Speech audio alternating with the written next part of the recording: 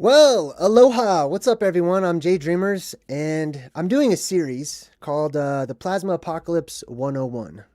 It's the Plasma Apocalypse cycle, a cyclical cataclysm or apocalypse that befalls our world from time to time. It can get pretty in depth, and I have a lot of videos about it. So this is going to be one of the sort of beginner videos. Last time we talked about cycles. This time we're going to talk about the flux, or the fluctuating between the two types of cataclysms. There's one by water and there's one by fire, and they go back and forth. What's up to everybody in the chat? Sorry if I sound weird or whatever. I'm getting over a little sickness, so we're going to push through and jump right into everything. I see everybody in the chat. Welcome, everyone. So check this out. I put a quote on the title for this video here. Let me go ahead and read it. There have been and there will be many and diverse destructions of mankind, of which the greatest are by fire and water, and lesser ones by countless other means. So there are various cataclysms that happen to our world. You know, there's volcanic cataclysms, there's earthquakes, there's all kinds of different things. These would be considered the lesser ones. There are two great cataclysms, one by water, known as the deluge or the flood, and the other one is by fire, or the fire from above, the fire that comes from the sky. Where does it come from? What is the fire? We're going to talk about both of them and break them both down, hopefully in simple terms that everyone can understand. So I see everyone in the chat. Hello, what's up, everyone? I'm not going to be in the chat for a bit. I want to get right into this one. I might jump into the chat a little towards the end.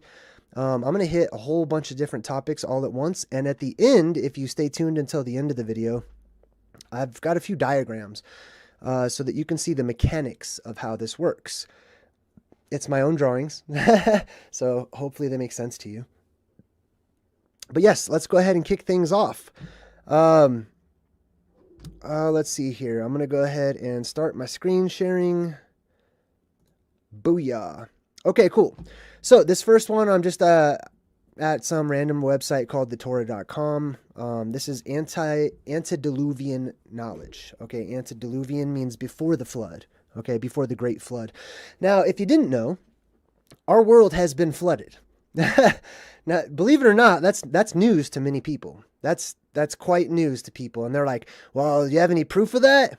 Yeah, it's called the ocean.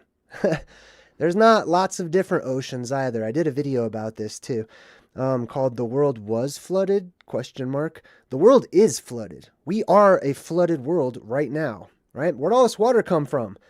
I'm not a big fan of the theory of asteroid snowballs or whatever it is academics is teaching people. So let's go back in time, shall we? Let's go back to the future. So yeah, there's prophecies in the ancient days. There were people who understood that the world works and reality works cyclically, that things happen over and over and over again, that there's nothing new under the sun. And therefore, if you understood what has happened in the past, you can accurately, or more better, predict the future. More betterly? I don't know. Anyway, you know what I mean. If you understand the past, you can better understand what is to come, because they are one and the same thing. So there were great prophets of old, wise men and women of ancient times who understood their history. Because they understood their history, they could accurately predict what was to come in the future, because those things are on a loop and they are on a cycle. So let's look at some of these predictions that the ancient people had. I'm going to go over some of these. The greatest one, I'm going to tell you a story before I actually jump into all of this. So let me just get rid of that real quick. Before I get into that, there is a story. Many people are familiar with Adam and Eve and the book of Genesis and the creation account according to the Bible. There are many different religions and many different beliefs and creation stories, etc. But this one in particular is of interest to me because it was told that the first man was given esoteric knowledge, hidden knowledge, knowledge that is hidden to us today. But he passed that knowledge along to his family. What was that knowledge? It was the knowledge of how the world works. It was the ancient cosmology, the mechanics of our local environment, how it worked, what kind of a cycle it was on, what were the timelines, how to read those timelines by observing the sun, the moon, and the stars. And that knowledge was passed along to his child, and then to that child's child, and to that child's child's child, and so on and so forth over time. This was the greatest and most valuable thing or gift that could have been given. Why? Because that knowledge would help to save that family or their progeny in the future, so that they could prepare for these cataclysms that would inevitably happen time and time again. So there was a prophecy given, essentially, that the world would be destroyed once by water and once by fire. Not just once and only once, or, by water, and once and only once by fire. That's up for debate. Some people would say otherwise. I'm just speaking from my perspective and my opinion and my research and stuff like that, as I always do. All right. Excuse me. Sorry. All right. So pushing forward, let's check out some of these prophecies. Okay. Now, these don't just come from the Bible. Okay. These, like, for example, I'm going to be quoting from Plato. There's the ancient Egyptian texts. There's Hermes Trismegistus. There's various places where these two cataclysms are discussed, right? So this first one, I'm actually going to zoom up a bit here. Ooh, good book. Jubilees. Let's see here. The Preservation of Pre-Flood Knowledge. If you want to check this website out, it's called thetorah.com /article/antediluvian knowledge. Ante means before, and then diluvian means deluge or the flood, before the flood. So before the flood waters, the ocean, came upon the world, there were prophecies where people knew of it and were warned beforehand, way before Noah or Deucalion or whatever other names he goes by. All right, so I'm getting to the first one here, Seth and the science of astrology. Now, who's Seth? Seth is you had Adam and Eve, and then of course they had their kids, Cain and Abel. Most people are familiar with those two children of Adam and Eve. Most people are familiar who study religion and whatnot. They're familiar with Cain and Abel getting into a fight and Cain killing Abel or murdering him or whatever, but they're not too familiar usually with the son that was born after that, which was Seth. Now, let's look at this. Here it is. Where is this from? Oh, this is from Flavius Josephus. He was a Jewish historian from, it looks like, about 37 AD, approximately. So this is from an actual historian, somebody that wrote down history and kept it as a record. I'm going to go ahead and read this. It says, "They, the sons of Seth, discovered the science with regard to the heavenly bodies and their orderly arrangement, and in that order, that humanity might not lose their discoveries or perish before they came to be known. Adam, having predicted that there would be an extermination of the universe at one time by a violent fire, and at another time by a force with an abundance of water, they, the sons of Seth, made two pillars, one of brick and the other of stones, and inscribed their findings on both of them, in order that if the one of brick should be lost owing to the flood, the one of stone should remain, and offer an opportunity to teach men what had been written on it, and to reveal that also one of the... let me read that again. What had been written on it, and to reveal that also one of the brick had been set up by them." Okay, well, that was a terrible translation. So essentially, they were warned. There would be a cataclysm of water, a deluge, a flood worldwide, and there would be a cataclysm of fire, a flood of fire worldwide. So they were concerned about losing their knowledge. They were concerned about having to start over from scratch and being sent back to the Stone Age, symbolically speaking, and actually speaking. So what did they do? They took all of their collective important knowledge, the things that they felt was important. All of these references talk about the knowledge that they kept. Most of it has to do with their cosmology. Most of it had to do with the mechanics of the sky above and what lies beyond the sky, what is inside of the earth, what our earth is comprised of, the cycles that the earth goes through, and these types of things. Let's see here. So let me go ahead and skip forward a bit.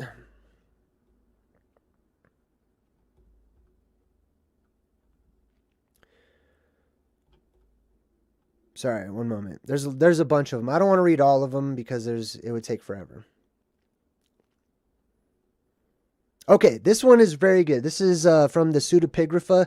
Pseudo means fake, so I don't really like the name for this collection of works. They call it pseudepigrapha, which means fake writings, okay, because it's not in the Bible. So it's known as the pseudepigrapha collectively, okay? But there is a writing known as The Life of Adam and Eve, The Apocalypse of Atoms, and many, many other ones. If you're interested in stuff like that, I highly recommend a collection called the Nag Hammadi. So, in the pseudepigrapha, I believe this is from The Life of Adam and Eve, it says, Michael, the archangel, said to us, on account of your conspiracies, our Lord will bring upon your race the wrath of his judgment, first by water, and second by fire. Make therefore tablets of stone, and other tablets of earth, and write on them my whole life, and that of your father, which you have heard from us and seen. If he judges our race by water, the tablet of earth will dissolve, but the tablet of stone will endure. If, however, he judges our race by fire, the tablet of stone will be destroyed, but the tablet of earth will be fired, or baked, essentially, right? So they made one pillar, one tablet. There's different words for these, right? I like how they say pillar in most of these.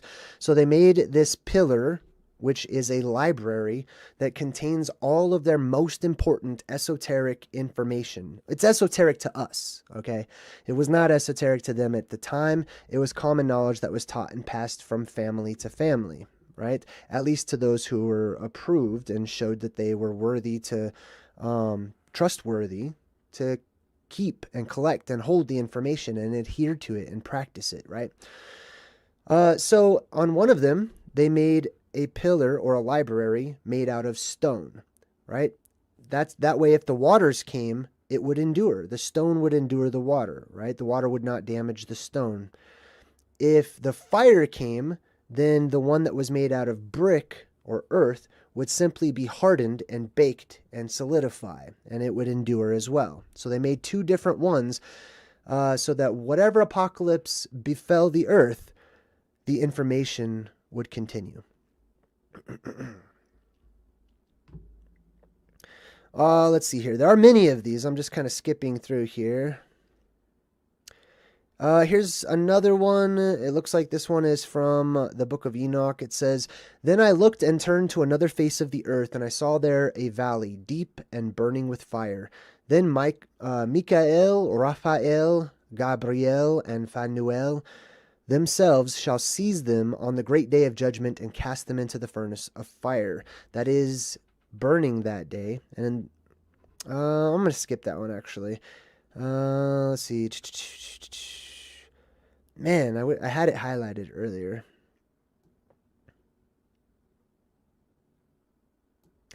Here's another one. We are certain that God will not bring another flood to the world, as it is said, and the waters shall no more become a flood. For this is as the waters of Noah unto me. For I have sworn that the waters of Noah should no more go over the earth. Now, I want to mention that because remember how I said some people would argue that it would be cyclical, right? Because the deluge or the flood waters were prophesied that they would not come again. However, there's a caveat to that, which is Noah's flood waters would not come again, right?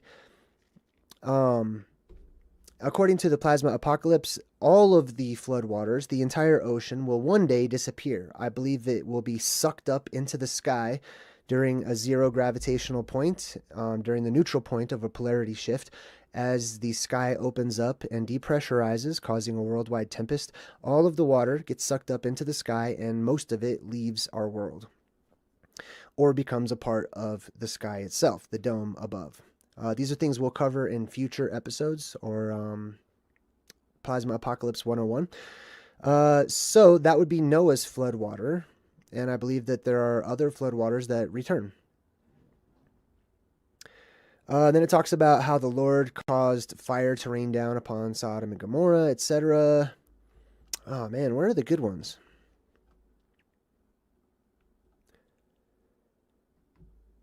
Ah, here we go, here we go. Okay, so this is actually really interesting.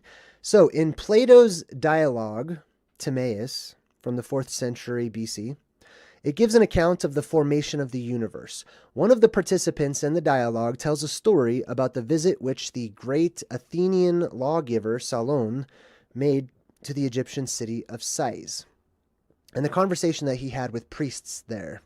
So there was this guy from Athens, and he went over to Egypt, and they're having this philosophic discussion, right? The priests explain why the Egyptians have ancient knowledge, while the Greeks do not. Right? So they're discussing this because they say the Egyptians have ancient knowledge, but the Greeks don't. And here's the reason why. This is given by Plato. And they say, "You are young in soul, every one of you, for therein you possess not a single belief that is ancient and derived from old tradition, nor yet one science that is hoary with age. And this is the cause thereof. There have been and there will be many diverse destructions of mankind, of which the greatest are by fire and water, and lesser ones by countless other means." The priest then explains why it is that Egyptians are safe both from fiery conflagrations and from floods. Let's see what they say. "At such times of fiery conflagration, all they that dwell on the mountains and in the high and dry places suffer destruction more than those who dwell near to rivers or the sea. And in our case, the Nile, our Savior in other ways, saves us also at such times from this calamity by rising high. And when, on the other hand, the gods purge the earth with a flood of waters, all the herdsmen and shepherds that are in the mountains are saved. But those in the cities of your land are swept into the sea by the streams, whereas in our country neither then nor at any other time does the water pour down over the fields from above. On the contrary, it all tends naturally to well up from below. Hence it is, for these reasons, that what is here preserved is reckoned to be most ancient." Okay, let me translate that into modern English for everyone. Essentially what they're saying is, you, Athenians, have lost your ancient knowledge. You're not prepared for these events. You have no understanding of the cyclical cataclysms that come from time to time, how they come, why they come. So there's a few more of these, but I want to focus on Egypt and why or how the Egyptians have preserved this knowledge of the cyclical destruction of the world as we know it, or as they have known it in modern times, right? Let's check this one out from Philo. "Forgetting the Shabbat." Shabbat is a word that means 7. It also means rest. Let's see here. "This Greek concern about the loss of ancient knowledge through periodic natural catastrophes," let me highlight that, periodic natural catastrophes, "appears explicitly in one Jewish source. The Jewish philosopher Philo of Alexandria uses destruction by fire and water to explain how it is that the holiness of the Sabbath has been forgotten until it was taught again to the Israelites by Moses, even though it had been holy since before the creation.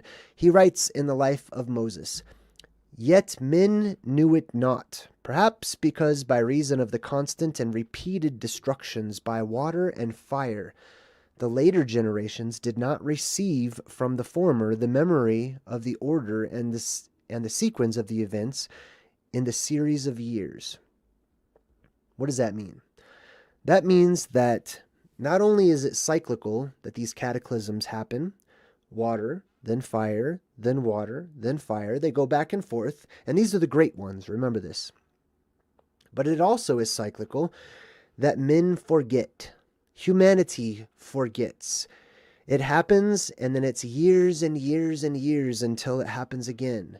And with the accumulation of time comes the disappearance of the memories of these events. Not just these events, but the memories of the ancient ways and the old days, and the things and the way that the world once was and once worked. And that is the importance of ancient knowledge. Now, it's my belief, I'll just say, that ancient knowledge is returning to us rather quickly in these days, whether it be by purposeful investigation and independent research, or by revelation. I believe that revelation of these types of things happens and accumulates just before they happen again. And I like to believe that that's the Creator's way of giving us a boost, helping us out, dropping some hints or breadcrumbs right before, so that we can still be saved from the cataclysms that will happen.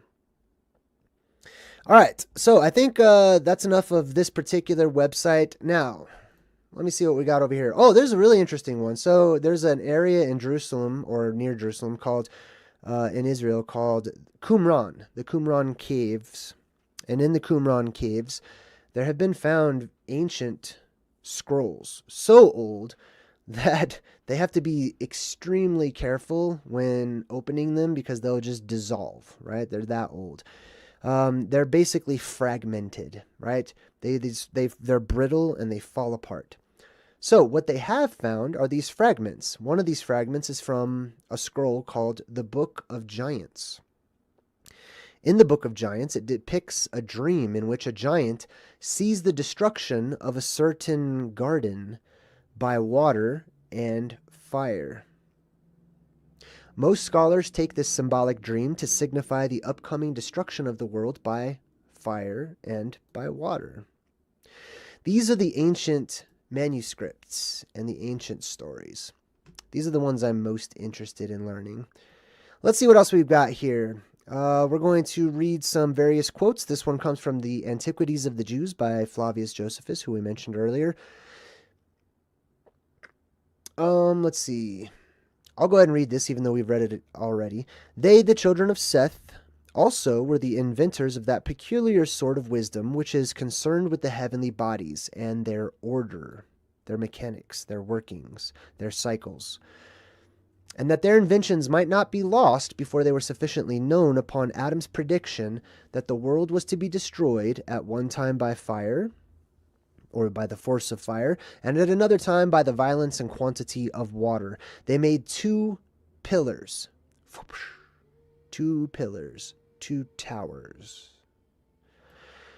the one of brick and the other of stone. They inscribed their discoveries on both of them, that in case the pillar of brick should be destroyed by the flood, the pillar of stone might remain, and exhibit those discoveries to mankind. So they're trying to save knowledge. Let's read on. Let's see what else we've got. This one comes from the life of Adam and Eve. And actually, no, we've already read that one. I'm going to skip that one. Let's see. This one comes from the history of the forefathers. The Armenian author writes about Enosh, who this person believes he has confused for Enoch. It's the same thing. Seventh, that he made the writings and wrote on a stela of baked brick and bronze. And he prophesied that the earth will pass through water and fire on account of the sins of humans. And he cast the baked brick into the water and the bronze into the fire in order to test them. If the fire was to come first, the bronze would melt. And if the water was to come first, the brick would be destroyed. And by this means he learned that the water was destined to come, and then fire. And these are a work of hope. Here's another quote. This one, let's see. The same Armenian story, it looks like. Another quote. However, we found that Enosh, son of Seth, made the letters and called planets by their names. And he prophesied that this world would pass away twice, by water and by fire. And he made 2 stelae of bronze and of clay. And he wrote upon them the names of the parts of the creation which Adam had called. And he said, if it passes away by water, then the bronze will remain, and if by fire, then the fired clay. This is the Byzantine writer of the Paleia Historica, completes the transformation, and he makes Enoch offer the prophecy to the giants, the sons of the Watchers. So this is also something that's been repeated a lot in my research, that the giants were constantly warned, that there were some men of God who had foreknowledge of how the world worked. And it seems that the giants at the time had forgotten. Now, I'm going to jump in and give you a little Plasma Apocalypse insight when it talks about the giants and the giants being warned of a coming cataclysm. It will always be of the deluge. It will always be of the flood. The titans, the giants, sank, drowned in floodwaters. I've never seen it by fire, basically. There could be examples. One moment. Sorry about that.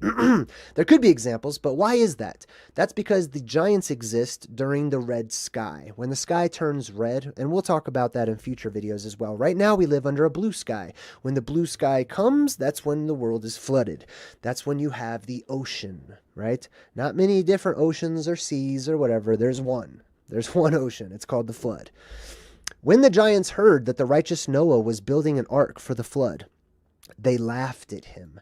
See, I want to talk about that too. This is always what happens. It doesn't matter if they're giants or monsters or human beings. People will always ridicule those who say that the world is going to be destroyed, right? Not utterly destroyed, but the world as we know it. It's the end of the world as we know it, and I feel fine, right? I feel fine because I'm preparing myself for it. Other people feel fine because they don't believe it's going to happen.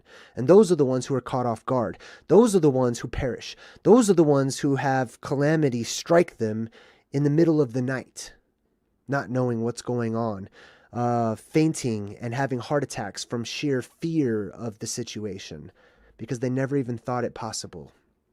Anyway, when the giants heard that the righteous Noah was building an ark for the flood, they laughed at him. But Enoch, who was still around, was also telling the giants that the earth would either be destroyed by fire or by water.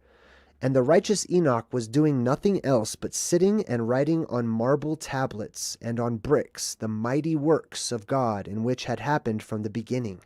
For he used to say, if the earth is destroyed by fire, the bricks will be preserved, to be a reminder for those who come after of the mighty works of God which have happened from the beginning. And if the earth is destroyed by water, the marble tablets will be preserved. They're trying to preserve information. There are also, where is this from? This is from the Roman Ammianus Marcellinus. There are also in Egypt subterranean passages and winding retreats, which it is said men skillful in the ancient mysteries. They're called ancient mysteries, by the way, because they're a mystery to you, not to the ancients. They're a mystery to modern man today. Let me start that over. There are also in Egypt subterranean passages and winding retreats, which it is said men skillful in the ancient mysteries, by means of which they divined the coming of a flood, constructed in different places, lest the memory of all their sacred ceremonies should be lost. On the walls, as they cut them out, they have sculptured several kinds of birds and beasts, and countless other figures of animals, which they call hieroglyphics. Interesting. Egypt's in first place right now, as far as I'm concerned. If this was a race to survive the apocalypse, Egypt is kicking butt right now. We're going to come back to Egypt in a minute. This one's especially interesting. Let's talk about Hermes Trismegistus. Hermes Trismegistus. I'm going to read this part. Here, though, the story has been applied as a myth to explain the origin of Egyptian writing, already mysterious in the 380s AD when he wrote. It's the beginning of the secularization of the Jewish myth, and this finds full flower in early medieval Arab pyramid legends. Ooh, now we're getting into something. The pyramids, which we can quickly see are the same Jewish story in new clothes, specifically those of Hermes Trismegistus, the magician they identified with Enoch. On the strength of the Greek tradition that Hermes had written books about the history of the Watchers and their invention of alchemy. Thus, from this, Hermes became the actor in the drama of his own right. Now listen to this. This Hermes is the one the Hebrews named Enoch. He was the first to predict the flood and anticipate that a celestial cataclysm would befall the earth in the form of fire or water. So, fearing the destruction of the knowledge and the disappearance of the arts, he built the pyramids and temples of Upper Egypt. Isn't that something? Everyone always wonders. Geez, this gets me so excited. Oh, man. Everyone always wonders, what were the pyramids built for? Like, we're taught that they're built as tombs. Yeah, to entomb something, but not a dead body. That's ridiculous. Especially, it's ridiculous in so many ways. Come on. The pyramids. I'm going to get back to the guide stones here in a minute. But these pyramids right here, these are magnificent. They're huge. They're gigantic. Not to protect a body. Not to protect the pharaoh. The dead body of a rotting pharaoh. That doesn't even make any sense. But to protect information. Made of stone. Right? This was designed to survive a world cataclysm. In my humble opinion. And that's also why we have things like the Georgia Guidestones and other places and monuments around the world. Now, there are some out there who are naysayers about the Georgia Guidestones. That's fine. You're entitled to your opinion. I love them. I can't get enough, okay? Whether it be Stonehenge, the pyramids, the Georgia Guidestones, whatever. People are like, oh, they're trying to, it's the Illuminati trying to kill everybody. You need to read them, okay? Read it, please. Because it's not about trying to kill everybody. It's about preserving life, not destroying it. But anyway, I like that idea that the pyramids, especially and specifically the Great Pyramid, was designed to save information. A library of information. Speaking of a library of information, is there anything underneath the Sphinx? The Sphinx guards the pyramid. Now, there's a rumor. Let me go ahead and read this to you. The ancient Egyptian moon god Hermes Trismegistus reported on a library of knowledge in his mystical works. Legend has it that there is a maze below the paws of the Sphinx that leads to the mystery-shrouded Hall of Records. Interesting. A Hall of Records. A Hall of Recordings. Recording information. Why? A secret area, a secret library that's got all kinds of information of the world. Where all essential knowledge of alchemy, astronomy, mathematics, magic, and medicine is stored. Well, this lines right up with the idea that Adam had instructed his sons and their sons and their sons to preserve the knowledge that had been accumulated from the beginning. Because it would be lost, and it was known that it would be lost. Very interesting. Now that brings us to the modern world. In the modern world, I believe that we have breadcrumbs from ourselves. We have surviving in our collective subconscious this exact same knowledge. I don't believe it's something that can even be forgotten entirely. So, we make movies. We write books. We have television and things of that nature. We entertain ourselves by reminding ourselves over and over and over again about this ancient knowledge. But we pretend it's not real. But we're enamored with it. We love it. We want it. We're constantly distracting ourselves with these movies and television shows and things of that nature, when in reality, it could be that they contain some of the most truthful breadcrumbs of all. For example, Waterworld, right? You'll see these various movies that exhibit the world being flooded and the world being set ablaze. Waterworld here, you can see, has a blue sky, right? That's because whenever the world floods, the sky turns blue. The sky is not always blue, okay? As a matter of fact, in the ancient writings, you can't even find the word blue because the sky was red. Most of it. In different places. We've also got your post-apocalyptic movies like Mad Max and other variants where you see almost a rusty, orangey, red-colored atmosphere where everything looks like it's just been burned and there's sand everywhere and dust and things like that. Water, fire. We are feeding ourselves entertainment in the form of ancient truth. The Day After Tomorrow, blue, water, flood. The movie Knowing with Nicolas Cage, where the sun is responsible for the earth burning. We're going to get into that too. So how does this happen, right? We've also got geostorm, which means worldwide storm, or storm of the earth, or worldwide tempest. In Frank Waters' writings on Hopi mythology, the blue star Kachina, or Sakwasoha, is a Kachina or spirit that will signify the coming of the beginning of the new world by appearing in the form of a blue star. The blue star Kachina is said to be the ninth and final sign before the day of purification. Well, what's the day of purification? It's the day of judgment, Judgment Day. It's the apocalypse. It's the plasma apocalypse. It's the MCO. It goes by a million different names, right? Described as an apocalypse or a world engulfing cataclysm that will lead to the destruction of planet Earth.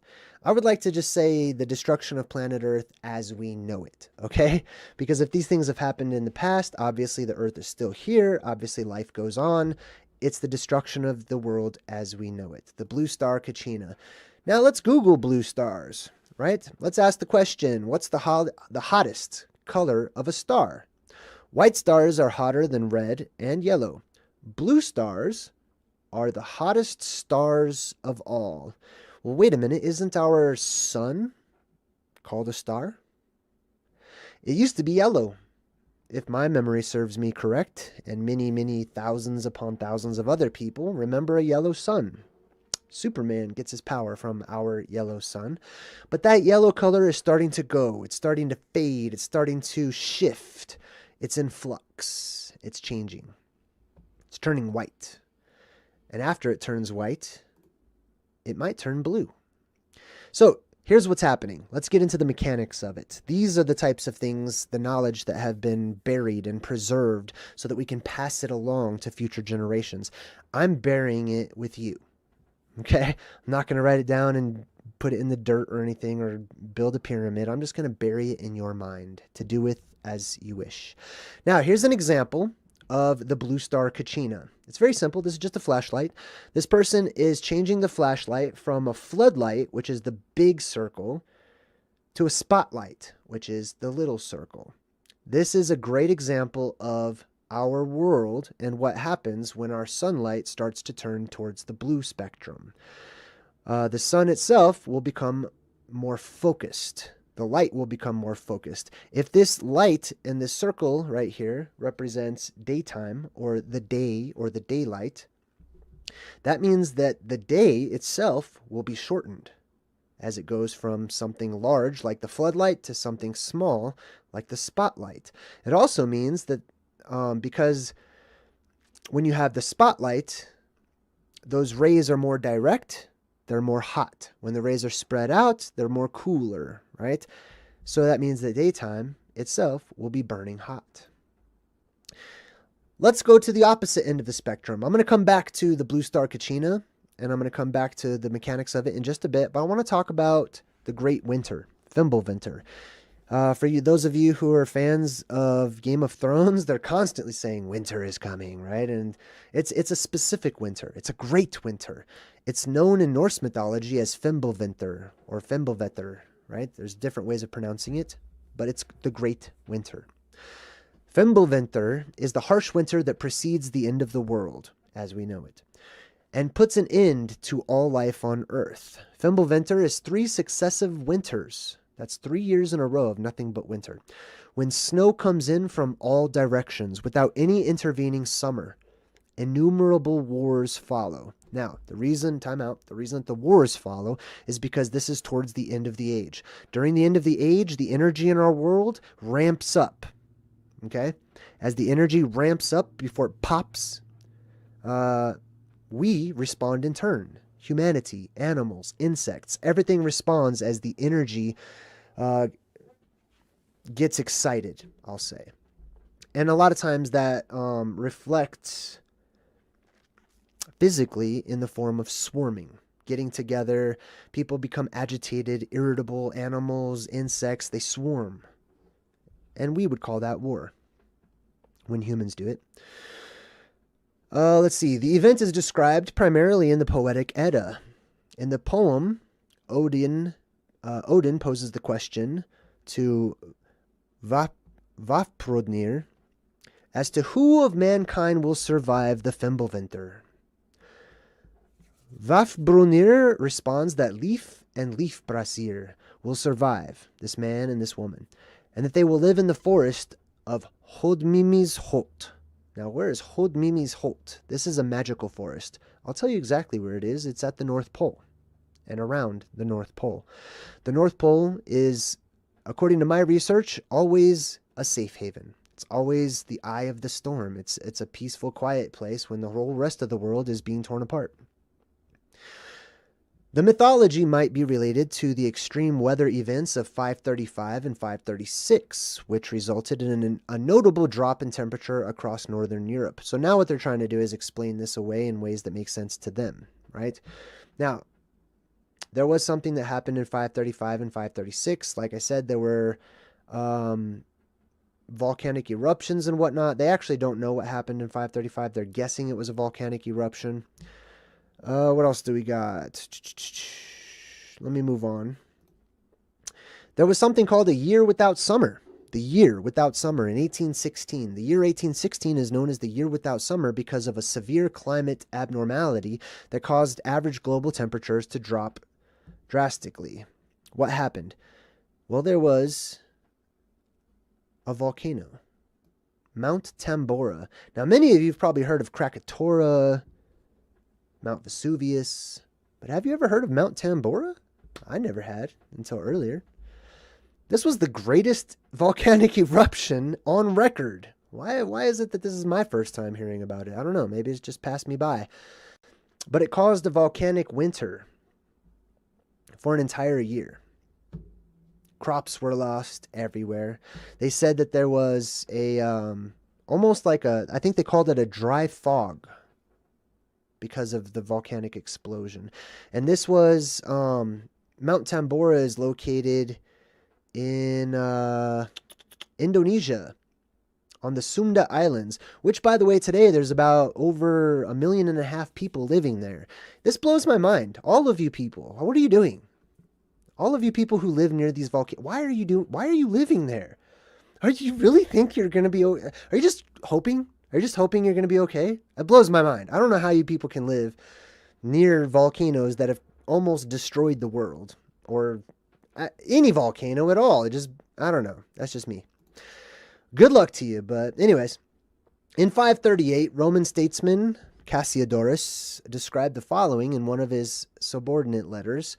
The sun's rays were weak, and it appeared a bluish color. The sun has turned blue before. But remember, I was talking about the sun turning blue and being hot, even setting the earth on fire. We're going to come to that in just a second when we talk about the mechanics.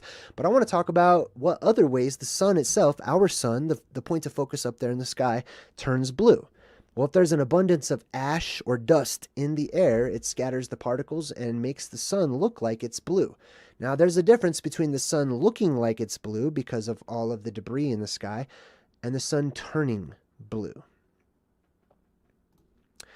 Also, I typed in, just out of curiosity, blue sun to see what kind of song lyrics pop up. Every single song that's been written about a blue sun is basically one that's saying it's bad. It's a bad omen. It's not good, right? This particular song right here is called Blue Sun by Destiny Potato, and there's other variants of it, right? And one of the lines says, "No, you can't pretend that everything's all right when all you know falls apart. All your knowledge disappears. All you know falls apart. Blue sun will rise and shine and burn its light." Not shine its light, burn its light. You might lose this fight. Anyways, I thought that was kind of interesting. That's a side note, though, so I'm going to get rid of it. Here's an image of the blue sun in Beijing after a sandstorm. As you can see, it makes the sun appear to be blue, right? So let's talk about how the sun actually turns blue and the blue star Kachina. I have a few different diagrams I'm going to go over with everyone right now, so bear with me. Let's start with the Great Winter. Now I'm going to use this azimuthal equidistant map of the Earth from the top-down view. Let's see. Let's go back a step here. Now, as you can see, there are the tropics. Let me go ahead and make this a bit bigger here. Can I make it bigger? Well, that's good enough. Anyways, so this red line right here represents the Tropic of Cancer. This is the equator, and this is the Tropic of Capricorn. Just in case you've forgotten from your academic studies in 18 years of schooling or however long you guys went for. The tropics are where the sun stops its movement, okay? The equator is the equal portion, the middle of the sun's movement.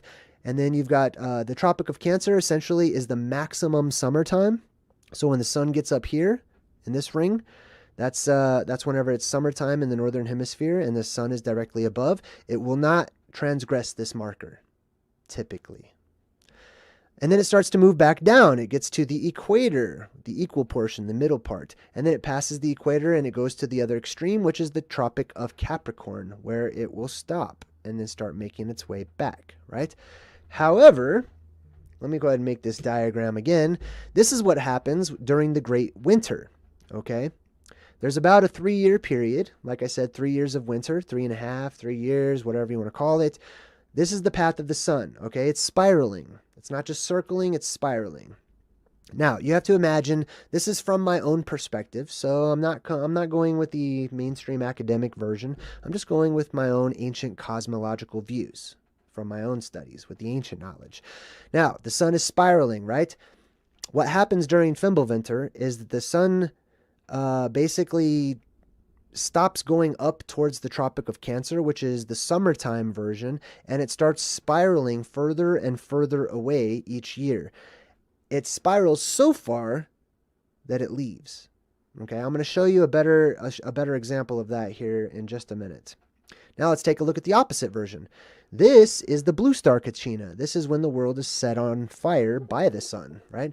What happens is the sun transgresses its boundary from the Tropic of Cancer, right? Instead of spiraling and stopping at the Tropic of Cancer, it continues. It will go out to about the equator, but then it will come in tighter and go past the Tropic of Cancer so that the sun is directly above in places like Canada or Siberia. And then it'll do that for about 3.5 years, and it'll continue its spiral until it gets to the middle, to the North Pole, right under the star Polaris. Let's see what else we've got here. Okay, so this one's kind of interesting. So I just filled in the area between the tropics where you get the most sunlight in the world. And then I put like a little lighter version because obviously you're going to have like a little extra sunlight on the edges there. And then I'm going to make it bigger, right? I'm going to make it bigger and bigger and bigger until essentially you don't have any direct sunlight. Now, let me show you from a better angle what that looks like. Let me make this smaller so you can see all of it. Okay, so this is a rudimentary drawing that I've done.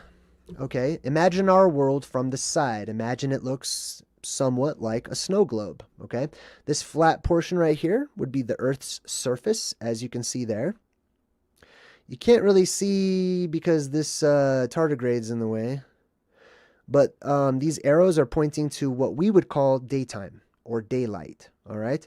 Now, this dome shape above is the firmament or the sky as depicted in ancient cosmologies.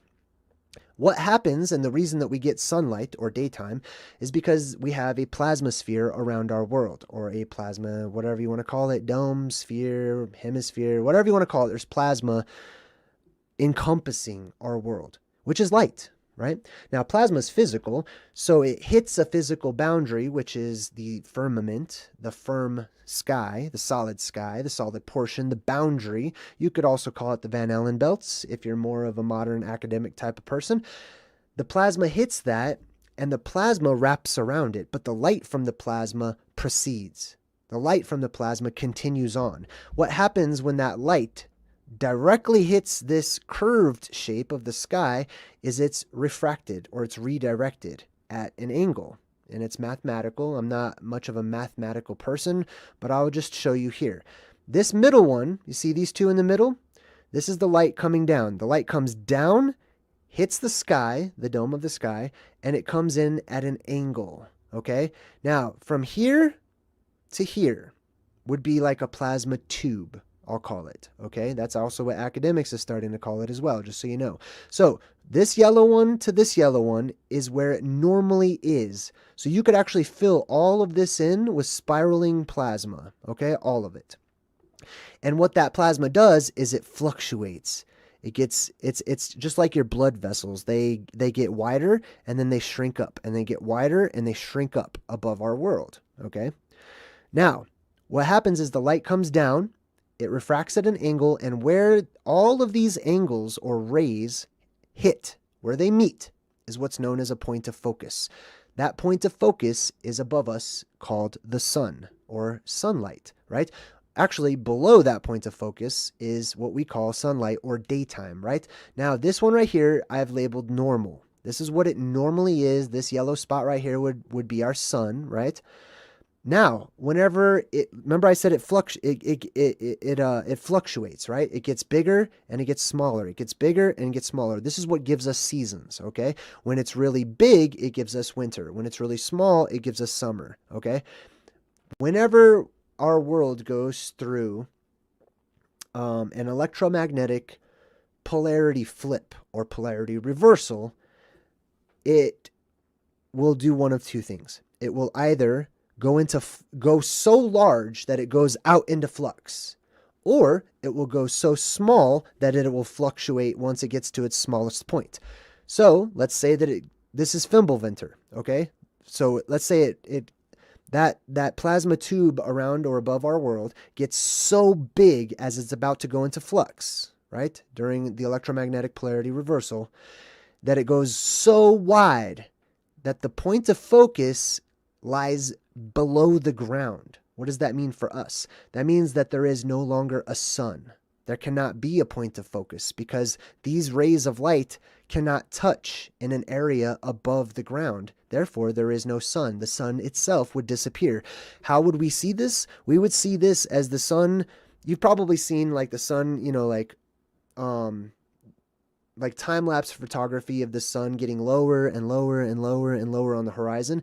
The ancients, who contained and revered ancient knowledge, practiced and prepared for the day that the sun would disappear. Now, we tend to make fun of this, unfortunately, in modern academics, saying, oh, the old people, the old world, they thought the sun would actually disappear, because it was getting lower and lower and lower on the horizon, and it would stay there at its lowest point for 3 days. We call this Christmas, and then it would come back up, right? But the ancients knew that one time out of many, it would not come back up. It would sink below the horizon and poof, disappear. The whole world would turn dark. And that would be whenever the plasma tubes above are at their widest point. So this one all the way over to this one, okay? I've labeled this one winter cycle or the lights out, okay? Now what happens whenever it's the opposite? Okay, when it's the opposite, the plasma tube constricts so small that daylight, right, becomes more like a laser, okay? It's a focused light, and instead of having a floodlight of what we call daytime, it becomes smaller and smaller and smaller and smaller, which means the literal daylight itself has the potential to set things on fire. And that wherever that daylight goes, fire would ensue, burning would ensue. People would stay out of the daytime purposefully for about 3 years. And the sun itself, because it's turning so hot, turns blue. Okay, like we talked about the star spectrum or light spectrum, the red color to the orange to the yellow, those are more of the cooler colors. Then you get white, that's getting a little bit more into the hotter. Then you've got light blue and dark blue, which are very, very, very hot. The blue star Kachina, I believe, this is my, a theory that I have and based on my own research, but I believe that it is our own sun that turns blue, making daytime way smaller. Okay, that would mean that in the middle of the day, if you were able to stand the immense heat of the blue star Kachina, and the sun was directly above you at noontime, off to either the east or the west, you would see the night. That's how small the daytime would be, right? Interesting stuff. Oh, that's my thumbnail I made. Was that it? Was that all I had for today? Let's find out. Yeah, I think that was pretty much it. All right, cool. So let's just do a quick recap. We talked about the ancient prophecy of the world being destroyed by fire and by water, that it's cyclical. It goes back and forth between the two. We referenced some ancient books, some ancient historians, and some other things. We talked about the idea that the pyramids may have actually been made to contain ancient knowledge. We gave reference to other places that contain the ancient knowledge. We talked about Hermes Trismegistus. We talked about modern pop culture and how we actually still retain these memories collectively. Let's see. We talked about the blue star Kachina. We talked about the cataclysm of fire, I believe, comes from the sun, which, by the way, they show that in the movie Knowing, right? Many of these movies, they show you. There's a song too. Speaking of that one song, the Blue Sun song, there's another one called Trampoline. I highly recommend checking this song out. This song, Trampoline by Shayed, or however you say her name, the whole song is about both apocalypses. It's about a water apocalypse and a fire apocalypse. There's no way she's talking about being so in love or whatever. Nah, sorry. I'm not buying that. All right, let me go ahead. I'm going to go ahead and start taking some of these down. I'm going to jump into the chat here in just a second. I have not been in the chat the whole time. We talked about the Hall of Records and the alleged location under the Sphinx itself. Now they're going to tell you, they are going to say, "Oh, there's nothing underneath the Sphinx. Like we've looked." Nah, no, I don't think so. Knowledge is power. Knowledge of the ancient ways is what helps us to prepare and to prophesy and to foresee what is to come in the future. We talked about floodlights versus spotlights, right? And how the light of our sun or daytime can actually shrink, get smaller, and intensify. It's kind of like Crematoria. Remember that planet Crematoria on the... Damn, what was that movie called? The one with Vin Diesel? What was that called? I'm going to Google it real quick. Crematoria. Crematoria. No, I want the place. Oh, Riddick. Yeah, so the Chronicles of Riddick. There was a planet called Crematoria. They're not showing you some other crazy world. They're always showing us our own world. They're giving it back to us, our own knowledge of ancient mysteries, but they just put it in our head that it's not really here. See, the best truths are told in story form so that those who are looking for the truth will get it, and those who are not worthy or trustworthy will simply be entertained. All right, let's talk about the rapture first of all. Okay, this is a Christian teaching that wasn't too popular until maybe 100 or 2 years ago, where some people were studying and they thought that they had interpreted certain verses in the Bible as meaning that the believers will be pulled up into the air and they will meet God in the air. They will fly right up into the air. Hey, welcome, Russell. So let's check out some of these Bible verses. Now, I love the Bible, just so you know. Just because I don't adhere to all of the regurgitation from the the church teachers or whatnot does not mean I don't love the Bible. I love the Quran. I love the Bible. I love the Bhagavad Gita. I love the Zen teachings. I love all of it. All of it I find to have truth. Yeah, well, I'll be back in the chat. So take a breath. Calm down. All right, so let's look at some of these rapture quotes from the Bible. This one right here says, then we who are alive, who are left, will be caught up together with them in the clouds to meet the Lord in the air. Whoosh, up in the air. And so we will always be with the Lord. So let's talk about what this word rapture actually means, because right here the translation says caught up.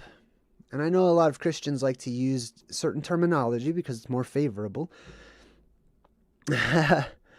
Caught up together in the clouds. Well, let's take a look here at the word rapture and the etymology of such word. Rapture is derived from the Middle French rapture via the medieval Latin raptura. Hold up, let's make this a little easier to read. Here we go. Raptura, which means seizure or kidnapping. Now, time out. I have fun with my mom because she's a Christian, and we talk about these things from time to time. And I'm like, all right, Mom, let me reword what you just told me. So when Jesus comes back and kidnaps all of you, she's like, wait a minute, Jesus doesn't kidnap anyone. I'm like, well, you're talking about how you want to be raptured, right? How you're going to get raptured. She's like, it's not kidnapping, blah, blah, blah, blah, blah. Well, Mom, and everybody else, the word rapture literally means to be taken away. Or kidnapped. It says right here. Boom. Kidnapped. Which means carried off. So, like, you don't expect it, and something grabs you and takes you away. That's kidnapping in my book. But that's just a fun way that I like to do it, just so that people can try to think outside of the box a bit more. Hey, where did this come from? Why did that just pop up? I don't want that. So, anyhow, the Lord, all of this is just symbolism. It doesn't matter if it's Christian imagery or some other religion or some other belief system or pagan or whatnot. It's also Kronos, eating his children, right? So the people of old that worshipped Kronos, or those who still do, because there are people that still worship Kronos, I would tell them, so when Kronos sucks you up into the air and eats you, like the last piece of spaghetti, right? That's how I would talk to them. I talk to them all the same exact way. Not disrespectfully, but just from another point of view, right? All right, so that is the rapture. There are many various arguments within Christianity, within the sect of Christianity or sections of Christianity that actually do believe in the whole rapture. As to how it happens, actually, it's more like when it happens and whatnot. What do we have here? Oh, okay. Christian observances of Jewish holidays. So yes, we were going to go to Yom Teruah, which is the Feast of Trumpets. This is actually pretty key. Now, I've studied, when I was in Messianic Judaism, I studied quite a lot of the festivities or the commanded holidays and holy days. Pesach, Matzah, First Fruits, Weeks, Trumpets, Atonement, Tabernacles, and of course the Sabbath. The Feast of Trumpets. This one's very interesting to me. Rosh Hashanah. Rosh means head or the top. Okay. Ha just means the. So top of the. And then Shana. Now, they've interpreted Shana as meaning the year. So top of the year, the beginning of the year, the first day of the year. Believe it or not, it's not in winter. Believe it or not, in Judaism, actually, they have 4 different New Years.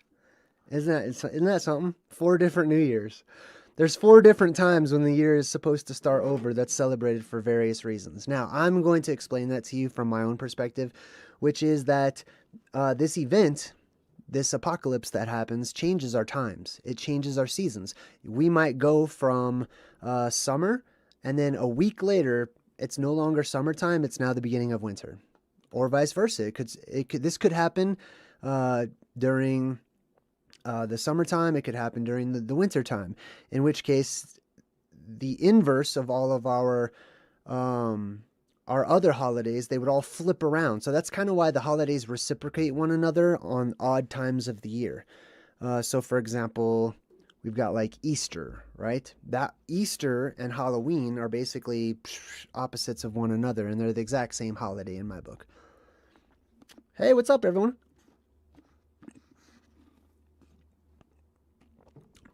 So let's talk about this Feast of Trumpets. Rosh Hashanah is celebrated by a number of Christian denominations and unincorporated house church groups, blah, blah, blah, blah, all sorts of them. They list them there. Yom Teruah, and in Christianity it's known as the Feast of Trumpets. Christian believers connect hearing the sound of the trumpet or the shofar. According to the first epistle to the Thessalonians and the book of Revelation, with the events that occur at the resurrection of the dead, and here's a quote, "For the Lord himself will descend from heaven with a loud cry of summons, with the shout of an archangel, and with the blast of the trumpet of God, and those who have departed in this life in Christ will rise first." So let's talk about this shout, this loud shout. Jesus comes back. Ah! No, that's not what's happening, okay? What it is it's the sound of the world. It's the sound of the sky and our atmosphere exploding upwards into what we call space. That's what it is. It's the sound of the dome of the world reverberating and vibrating as our world sets off like a bell. Okay? And because it's so gigantic, and because it's on the macrocosmic level, it sounds to us like trumpets, like the T-Rex probably in the dinosaur movies. Hey, what's up, Jay? Welcome to my channel. So yes, I believe that's the trumpet blast. It comes from the sky itself. And people are already starting to hear things that kind of sound like trumpets going off in various parts of the world. And those are unexplained sky sounds. You've probably seen those videos where people have little homemade, they take out their phones and are like, what is that? Where's it coming from? And they're pointing up at the sky and there's nothing up there, right? Well, I believe that is our dome cracking. It's starting to break, starting to loosen up there. And it's acoustic, so it makes sounds. All right, what else do we got here? Okay, so yeah, there's supposed to be a huge one. There's supposed to be little ones on the Day of Trumpets, or the Feast of Trumpets. Basically, a shofar, a ram's horn, is it's blown 100 times. On the 100th time, it's an extra long, extra strong, extra powerful trumpet blast. And that is a small scale, symbolic example of what happens on a large scale with our world, okay? And in our world, we should hear warnings. We should hear these strange sky sounds that could be interpreted as like the angels, blowing little blasts or whatever from time to time, warning people, letting us know, hey. Now, you have to imagine, this is all told in story form. Okay, there's science behind it, there's mechanics behind it, but the story form's easier to remember for most of us, so we remember the stories. All right, what else do we got here? Talked about the Feast of Trumpets. In Islam, this is also in Islam as well. Let's see, there's many end times signs and omens in Islam, just as much as there is in Christianity. And there's one with a trumpet. It says, "A first trumpet will sound and all remaining humanity will die, followed by a period of 40 years, at the end of which smoke will envelop the world for 40 days. Now, they call it smoke. I call it mist or fog. You can call it whatever you'd like. The point is, because of rapid worldwide depressurization and the instant expansion of our atmosphere, everything, the air that is around us, all of this air is going to be pulled apart, and that creates fog. Instantly, everywhere, all over the place. And that's why we associate fog with like kind of creepy things, and there's a lot of fog in like scary movies and stuff like that. That's why we have it.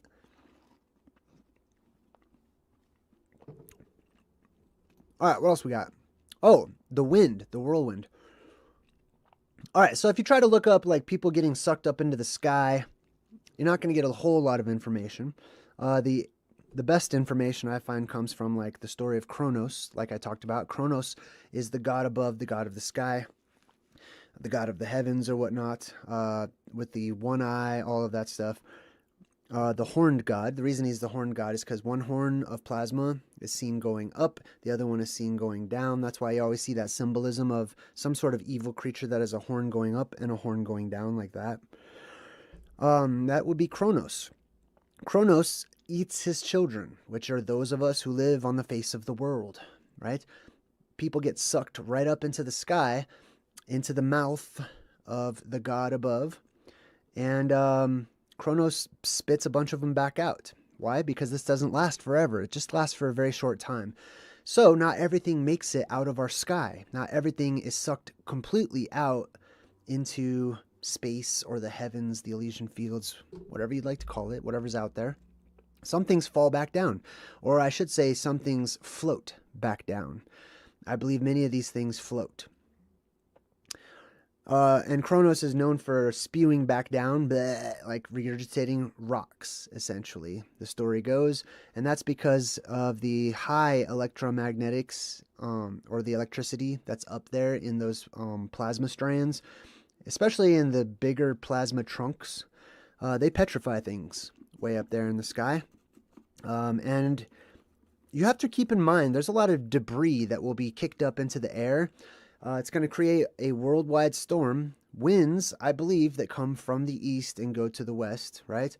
That's why usually you hear about the winds in the east. Remember Mary Poppins? And how does it go? He says, winds in the east, mist coming in. Like something is brewing, about to begin.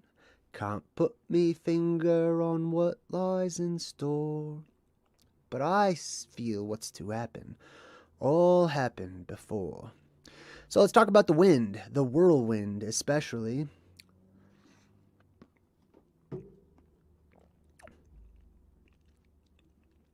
This drink that this is like a coffee drink.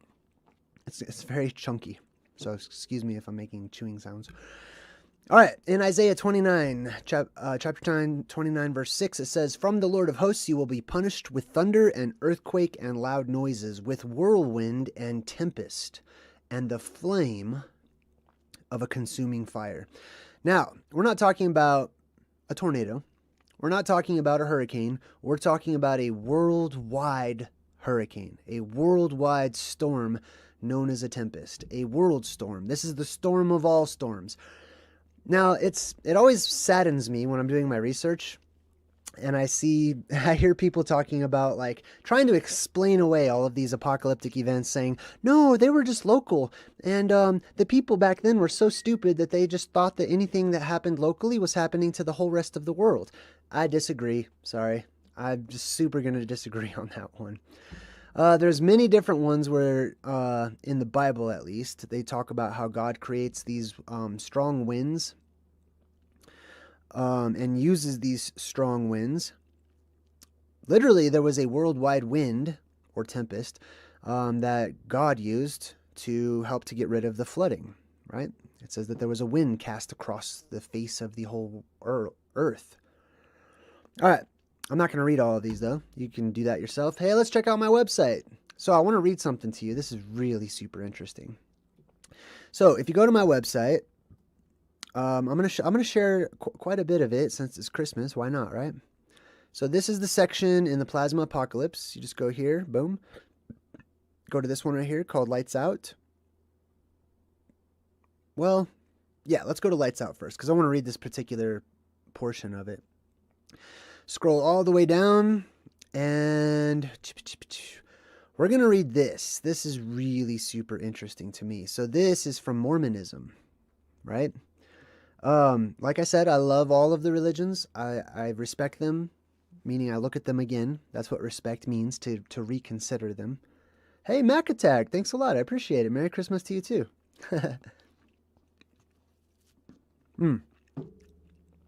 Now, check this out. This is from 3rd Nephi, chapter 8, verses 5 through 23. This perfectly describes an eyewitness account of the plasma apocalypse.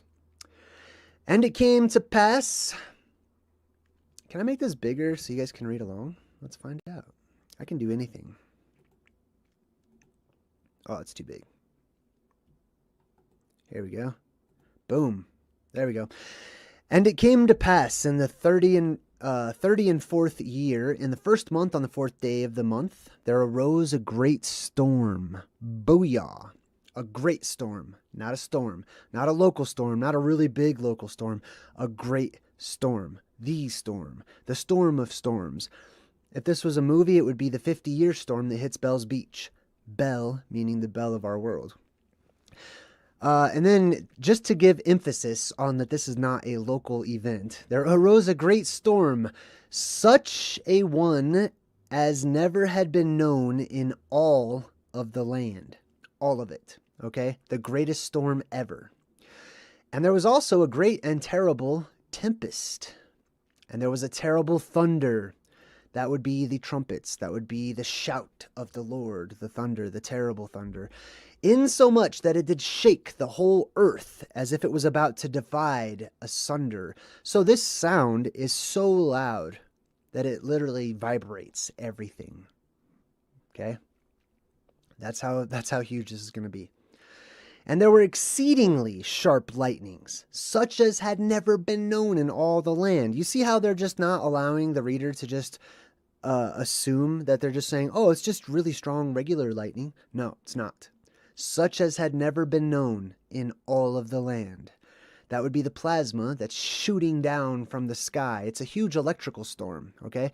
Not just wind, electricity all over the place. And because the whole world's going to go dark, as we've already discussed, that's all you'll see.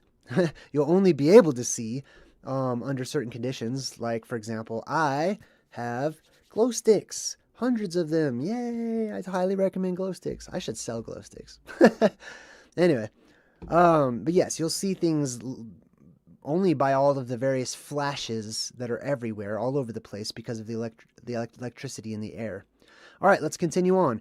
And the city of Zarahemla did take fire. So this is a firestorm as well. The plasma that will be whirling around with the winds and whatnot catches things on fire. It's a firestorm. It's a fire hurricane, as mentioned in Islam, believe it or not. And the city of Moroni did sink into the depths of the sea, and the inhabitants thereof were drowned. And the earth was carried up upon the city of Moroniha, that in the place of the city there became a great mountain. Ooh, great mountain sounds like Choi. Remember we learned about Choi? And there was a great and terrible destruction in the land southward. But behold, there was a more great and terrible destruction in the land northward. For behold, the whole face of the land was changed, because of the tempest and the whirlwinds, and the thunderings and the lightnings, and the exceedingly great quaking of the whole earth. So wait a minute, let's take a look at this. It says the whole face of the land. Our land is terraformed by these winds. They're that strong. I live in Colorado Springs. We just had a ridiculous windstorm blow through, a random anomalous windstorm that destroyed a lot of stuff. If you're thinking I'm just going to hold on to a tree during the plasma apocalypse and not get sucked up, better pick the right tree. I'm going to tell you that right now. You better pick the right one, because a lot of these trees that don't have deep roots, even if they're gigantic, they're easily blown over. There's trees all over this city that have been blown down. Let's see. And the highways were broken up. Our highways will also be broken up. Jesus talks about this when his disciples asked him about the end of the world, and he looks over at the temple made of huge stones, right?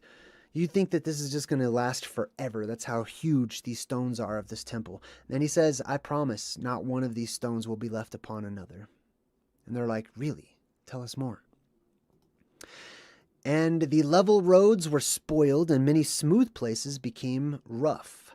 And many great and notable cities were sunk, and many were burned, and many were shaken, till the buildings thereof had fallen to the earth, and the inhabitants thereof were slain, and the places were left desolate. That means empty. And there were some cities which remained, but the damage thereof was exceedingly great. Well, wait a minute. This is good news. That's good news, okay? There were some cities which remained. Whew, buddy. Thank you. Thank you for a little bit of hope. I appreciate it. But the damage thereof was exceedingly great. Okay. Hey, I'll take that. You know, some odds are better than no odds. And there was many in them who were slain. Now, let's get into the good stuff. And there were some who were carried away in the whirlwind. And whither they went, no man knoweth, save that they were carried away. So, let me say this in layman's terms. Some people got sucked up into the sky, and no one knows where they went. They just know they got sucked up into the sky. Okay, that's literally what that says. Some people get sucked up into the sky. Nobody knows where they went. Round and round she blows. Where it stops, nobody knows. This is what happens. No gravity. Some people will be able to hold on to something and not get sucked away because they picked the right thing to hold on to. Some people might be tied to something. Some people will be indoors within a structure that is strong enough to withstand the winds and the earthquakes and things like that. Some will be taken by the winds. Some will not. And thus, the face of the whole earth became deformed. This is not talking about a local area. This is not talking about, oh, here's a historical record of something that happened in North America a few centuries ago. No, I don't think so. This is the whole earth. The face of the whole earth became deformed because of the tempests, and the thunderings, and the lightnings, and the quaking of the earth. And behold, the rocks were rent in twain. Rent in twain means cut in half. They were broken upon the face of the whole earth, insomuch that they were found in broken fragments, and in seams, and in cracks upon the whole face of the land. Now, wait a minute. What does this mean? This means that this event is responsible for scattering all of these random boulders that you see whenever you go driving or whenever you go on your trips into different places, and you are in a place where there should be no boulders around whatsoever, and you're like, I wonder how that boulder got way out here. Academics will try to make you think that the pagans are responsible, that they just went on all these journeys worldwide and just picked up huge, heavy rocks just to move them hundreds of miles away from where they should be. No, it's not where they came from.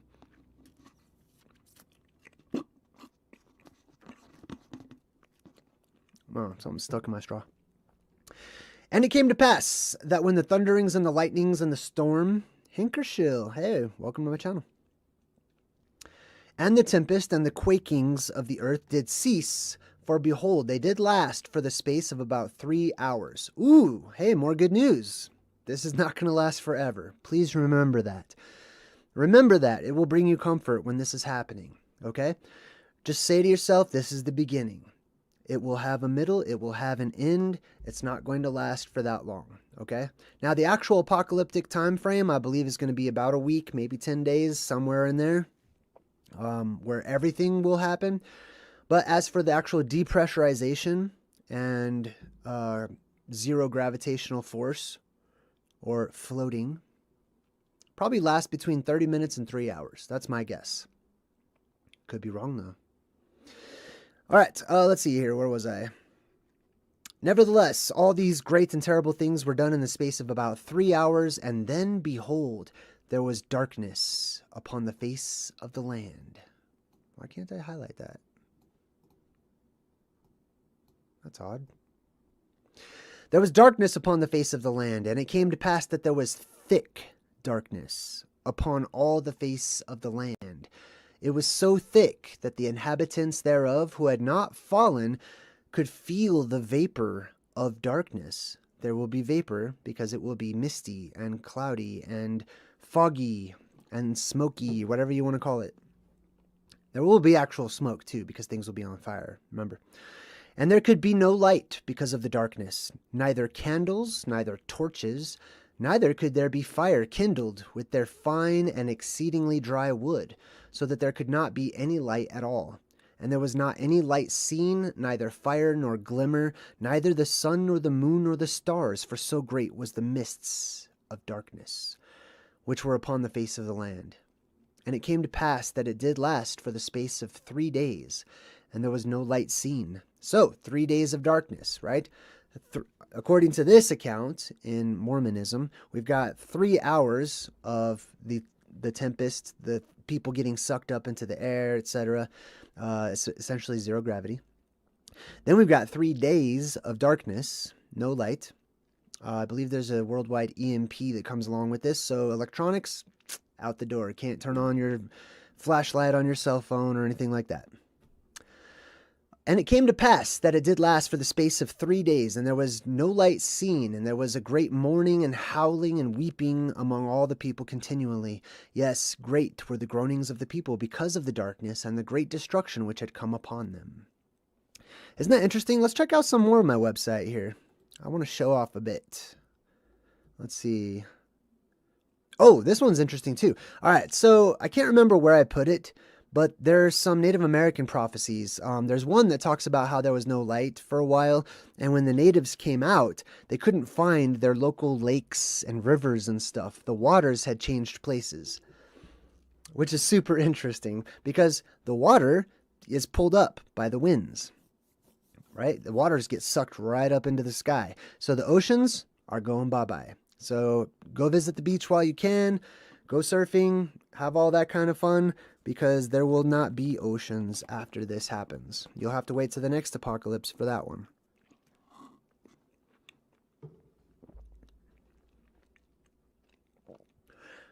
Here's another Native American legend. It says, the sun comes out every day, but one day the sun is not. Indian does not know why. There is lots of smoke in the mountain.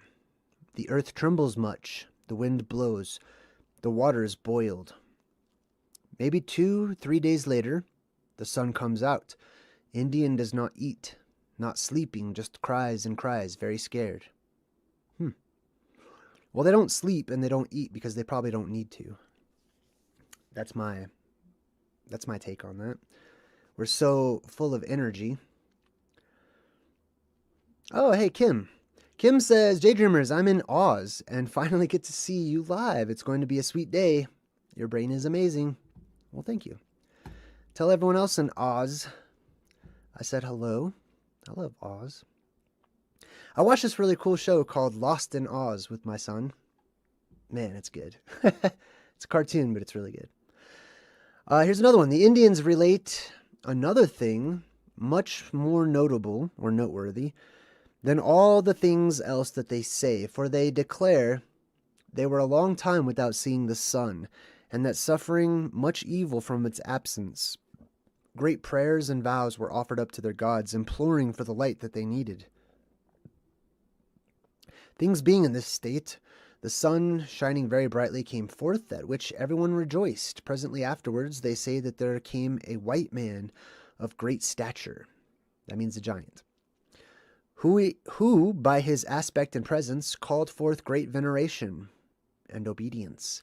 So this is talking about the Phantazoids. I also want to read, since I might as well just check some more of this stuff out. Let's read the prophecy of the Blessed Anna Maria Tiagi, who lived from 1769 to 1837. This is in Catholicism.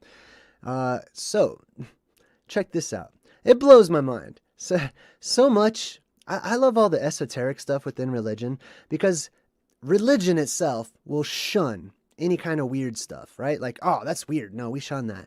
However, they will venerate their prophets and priestesses and stuff who say weird things, right? So here's one of those weird things. So this woman, before she died, gave this prophecy. There shall come over the whole earth an intense darkness, lasting 3 days and 3 nights. Nothing can be seen, and the air will be laden with pestilence, which will claim mainly, but not only, the enemies of religion. I like how she says not only, right?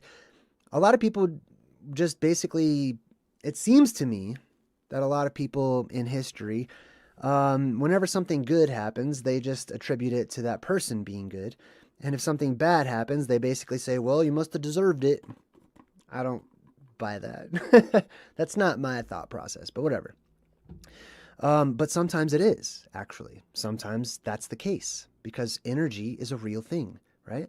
And like attracts like. All right, so she goes on. Nothing can be seen. It will be impossible to use any man-made lighting during this darkness except the blessed candles. The blessed candles are made out of beeswax. They burn the longest, just so you know. He who out of curiosity opens his window to look out or leaves his home will fall dead on the spot. During these 3 days, people should remain in their homes. Edward, $100. Really? Thank you. Wow. Merry Christmas, everyone, and much thanks to JayDreamerZ for helping us wake up. Question, as I'm listening to your description of the apocalypse, the movie 2012 comes to mind. Do you think the movie is an accurate depiction of what is to come? Partially, yes. I think all of these movies are partial accurate. Basically, if you want to expect what's on the way, you take elements of every single apocalyptic movie you have ever seen, ever, and every single horror movie you've ever seen, ever, and squish them all together. That is the plasma apocalypse. So, yes. Bradley, also a 20-pound donation. Ho, ho, ho. Merry Christmas. Well, Merry Christmas to you too. All right, let's check out the rest of this. I appreciate both of you guys. Thank you so much. I really needed it too, plus. So, thank you. During these 3 days, people should remain in their homes, pray the rosary, and beg God for mercy. So, time out. Wait a minute. This is something that I've come across every time. People are like, what do I need to do? What do I need to do? How should I prepare? How do I survive? There's no guarantee. However, there's a lot of really good ideas, okay? One of those good ideas, stay in your house. Not everybody has a cave system they can run out and go to. Not everyone has a deep underground military bunker, or, you know what I mean? Not even those things will save people. Although, some people may be saved by them, right? Every person I have ever read about throughout history has said, stay in your house. Stay inside. You don't want to be out in the elements when all of this stuff is happening outside. Stay inside. Stay indoors. She goes on to say, all of the enemies of the church, whether known or unknown, will perish over the whole earth during that universal darkness, with the exception of a few whom God will soon convert. The air shall be infected by demons who will appear under all sorts of hideous forms. Phantazoids and plasma, electromagnetic phenomena, ball lightning, things of that nature, right? Attack of the killer tomatoes or attack of the ball lightning could be symbolic. Yes. Barn Guy says, just stand strong. I totally agree. Do all you can do. That's because that's all you can do. Stand strong. Be strong, right? Live a life that you are proud of and be ready to die every day. That's my advice. Let's see. Sue asks a good question. She says, who wants to survive in this evil, terrible world? I want to go to my father's house as soon as possible. Well, I don't know who your father is, Sue. If you're talking about God, then we have a discussion to have about where God lives and what houses God. Because I would say everywhere is God's house. Every place is God's house, but that's just me. But I do hear people say stuff like that all the time. They want to die and go to heaven. Well, I get that. I empathize. I do. It makes me want to cry. It makes me sad because I felt that way before myself. However, all of your religions have commanded you to stand fast, to be sturdy, to be strong, to be steadfast. They also recommend you don't go to sleep or sleep. They say don't sleep, stay awake, stay woke. It literally says that all over the place in the Bible. You don't want to get caught sleeping when all this happens. Don't fall asleep, or the fingers of God will come to take you away. Freddy Krueger, that's the Freddy symbolism. All right, so yeah, that's my website. I plan on adding a lot more to it. Let's check out some of this other stuff. I do have some copyrighted music on here, so I'm not exactly sure what I could share. Let's see this one. Let's look at the warning. Do you hear that? Can you guys hear that? Ah, you can't. Ah, bummer. Well, I'm going to skip my website, I guess. There's a lot of like audio clues. So if you would like to hear like what it sounds like, what these trumpets of God sound like, they sound kind of like the dinosaur does, specifically the T-Rex in the Jurassic Park movies. They also sound like this, like frozen water that is cracking all over the place. It makes this sort of Star Wars pew pew, but on a way higher scale. So you have to magnify and amplify the things, these small scale examples of what you're hearing. I've got on here the sounds of glaciers, the sound that glaciers make on the inside when they are shifting and moving about. Sounds exactly to me like these strange sky sounds. Singing lakes. This is one of my videos I did about it. This is a video of strange sky sounds that was caught on public TV during a baseball game so much and so loud that the announcers were like, what is that creepy sound, man? Where's that coming from? It's really interesting.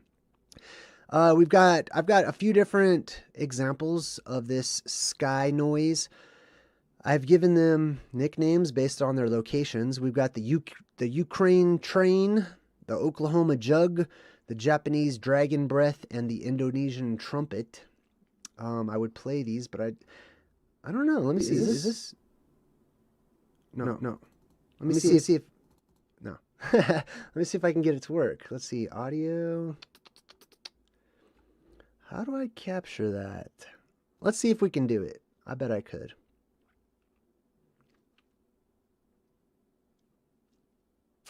Audio input. Let's try that. All right, let's see if this works. I don't know if it will or not.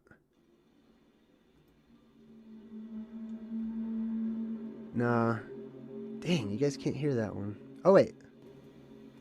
Nope, that's just me. Nope. Hold on. Wait a minute. I'm going to try one more thing. We'll see if we can get it to work. Man, I have a lot of... Gino Constantino donated $20 or something. Thank you. Through the super chat. Merry Christmas, Jay. He says, my wife bought me your book for Christmas. Hey, enjoy the book, man. Let me know what you think about it.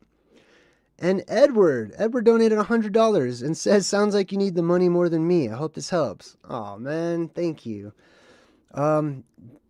Possibly. I'm not a rich YouTuber. I'm broke. So yes, thank you. I appreciate you a lot. Okay, let's see if we can get this to work.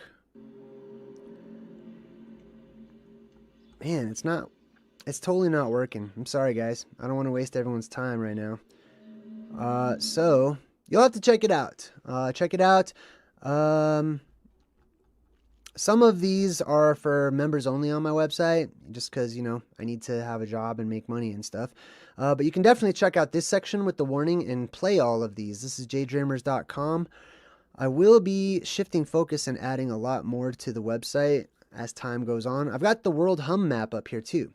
So if you check this thing out right above my head, you can click on this and you can see all of the areas in the entire... See all these dots? These are all people who have left their mark saying, I've heard these strange sky sounds. Here's America. We scooch over, we can see all these other places where people have heard these strange sounds in the sky and stuff, and you can leave your little dot up there too. Irish Madman 28 just donated $20 in the super chat and says, I see plasma apocalypse symbolism in literally every movie now. Merry Christmas. Well, Merry Christmas right back to you, and thank you so much, Irish Madman. You guys' donations pay for my gas and bills and stuff, so you help me to take care of my puppy and my boy, so it touches me deep inside. Thank you. I appreciate it. So anyways, yes. Why does Hollywood make so many movie monsters that mimic the strange sounds that people hear in the sky? Perhaps their creative minds have tapped into a primeval truth. These sounds are followed by apocalyptic events, the arrival of large monsters, and the return of the gods and the titans. Chicken Little, always saying that the sky is falling. There's one of my son's favorite songs is Skyfall from the James Bond movie, When it's like, let the sky fall, let it crumble, we will stand tall and watch it all together. Anyways, it's all truth telling us what's going to happen. Here's another good Bible verse. It says in Isaiah 17:13, the nations shall rush like the rushing of many waters. Or you could say flow. The nations, meaning the people of the world, will be in the air flowing around. But God shall rebuke them, and they shall flee far off, and shall be chased as the chaff of the mountains before the wind. The people will be chased by the wind, and like a rolling thing before a whirlwind. The whirlwind pops up a lot. Another one in Isaiah chapter 40, verse 24 says, yea, they shall not be planted. Yea, they shall not be sown. Yea, their stalk shall not take root in the earth, and he shall also blow upon them, and they shall wither, and the whirlwind shall take them away as stubble. The whirlwind shall take them away. Let's look at Islam. Check this out. Would any of you like to have a garden of palm trees and vines, with rivers flowing underneath it, with all kinds of fruit for him therein? And old age hath stricken him, and he hath feeble offerings, and a fiery hurricane strike it, and it is all consumed by fire. Now see, this storm is a firestorm, okay? I know we sort of use that word lightly these days, the whole firestorm thing.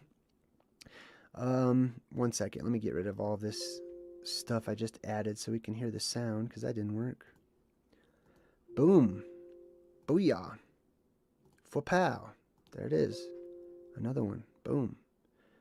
All right, now let's get rid of this dealio here so that we can all chat. Let's see, where was I?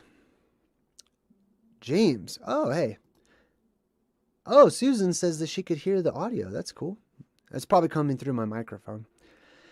James Pluta says, Jay, what do you think about the moon map? Real or a BS projection? Good question.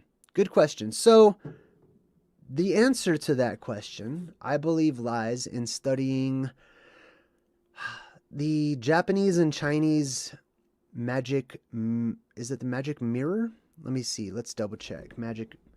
Japanese magic mirror? Is it the mirror? Whoa, that's not what I was looking for. Yeah, anyways, if you do a YouTube search, actually, hold on. I'll do it for us. Let's do it. Why not? I'll take you guys there, because that's a pretty good question. And I would like to show you a video, if I may. Maybe it's Chinese. Chinese magic. Is it mirror? Chinese magic mirror? Ah, yes, this is it right here. Oh, perfect. Cool. All right, hold on. All right, so I'm going to screen share this video with you. Hopefully there's no copyright issues. But I believe this will perfectly explain the whole moon map deal for those of you who are interested in it. This is called the Chinese magic mirror experiment, okay? So essentially you have a mirror, and whenever you like, this is the reflective side, the side toward my face. When you shine light on it, on the other side of the mirror, it creates an image. This is really interesting. So I'm going to play this here. Oh, it's mute, please. Thank you. All right, so let's check it out. I'm going to show you this. In the 19th century, one experiment with magic mirrors involved introducing a lens between the reflecting surface of the mirror and the screen. The recorded result was that when the lens was introduced, not only was the image inverted or upside down, as might be expected, but the tones of the image, Jesus, slow down. But the tones of the image were reversed, i.e. positive became negative, which seems extraordinary. So this guy repeats the experiment for everyone to see. A modern Chinese bronze magic mirror was used. All right, boom. Let's pause this real quick. All right, so they've got the mirror over here. They're shining light on it here. There's a projector projecting the image onto the screen right there. So let's check it out. Now this is weird. Why is this interesting? Why is it magic? Because on one side of the mirror, let's use the bottom of my little JayDreamerZ cup, which, by the way, thank you, Mom. This is my first merch that I own. She got me this for Christmas. On the bottom side, let's say this is the magic mirror, right? And it's just a mirror. That's all it is. You would see your own reflection in it if you looked at it. On the other side, this should be more like a disc, by the way. Okay, but on the other side, there's some sort of an image, right? If you shine a light on the side with the mirror, the image is projected outward. So what am I saying? I'm saying that for the flat earth moon map, as you guys are calling it, this would be like the sky. This would be, the image would be the moon. The image is reversed, upside down, and opposite colors as what it should be. Now watch, he takes the magic lens or the magic mirror or whatever. This is from Stephen Herbert channel. Highly recommend checking out this video. This will probably help you out in your research. Hold on, I'm trying to get to the good stuff. Okay, so as he brings it closer, let's see the image there. There's an image. Do you see that? It's an image of a guy with his arms spread out, but his legs are up in the air. He's upside down. It's because it has flipped the image upside down, right? The actual image, this guy is dark and the space between his arms and legs is light. However, the image has been reversed. And now he's light and the space in between is dark. He's also upside down when in reality, he's right side up. So this would be your moon, essentially. This would be the moon map, okay? Reflecting the surface of the world, if that's the case. We're going to talk about the pink stars falling in lines in the sky, just like in Stephen King's Under the Dome. And we're really going to focus today on the red plasma. This apocalypse that happens is cyclical in nature, as we went over. There's two different kinds, but they all involve the energy of the world and the plasma wrapped around our world. All right, thanks for the thumbs up in the chat. I appreciate it. Sweet, then we'll move forward. So, if you're new to the concept, this world goes through cyclical cataclysms. One gives us a blue sky that we're under right now, and when there's an energetic flip, there's different words that people use for it, it turns the sky red, revealing the plasma sphere that wraps around our world. So, once the neutral point goes down, that plasma is able to enter into our world and ground itself. That's what we're going to be talking about today, the red plasma. Now, it's not just red, it's various shades of red, and it depends upon the different chemicals that it interacts with as it enters into our atmosphere that's quickly moving around as the world is depressurized. This I just refer to as the red plasma, just as I refer to the red sky as being red. However, it's not just red, it's different colors in the spectrum, but mostly red. All right, so by the way, this is my updated website right behind me. We'll check that out after we're done with our presentation. I'll give you guys a little tour of that. Right now, I'd like to start off by talking about the plasma that comes in from the sky. One of the first things that came to my mind. Hey, welcome, Troy. Let me go ahead and just get this off the screen so it doesn't distract me. There we go. Okay, so one of the first things that comes to my mind is the TV show or the book by Stephen King called Under the Dome. In this show or in the book, many of the people of this town that live under the dome start going into these trances, and they become prophetic in nature. They say pink stars are falling in lines, that the pink stars are falling from the sky. That is displayed beautifully as the magenta stars start to leave these streaks underneath their dome of their sky in this show. Now, from there, the next thing that it reminds me of is a biblical passage. I started my journey by studying biblical prophecy and moved on to other religions and other things from there. However, the biblical prophecies of the end of days, of Judgment Day, always intrigued me. There is a passage in Matthew chapter 24, verse 49 that says, "And immediately after the tribulation of those days, the sun shall be darkened, and the moon shall not give her light, and the stars shall fall from the heavens. It goes on, but let's stop and take a time out on that part where it says that the stars will fall from the heavens. Given our current academic cosmology, that's impossible. That can't happen. But the Bible, that many people read and believe in, is being quite literal when it says that the stars will fall from the heavens. If that's possible, either that's the end of the galaxy, that's the end of the universe, because everything's just collapsing in on itself, and that's it. But the Bible doesn't say that's it. The Bible says that after this happens, there's still an earth, there's still all kinds of other places and stuff, so it's not the end of existence, biblically speaking at least. So how is this possible that the stars could fall from the sky? They appear to fall from the sky. What we have been taught as being stars up there may not be exactly what they've told us. Those stars might not be as big as we've been told and might not be as far away either. Please keep in mind, this is all just my own experience, my own theory as I walk my path in life. I just share it with you. So you don't have to side with me, believe what I'm telling you or anything. I'm just painting a picture for you to look at and consider. If you like it, sweet. If you don't, that's fine. All right. So in the show Under the Dome, they have this this prophecy that says pink stars are falling in lines. That will happen, I believe, according to my research in the plasma apocalypse. How is it that the stars themselves look like they're falling down? It's also reiterated in the book of Matthew in the Bible. Basically what happens is that plasma is up there and it's being kept out by an electromagnetic barrier created by the world itself. It's keeping all of that plasma from grounding itself, which it wants to do. It wants inside. It wants to get in, but it can't as long as that electromagnetic barrier surrounds our world.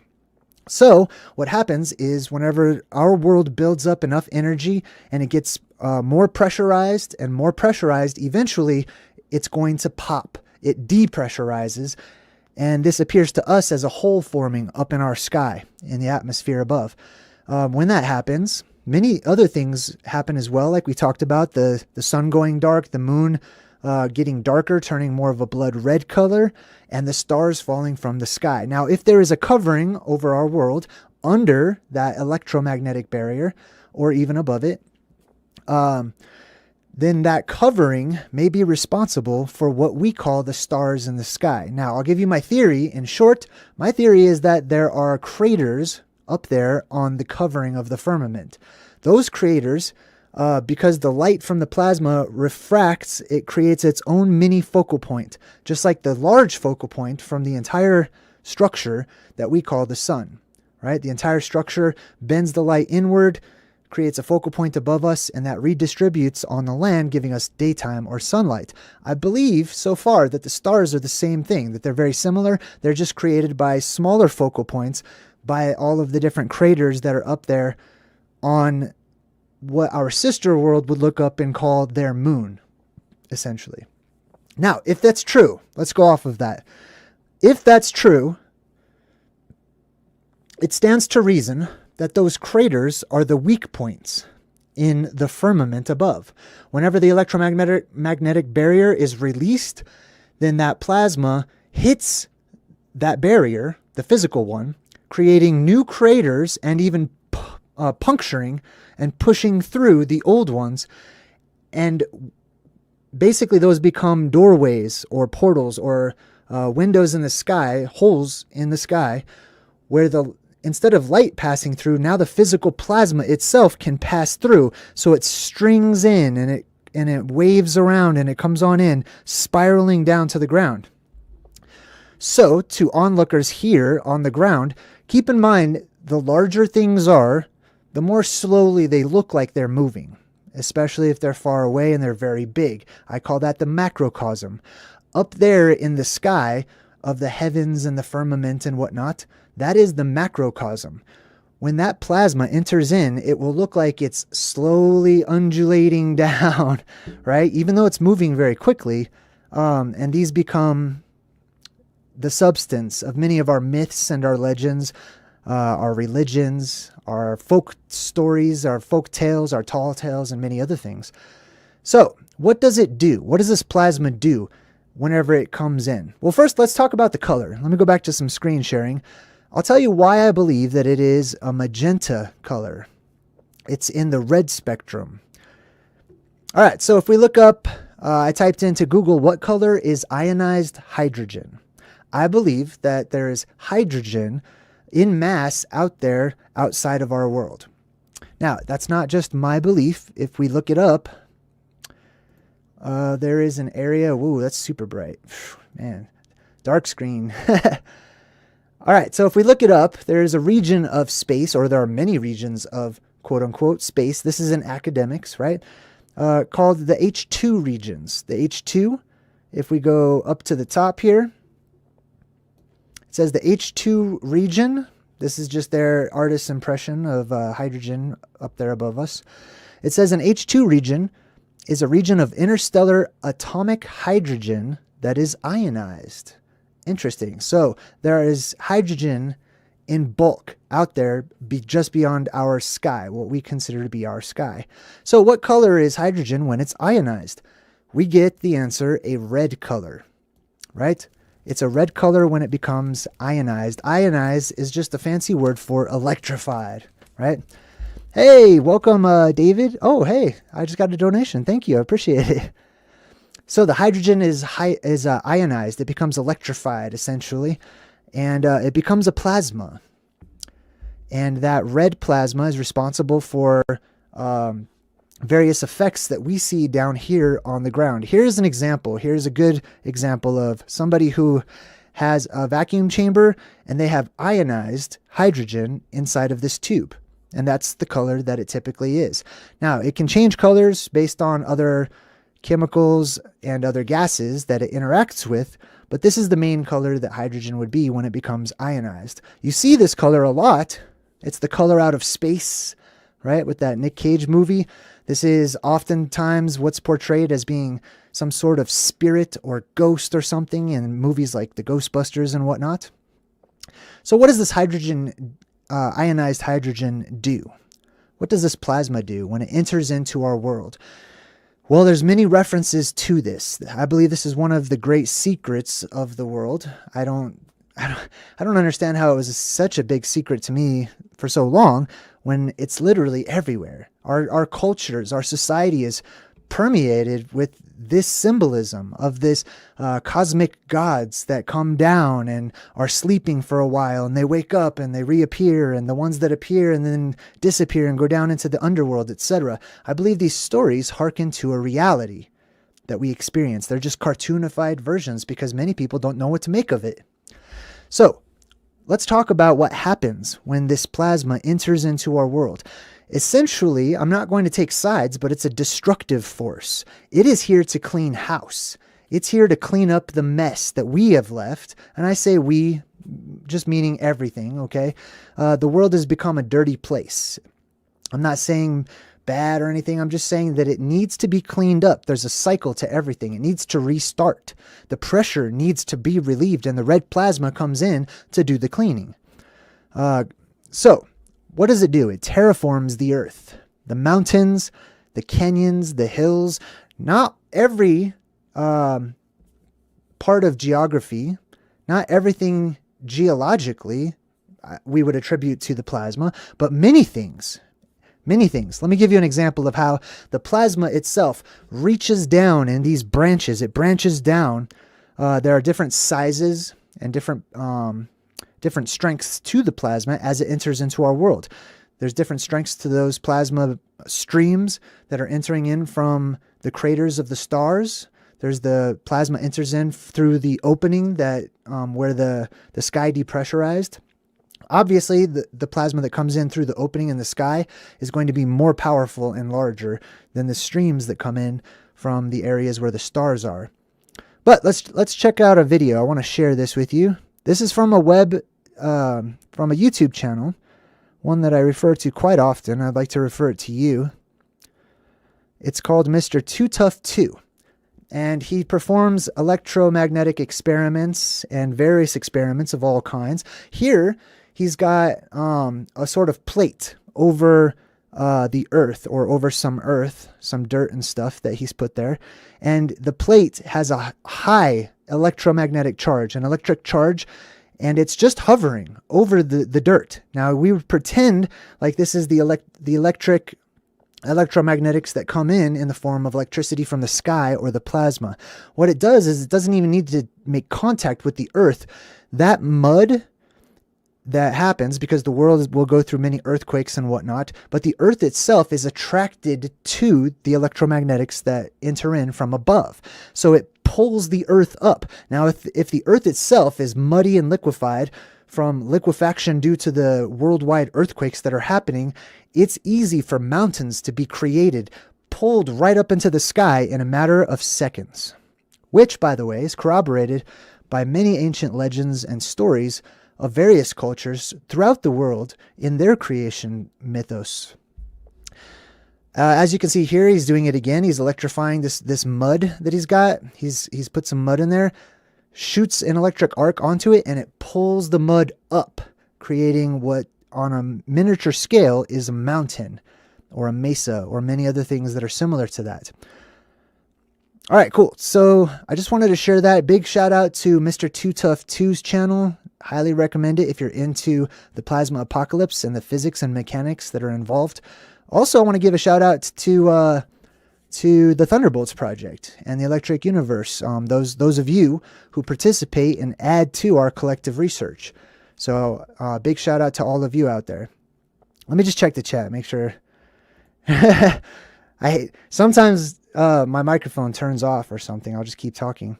Okay, let's continue on. What can this plasma do, right? Why do we study these things, by the way? So that we can prepare, at least mentally, right? Even if there's no way that we could physically survive or prepare, and it's just totally random who does survive, which I firmly believe many people survive, but I believe many more do not.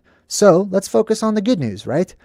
We learn this information and we study it so we can have, very first and foremost, a peace of mind about it.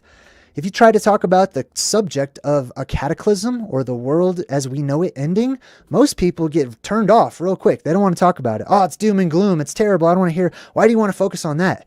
Because if and when it does happen, your mind is prepared. It won't come as such a shock, although it will be a shock, physically and literally. It'll be a shock to many people. I don't want it to be such a shock to me that I have a heart attack and die out of fear, which is also prophesied. I would like to know what is happening. I'd like to be on top of things, so that way I can navigate appropriately, right? Being able to understand my new environment and being able to adapt to it. So it's helpful. It's helpful for us to learn these things. It's helpful for us to talk about these things. Even if people like myself and others who study eschatology, or the end of the earth as we know it, the end of the world as we know it, even if we get it wrong, it's still good for us to look into it, because there's so much evidence there, regardless of how we say it happens, what we call it, what names we give to it, or the specifics of it. It's there. It's seen all across the library of time, everywhere I've ever looked. All right, so that's the good news. Now, the plasma comes in, it terraforms the earth, it creates mountains, canyons, hills. Obviously, that would probably be the more powerful streams that come in, not like the weaker streams, right? Although the weaker streams have their own jobs. Now, it petrifies organic material. I've gone over this in a couple of my other videos. I believe there are many ways to petrify objects, right? And I even did a video about how humans have been petrified. That's a pretty good one to check out if you're interested in the petrification topic. But the plasma itself, especially those large trunks of plasma that touch down, they're able to petrify things. So for example, that mud that you saw being electrocuted, it was being pulled up, but the longer it sustained an electric charge, I believe that it went through some form of ionic bonding where it solidifies even further, that we call petrification, right? Instant petrification, or near instant rapid petrification, we could say, right? This would also be like Medusa, right? That's where we get the stories about Medusa. And you really only ever see Medusa portrayed on ancient, pottery and things like that with just her head, right? She isn't normally portrayed, in the ancient times as having a body and being a person or anything. It's a personification of an energetic spectacle, right? The people described what they saw up in the sky and they personified it. They made it their own story, something they could relate to, which is this head appearing in the heavens out of nowhere, opening up its mouth and sticking out its tongue, and all these snakes and stuff coming out of it, right? This plasma has gone by many names. It's been known as the spaghetti monster, right? Anytime you hear a reference to the spaghetti monster, whoosh, I believe that's what they're talking about. It's been called Cthulhu. That's probably one of my favorite names for it, just because I like the cartoonification of it personally. It's also been called the one-eyed purple people eater because of the depressurization, which we went over in the last video, the rapture event, right? It creates a worldwide tempest where things get blown up, sucked up into the sky during the depressurization. Things get pulled up into the sky, and it is seen as the god that eats and then spits back out, right? Like Kronos eating his own children, or the one-eyed purple people eater, etc. And other names. Actually, I would like to see in the chat how many different names for this hole in the sky or this event, the plasma apocalypse, the plasma coming out. How many different references, how many names can you think of? I'd love to see it in the comments or in the chat. All right, so what can it do? It can terraform the earth. It can petrify organic material through ionic bonding. It catches things on fire. Quite obviously, it's very hot, very powerful, and it can definitely catch many things on the earth on fire as well. Let me go ahead and take that off for a second. Oops. There we go. Okay, cool. The next thing, aside from petrification, it catches things on fire, and it has the ability, a strong inclination, a strong desire to incorporate itself. I see the plasma in all its various forms, and just energy in general, as being spirit. Just like we have this concept of having something energetically inside of this body that drives the mechanics outside of it, right? I see that plasma as being true spirit, essentially. That's just my own way of looking at it. And because it's spirit, it seeks to experience things in a body. It wants a car to drive in. It wants to be inside of a vessel. It loves that. And also because it's, why would it want to be inside of a vessel? Well, I have many different ideas. My main theory is that whenever it is not inside of a vessel, right? It's essentially one with the rest of the plasma around it. So it's of one mind. It wants to conceal itself so that it can act independently. That's one of the theories that I'm working on. All right, so it has the ability to possess. Actually, I kind of like that picture. I'm going to put that back up. There we go. I like that. I think that's cool. It has the ability to possess. And by possess, I mean that whenever you have all of this energy, an influx of strong energy filling this world up, it strengthens the energy of everything already here, right? So it will strengthen our spirits, our energy, our life forces, our chi, our prana, all those different words. And because of that, those who have a weak spirit, they tend to become possessed. Now, basically, you've got the plasma, the red hydrogenated plasma that comes in and possesses the weak, those with the weaker spirit, or a weak will, you could say. And let's see, I totally just forgot what I was going to say. Let me check my notes. Oh, that's right. So it will also not just possess people, but it also possesses animals.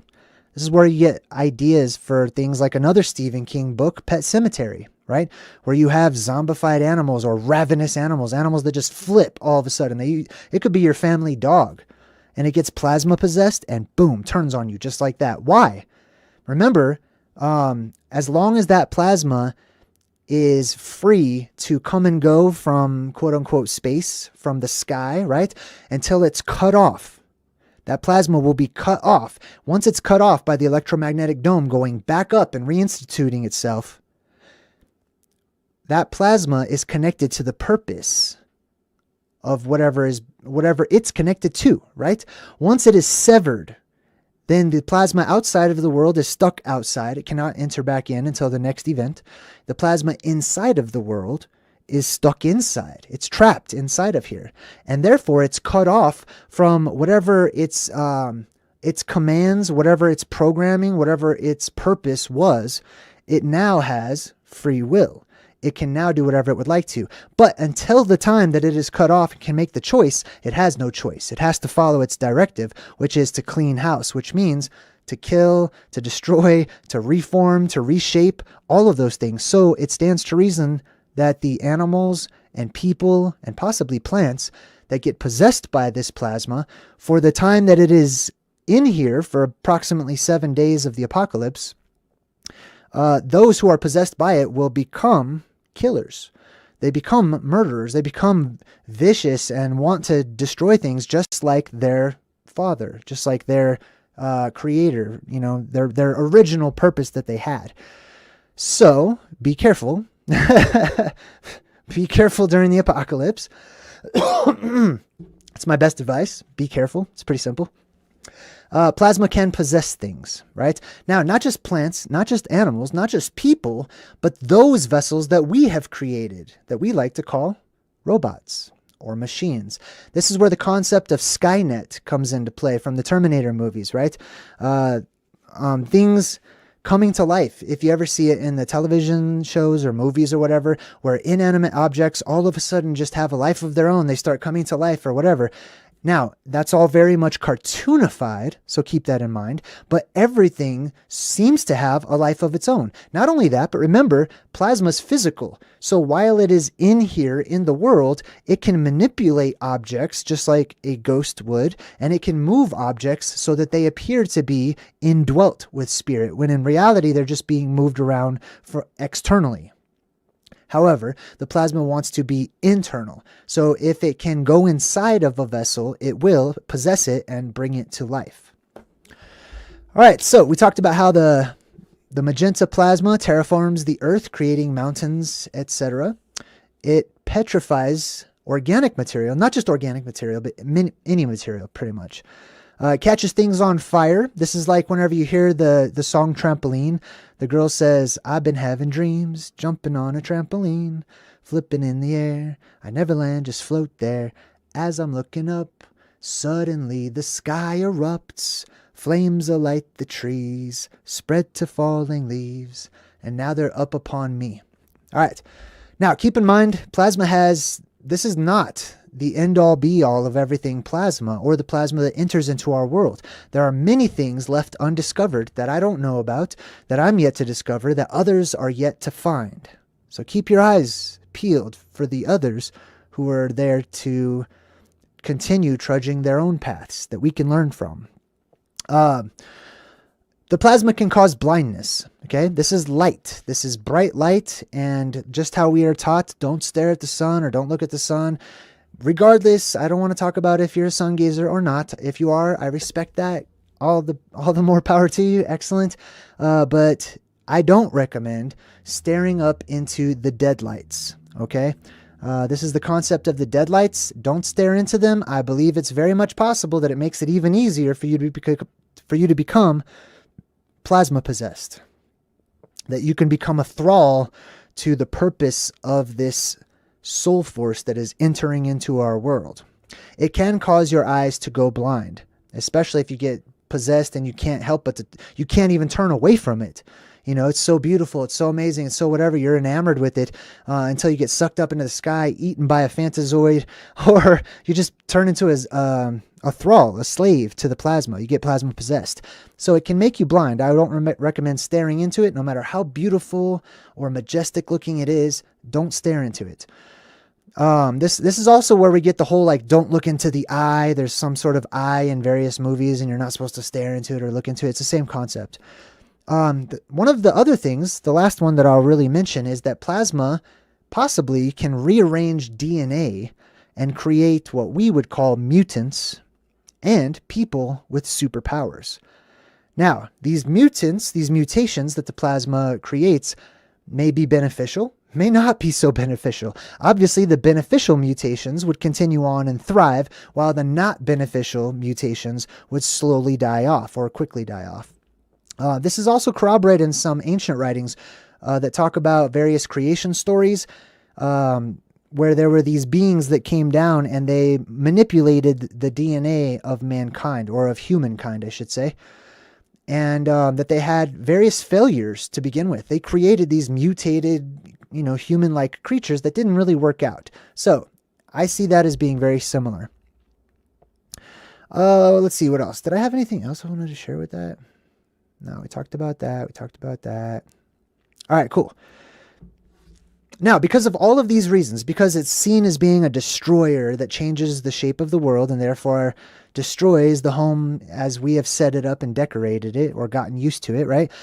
Because it petrifies, because it is seen as punishing and judging and whatnot, which, by the way, it very may well be judging as well. I believe this, because it's here, it carries a certain vibe, because it's here to destroy things, right? It may look for other things that are like it, meaning it may, when it's down here, it may be more attracted to evil people or people who are more inclined to be destructive. So I'm just saying that's a possibility. Watch out. Maybe it's a good idea to be good. This is why it's seen as being the devil. Okay, I firmly believe that the devil comes from the sky, not up from the ground. That the devil is just a cartoonification of an energetic event, right? The devil's always seen as being red. Well, why? What reasons? Because of fire? Fire is not really red per se, right? I don't think it has anything to do with that. And the whole cartoon of being underground inside of a lake of fire with a pitchfork and a pointy tail, etc. I don't know, right? There's truth to everything, though. So this plasma is seen as the destructor. This plasma is seen as the judge. This plasma is seen as something to be greatly feared, and therefore it's seen as being against mankind, the enemy, Hasatan or Hashatan, or the devil. The devil's red. The plasma that undulates down into our world is seen as being fire dragons or fire worms that enter into the earth realm. It's also the origin for Santa Claus, right? The claws of Santa, or Satan. It's an anagram for Satan as well. Santa Claus comes down through the chimney, through the top, the opening that is in the home. The home is our world. The chimney is the hole that blows open into our world. He comes down through the chimney. That's why I can't go through the front door. He can only come in through the chimney. Or, typically. That's the story. That's the reason that Santa wears red. And also white, but mostly red. That's why he's associated with the elven race that surrounds the plasma, that comes in with the plasma, etc. And then, of course, the plasma is also seen. There's many different things that it's seen as. I've just picked like my favorite 5. The pouring out of the wine of God, right? It's seen as like wine of the Lord, or wine of God that's spilling down into our world, and that it's almost like God is just like pouring out a glass of red wine, essentially, and that wine floods the world and causes all of these different types of chaos. Let's see. So the plasma spirals in through the opening, possibly bursting through weak points on the firmament, aka stars, leaving trails behind them and giving the impression that the stars are falling. Of course, we know that the stars, we believe that the stars are not just going to get sucked into the earth for some strange reason. I mean, it's possible. It could be. But maybe there's a better idea. What else? It varies in sizes and strengths, right? Just like your body, right? Your body has an arm, and then it branches out into your fingers. It gets smaller. That plasma will reach down into the world, and it will branch out in its various locations, right? It also can take various forms, like we first spoke about. It can take the form of like this the traditional snake that's sort of slithering down from the sky or whatnot, or the worm from the sky, can also become a ball, like gigantic balls of plasma. Excuse me. Gigantic balls of electricity, or balls of lightning, ball lightning, right? Which is a phenomenon that we rarely see here because our world is depleted of energy at this point. But when it suffers an influx of energy, you will see balls of light all over the place. These are the sacred ancient bees that create this byproduct from the energetic charge, making honey and sacred honey that the gods would like to eat, that helps to prolong their life, etc. I believe it's also the symbolism for Attack of the Killer Tomatoes, right? The red balls that just go throughout the city. It's ridiculous to think that a tomato would just come alive and attack. However, there's truth to that. The plants can become possessed. Under a red sky, all the plants in the entire world would grow to gigantic sizes. Just do a quick Google search if you don't believe me. Red light makes plants grow huge, right? Makes them humongous. We'll talk about that some more when we break down the movie Encanto, probably tomorrow as well. You guys want to hear a joke? Let's tell a joke. Are you ready? What are Matthew McConaughey's 3 favorite constellations? Give up? Orion, Orion, Orion. Yes. Thank you. Yes. Excellent. Okay. All right, let's get back to the presentation, and then I'll wrap things up and share my website with you guys, give you a little preview and a tour. I have updated it. It's in the process of being updated. But back to the presentation. The red plasma that comes into our world, this initiates a period or a time of no death, as extreme amounts of energy fill the world and amplify spirit. For some, it will literally be a hell on earth, as they're essentially tortured because they cannot die.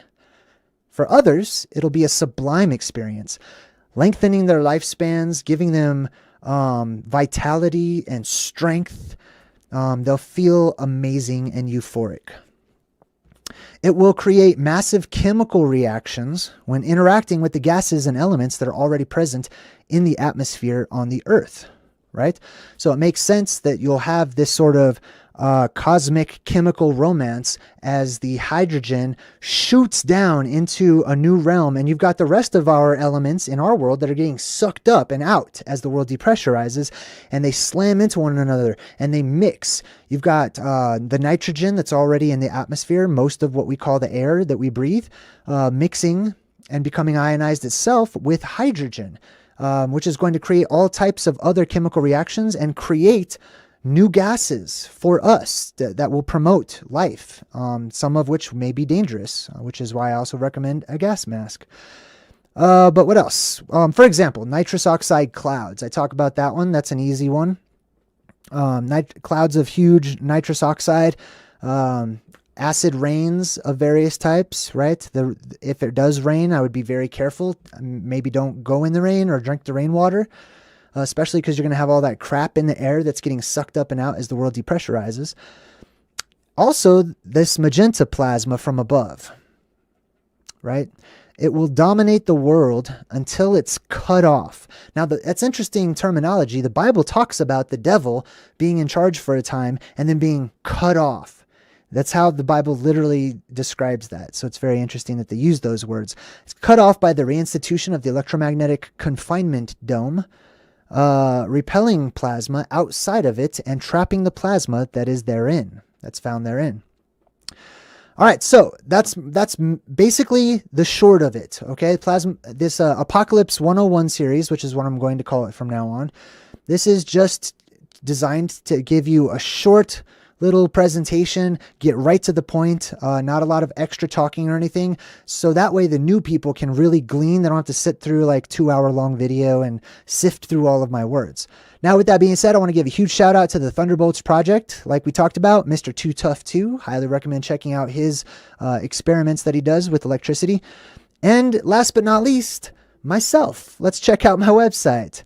So I'm very proud of this website. It has been growing and changing right along with myself. and with my YouTube channel and stuff like that. The Fountain of Youth, it is one and the same as the Tree of Life. I've done many different videos talking about, and this is just my perspective and my experience as I walk my path. And, you know, here we meet up for a while to walk together. You don't have to stay on my path and I don't have to stay on yours, but it's nice to walk together for a while. So people have been looking for this fountain of youth. The concept of living forever or being an immortal or whatnot is basically at the root of every religion. There must be substance to it. There must be something to it. It's not just rumor and speculation either. We've got many different writings that have survived the past that tell us that people have lived for much, much, much longer than we do in the modern era, right? So people have been on treks and journeys looking for the fountain of youth, looking and searching for eternal life. Sometimes they paint that picture differently, just as we all do. When, religion is a great example, how they paint the picture of the goal. You know, if I asked a Christian to paint me a picture of eternal life, they might draw a cross, or they might draw a picture of Jesus or something along those lines, right? So it doesn't matter which religion it is. The concept that there is a golden age that happens where lifespans are extended is seen and rooted throughout much of our ancient writings and texts. For example, we've got the Sumerian Kings List is a great example. In the Sumerian Kings List, it says that these kings lived for thousands of years. So in today's world, we try to rationalize that because in today's, we're so smart in the modern age that we know that however life is now, it's always been this way. There's no way it could possibly have been different, right? Because we have all of our new theories that we call facts and academics and belief and things like that. But if we look at the evidence suggests otherwise. I'm not one to believe that the further back in time we go, the more dumb we were as collectively, right? And that's kind of what we're taught. It's the opposite of everything we've ever been taught. The further back in time you go, the shorter lifespans were, the smaller people were in stature, the less intelligent they were. And yet we constantly reference back to the past, to these giants whose shoulders we stand upon, to develop our modern day theories and ideas about various things, especially when it comes to the movies and to books and to fiction and fantasy and lore. Man, people eat that stuff up. Why do you think they do that? Because there's truth to it, right? It's evident to our soul. It's evident, and it is evident, and it tugs on our very being when we watch these types of fiction and fantasies. And this is the reason we get lost in it, because it harkens to a time when these things were true. Not because they're not true, but because they could be, right? The ages of the patriarchs in the Bible, right? I started my path by, walking the biblical path, and I studied the Bible in the New Testament, the Old Testament, etc. Anna Marie says, "Hey, good vibe, people." And Lydia just donated $5 of her own money and gives a high five in the chat. Thank you. All right. I'm glad it's all working today, except for the intro. All right, so the ages of the patriarchs, right? Abraham's definitely included, but Adam and all of his firstborn children, their ages are listed in the Bible. And if you ask a biblical scholar why it is that they were able to live for close to 1,000 years, biblically speaking, many people have told me, and they might tell you as well, that the reason that they started to have shorter and shorter lifespans was because sin entered into the world, which I don't totally disagree with. I don't totally agree, but I believe it. I believe everything, and I believe that there's truth to everything. 1 second, I have to turn off my phone.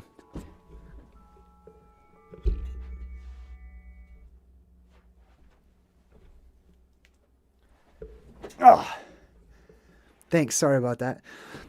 Okay. So the ages of the patriarchs in the Bible, they lived for hundreds of years. And it's not just in the Bible either.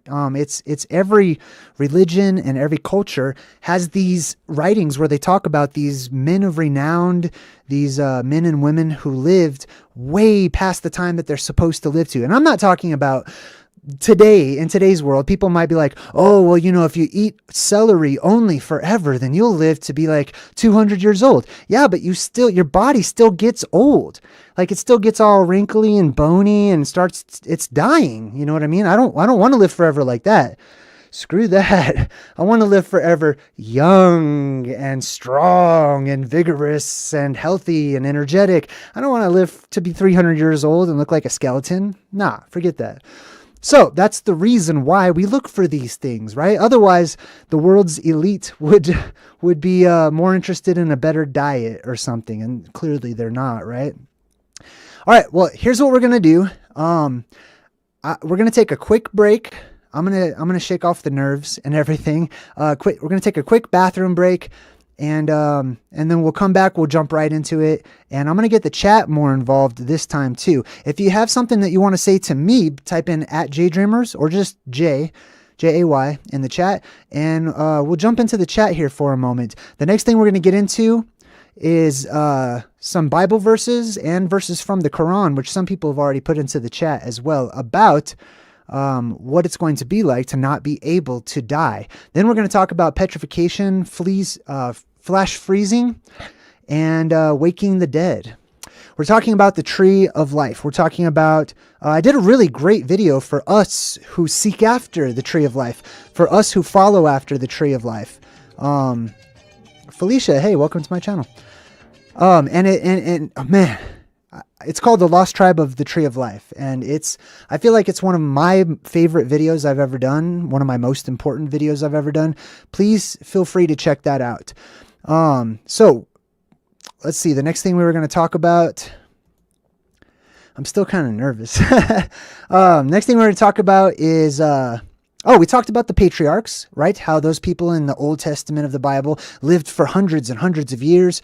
Also in the Bible, which I believe Aaliyah in the chat already put in there, there's a prophecy in the book of Revelation having to do with immortality in the last days in the book of Revelation, towards the reset or the end of time or the end of this world as we know it, however you like to describe it.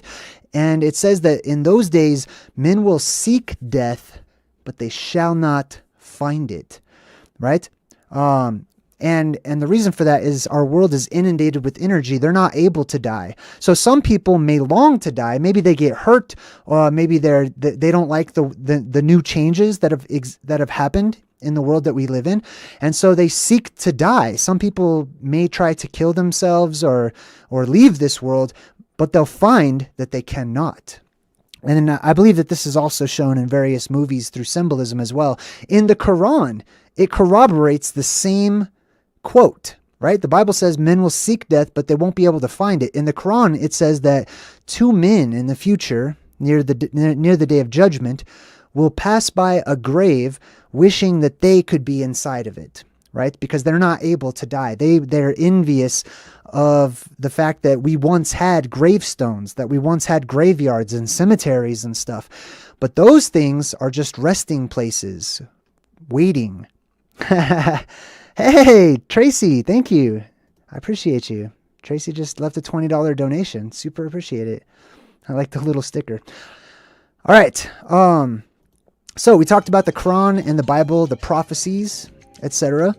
And we've also got petrification and flash freezing, right? When the plasma apocalypse happens, the plasma surrounding our world is able to enter in because the electromagnetic barrier that's keeping it away and outside of our world goes down. And so the plasma comes in to ground itself with our world. And when this happens, the plasma has amazing potential, right? It can rearrange DNA and it can also petrify things. Now, there are legends that talk about how the giants will return, that the giants are not actually dead, and that those that have been turned to stone will live again. The Bible even talks about how the stones themselves will cry out and give witness to the way that history's gone down these past few hundred years. Then we also have flash freezing, right? Whenever the world depressurizes, it sucks up and out our atmosphere, but it also pushes it back down. There's a downdraft that goes right along with the updraft. That downdraft around the north or the middle of the world is what we call the Arctic Circle, the area where it's super cold. There's still glaciers from the last freezing and stuff, and it flash freezes. Now, some legends say that it flash freezes so quickly that the cells don't explode, right? They don't increase in size or stretch or anything. They just are frozen in time, frozen in place. And the only thing needed in order to bring those beings that were flash frozen back is to be thawed out, essentially. So let's talk about waking the dead. I get that from, I keep bumping the computer. I get Wake the Dead from the Addams Family. You guys seen that, right? When they go out and they're like, wake the dead, wake up, wake up. And it's a funny scene in the movie, but it has a lot of truth to it. The dead will rise. Those who are dead will rise up from their graves. This is what we call in the modern world zombies. Zombies and the zombie apocalypse is real. I believe that it's real, right? That the dead will literally be regenerated and come back to life. Oh, I got another donation from Athelio. Hey, Wentworth, right on. Hey, I appreciate you too. Thank you. So yes, there will be a zombie apocalypse, and that's another reason. That's where zombies even come from, right? If there was no such thing as a zombie, right? If there was no such thing as returning from the dead in a same body or whatever, then why is it so prevalent throughout history, right? It's even alluded to in the Epic of Gilgamesh and some of our more ancient writings. The dead will rise. Now, to what extent is that, right? Is it like someone who's been dead for 500 years and all they have is just bones? Possibly. The bones contain the DNA. It's all fractal, where everything is a part of everything else. Everything is a reflection of everything else. The bones inside of my body contain the scripture or the writing or the prescription, to make the rest of it.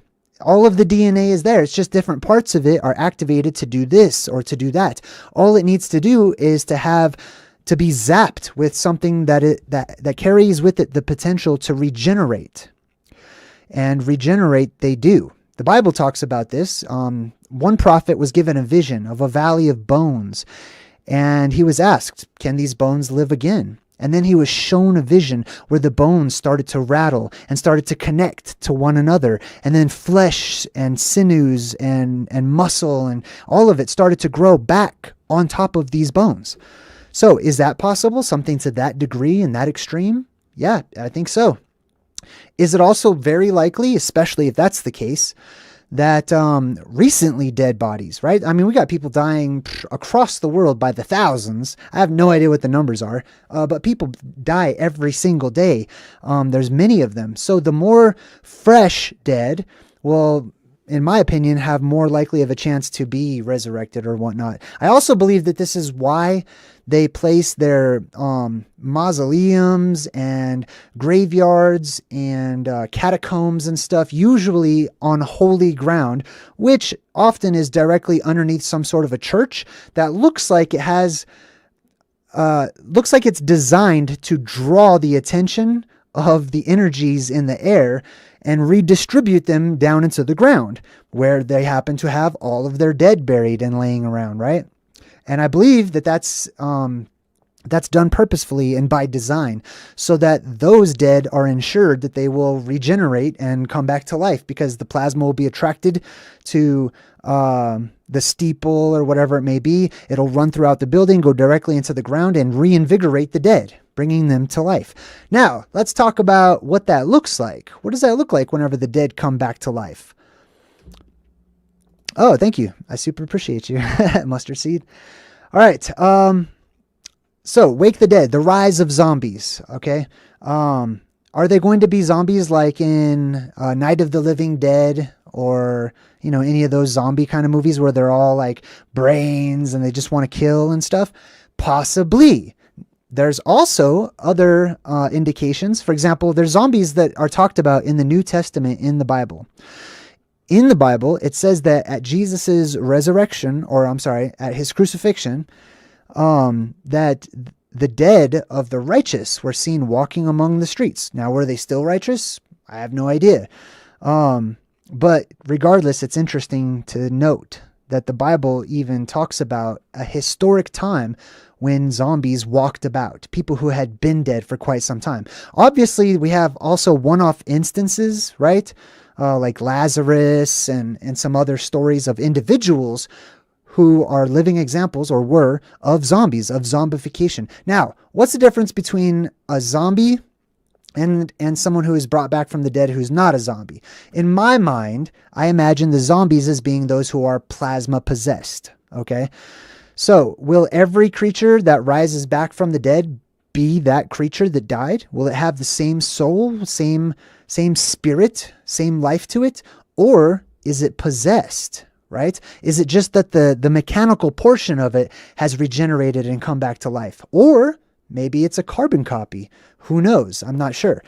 But I will say that whenever the red plasma comes down, it has the potential, and it is more inclined to possess whatever body it incorporates. Whatever body it goes into or possesses is more inclined to continue its original mission. The original mission of the red plasma that comes down from above is to destroy. It's to clean this world, to clean it out, right? It's to kill, essentially, in short words. So those who are possessed by that plasma, specifically and including those who are risen from the grave, may also be inclined to walk around and kill, right? Those who are possessed, who are still living, will also have their plasma amplified. I call it plasma possession, but it's amplification of the soul energy, right? Which is also happening right now on a small degree. You can tell because there's a lot of energy in the world, and you can feel it getting stronger and vibrating stronger and stronger. I mean, I can. And that's why we're having so many rumors of wars and talks of wars and rioting and looting and pillaging and people gathering together in groups and swarms of animals and insects and people and stuff, right? It's because the energy is already starting to ramp up. It's already starting to get ready before it bursts and fills this world with energy. So the dead will come back to life. The dead have historically come back to life. I say it matter-of-factly because that's what I'm inclined to believe in at the moment. So just take that with a grain of salt that I'm speaking so matter-of-fact. However, there's a lot of documentation throughout history that indicates that this is not just some wishful thinking or belief or whim or fantastic thought, that this is hard fact and reality, and rooted in history because it happens over and over and over again, right? So the dead rise. Many of them are plasma possessed or plasma amplified, spirit amplified. Now check this out. The plasma, the energy that fills this world. Now I want to talk about the blue plasma because we've talked about the red. The red comes down. It's seen as the devil. It's seen as Satan. It's seen as the enemy. It's seen as some evil god that's coming down to destroy the world or whatever. But then there is the blue plasma, the light, the blue beam that shoots up from the plasma volcano, commonly known as Mount Meru, from the center of the world. I also have a theory that it's not just out of that inner earth entrance or exit that the blue light escapes. I believe it's from many of them. It's just that happens to be the largest one, so the plasma reaches all the way up to the sky itself. Other caves are holy and sanctified places where people used to put people. I mean, Lazarus was literally in a cave when he was died, and then he was resurrected in a cave, right? I did a video called The Cave of Saviors talking about these types of caves, and specifically the entrance at the North Pole. Traditionally, that's where it's found. But imagine the lights permeating throughout the earth, just traveling throughout all the different cave systems, right?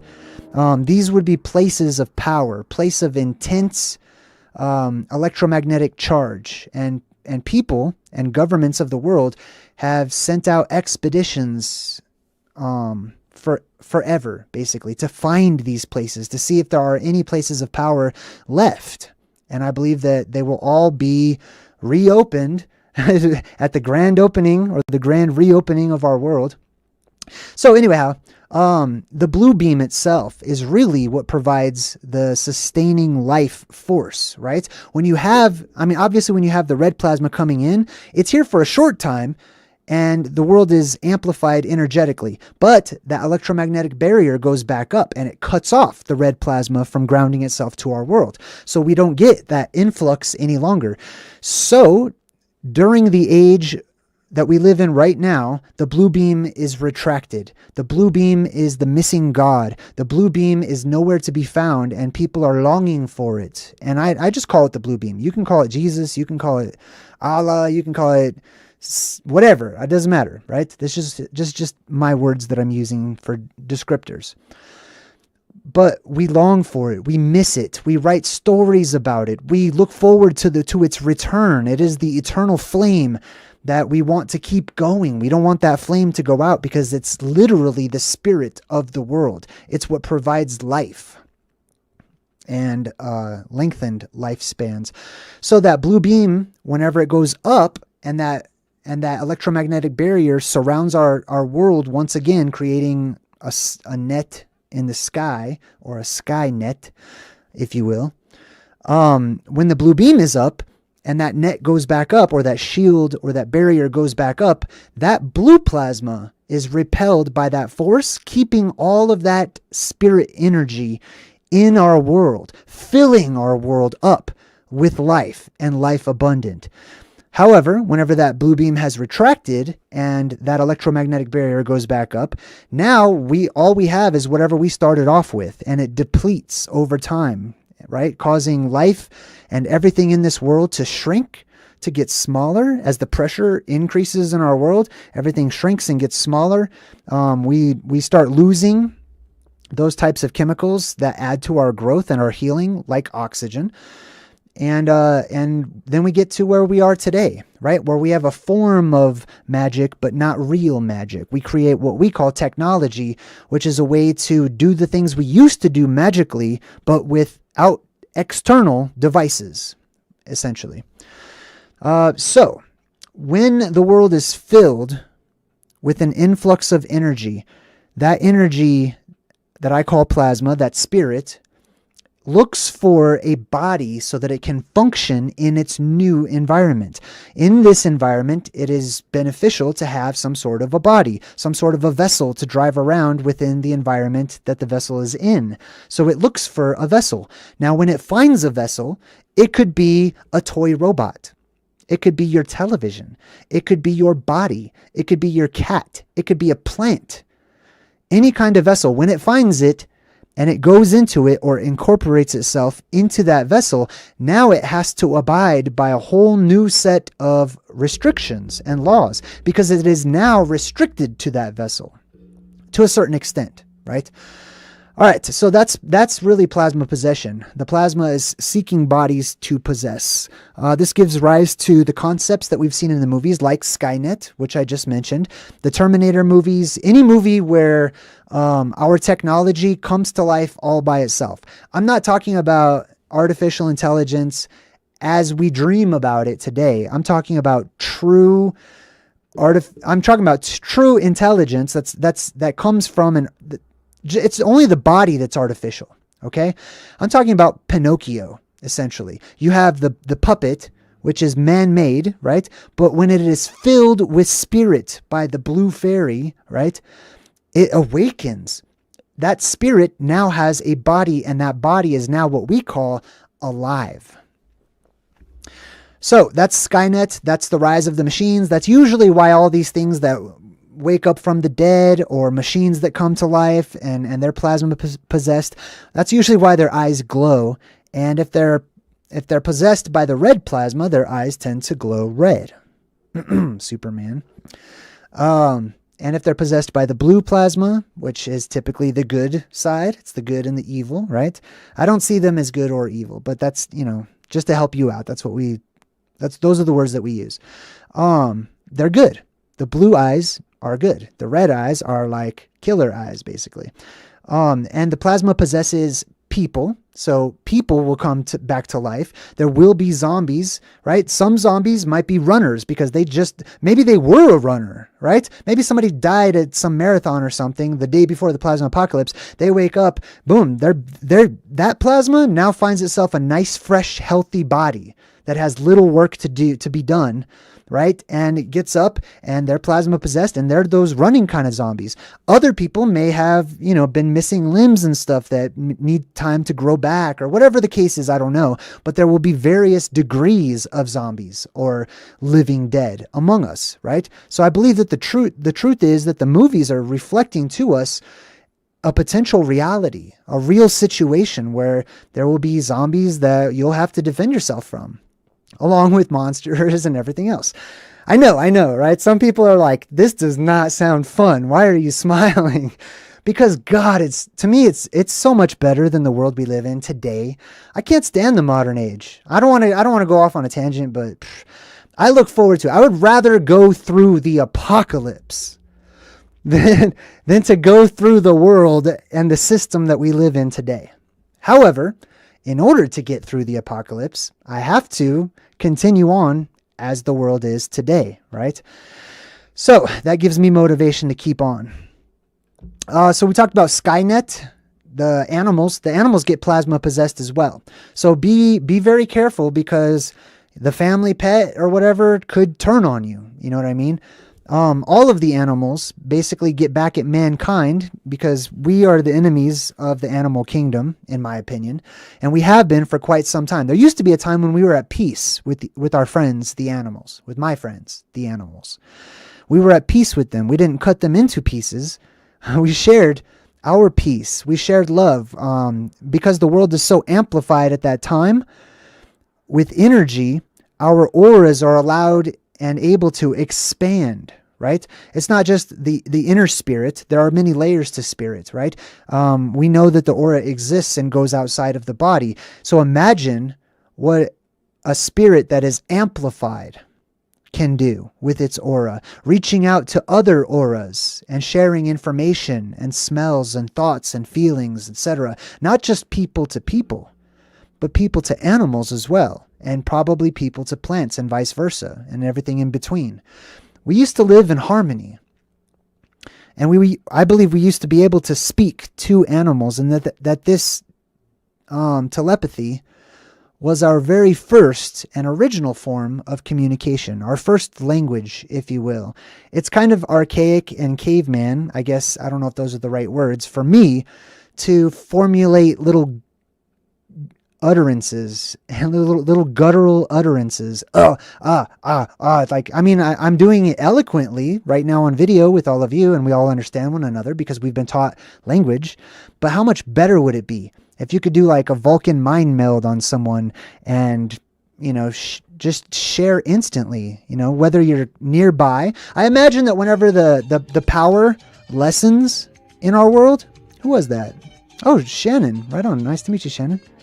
When the power weakens in our world, that's whenever to be telepathic, you would need to establish touch, right? But when that power is amplified and it first enters into our world and our world is filled, specifically during the time when the blue beam is filling our world with energy and re-energizing the world, I believe telepathy would not require touch, that it would be much easier to just be a sheer force of the will itself. What's another thing here? One moment. Let me check my notes. We talked about Skynet. We talked about the animals becoming plasma possessed and the plants. The plants as well. I did a video on this called like Plants versus Zombies or something to that effect. There will be the zombie apocalypse. The plants themselves are going to grow. Right now we live under a blue sky. I wish it was the red sky, but we live under the blue sky. The red sky comes next because we'll be able to see that plasma sheath around our world, and our sky itself will be red instead of blue. And when that happens, if that were to happen, all of the world's plants would grow to gigantic proportions. One, because plants grow bigger under a red light. You can look it up, right? I believe they tend to produce more fruit under a blue light, but they grow to gigantic proportions under red light, in the red light spectrum. Another thing is that there will be different chemicals that will help to aid in their growth. Another thing is that there will be less pressure pushing in on us and the plants and the animals on all sides, allowing us to truly expand and to grow to gigantic proportions. So let's see, what else do we got? One of the signs that this happens is that the moon will break. I just want to touch on that real quick because I did see that movie Moonfall with my son. I took my son to see it. It was pretty sweet. Hey, we got Christopher Finch, who's been a member for 5 months. It says there in the chat. And he says that the heart is the seed of the lotus that blooms in your head, which is in heaven. And that is the true health. You know, that's really interesting. I wonder, it just says new member up there, but clearly you're not a new member. I wonder if YouTube's going to fix that. All right, let's get back to our chat here. We're talking about eternal life, right? That's like one of the main things that people search after in the movies. That's one of the main plots in the movies, is to try to find eternal life. There are those of us who are seekers. We're seekers of truth. We're seekers of love. We're givers of love, really. We're givers of love. We're seekers of truth. And we are wandering residents of the tree of life. Our heart is flooded with goodness and kindness, and we only are happy when we are adding, or when we see other people adding to, being creative, painting the world various colors, and adding to growth and to life. So to me, like I said, the moon breaking is, I want to get back to that before I forget. The moon breaking is another thing that happens. It's kind of off topic. However, the moon it is on topic because the moon is said to be a soul trap, right? A place where souls go. Okay. I believe this is kind of cartoonified, but it's a place where the souls go, to sort of be reincarnated and shot back down into this world, and it eats your soul and causes amnesia. These are some rumors, modern rumors, maybe ancient ones, I don't know, about the moon itself. So if that moon is a soul trap, if it is there even symbolically as a reminder that we have reincarnation instituted in this world because there is death. Well, if you get rid of death, you no longer need that soul trap. If death dies, if death goes away, the moon, it stands to reason, would not be needed and therefore would either disappear or break. And guess what? That's what prophecy says. Prophecy worldwide talks about how the moon will break one day. Muhammad is said to have witnessed this in the Quran. Muslims have a belief and a prophecy that some people believe that Muhammad experienced the moon breaking, and some people say that he was looking forward to the future, to a time when the moon would break. And that's what we're being shown when you see movies like Moonfall and stuff. The moon is shown breaking on countless other movies and television shows and stuff. And this is where that symbolism comes from. The death trap is broken. The death trap, or the trap of death, or the spell of death, or the curse of death, whatever it is one day broken. And that means that you get to continue on. You get extra lives. If life is a video game, you get extra lives, okay? And that to me, that's the best news of all. I'm going to jump in the chat in a second. But to me, that's the best news of all, is we have gone through hell. I have. In this world. The world as it is death. It's dying. We have death, and death is such a commonplace in this world that we don't really talk about it that much. And we shun talking about it. We don't like to talk about it unless it's on the news, unless it's there to scare you or something, right? So what if there was no death? What would that look like? Now, to some, that would be bad news, because some people are bad people and they'll continue on living or whatever. Some people don't want to continue living in the world, and they will have to. They will be forced to. For some, it may be like a hell on earth. It's all about perspective. But to others, to those of us filled with joy of life, to be given life, that much of it, abundantly, yes, please. I welcome that. Personally, that's me. Matthew Lazenby, aka The Jigger, says, hey there, Jay, old buddy. I have seen you in the chat quite a few times. It's good to see you too. Isa Mindset says, Jay, what happens to the sun? Ooh, good question. Well, that depends on which apocalypse you go through.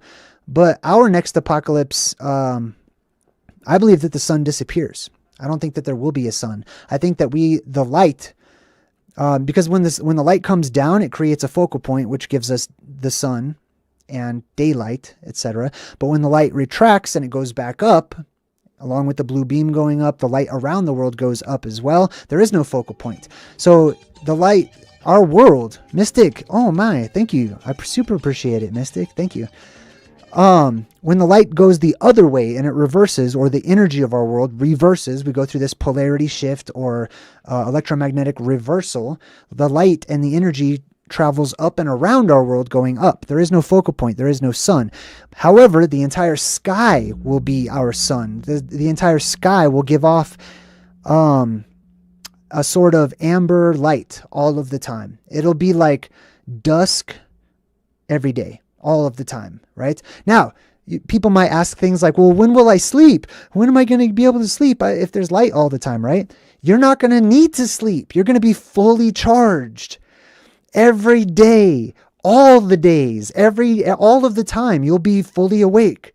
There will be no need to rest unless you desire to, unless you want to meditate. And this is where we get the story of the elven race. The elves, it is said, cannot die. They're immortals. So how does an elf die? Well, they're killed, which brings about death or the transition of the soul from one vessel to another, right? Or they release the soul. They decide, I'm done with this model. And they meditate and they will themselves out of the body. They literally have to will themselves and concentrate in order to die, is what the ancient stories of the elves talk about. Good question.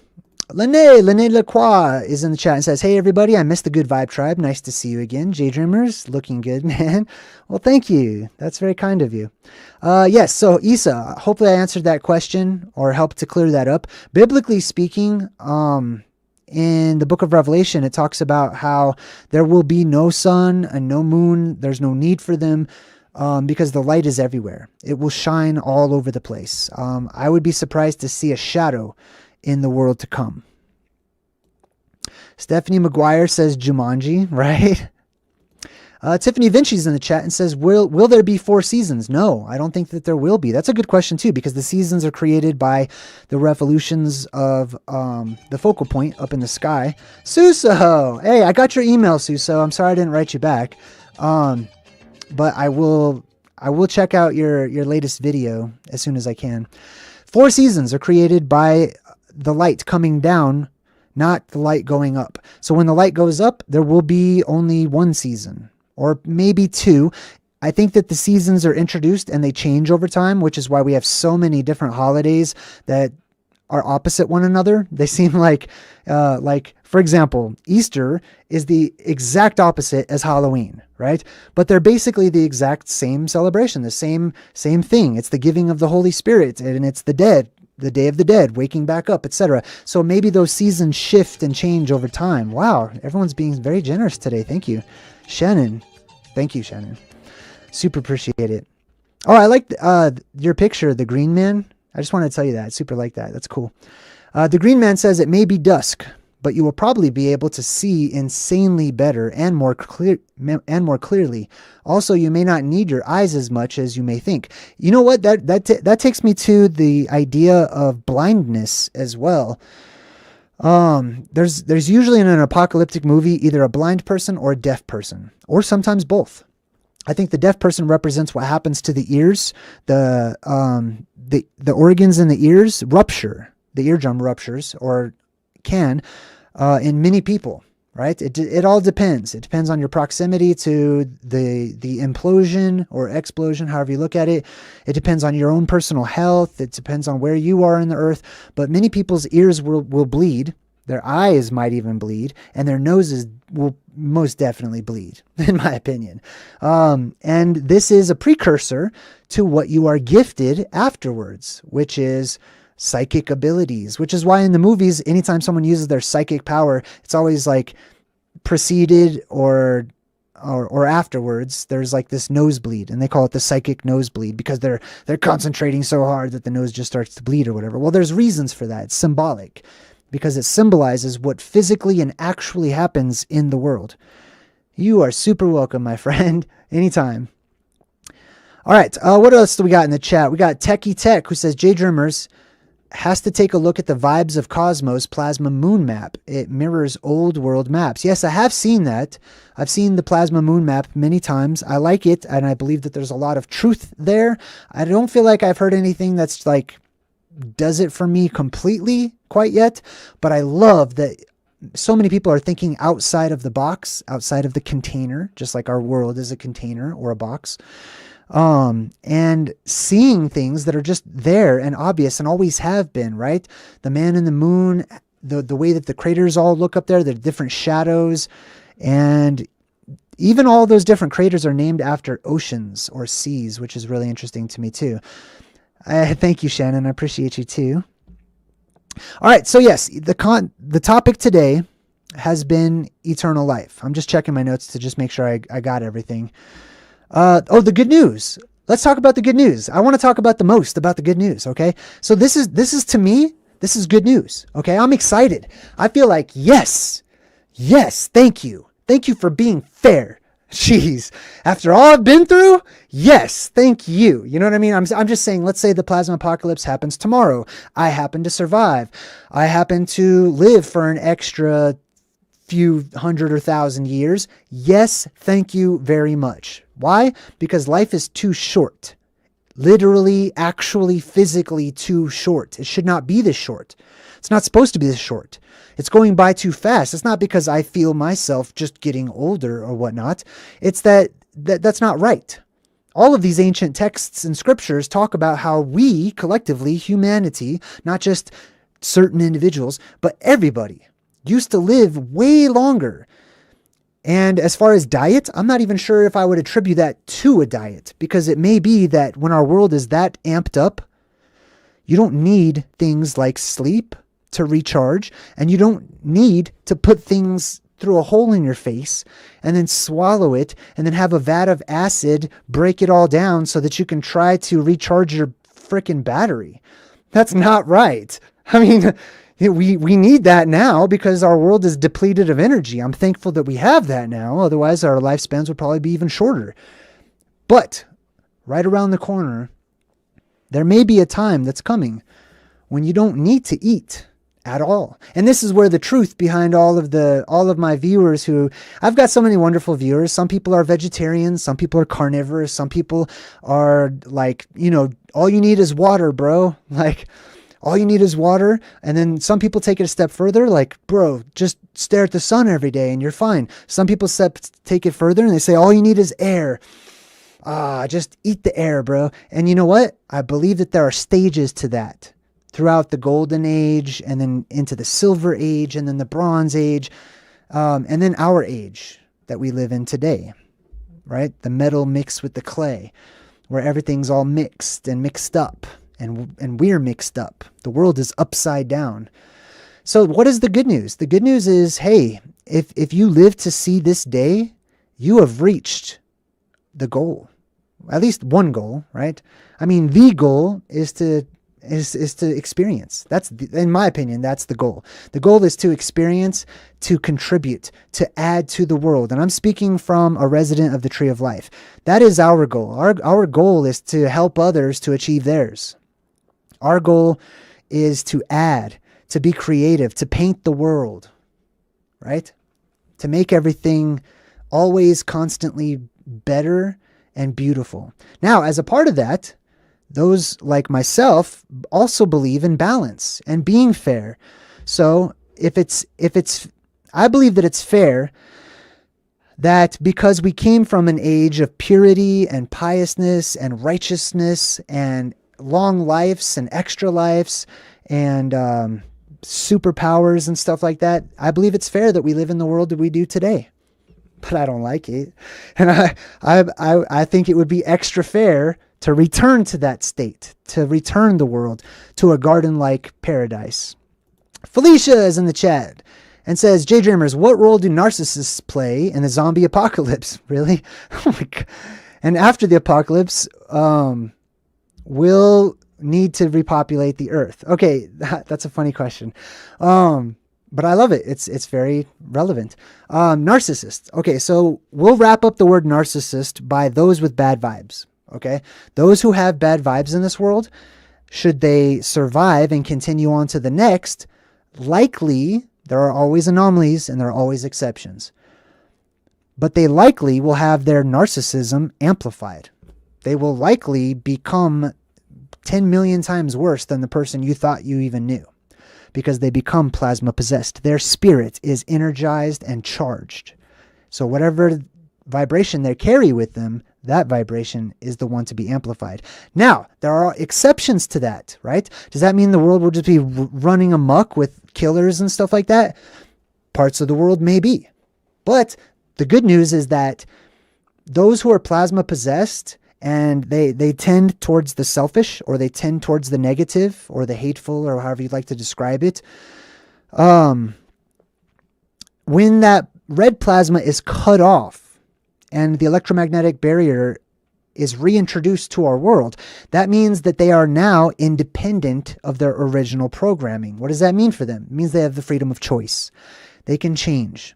Now, if you have someone who's a narcissist or selfish and they're plasma possessed and it becomes amplified, once that plasma is cut off, they will be less likely to change, but it won't be impossible. It will just be more effort required on their part.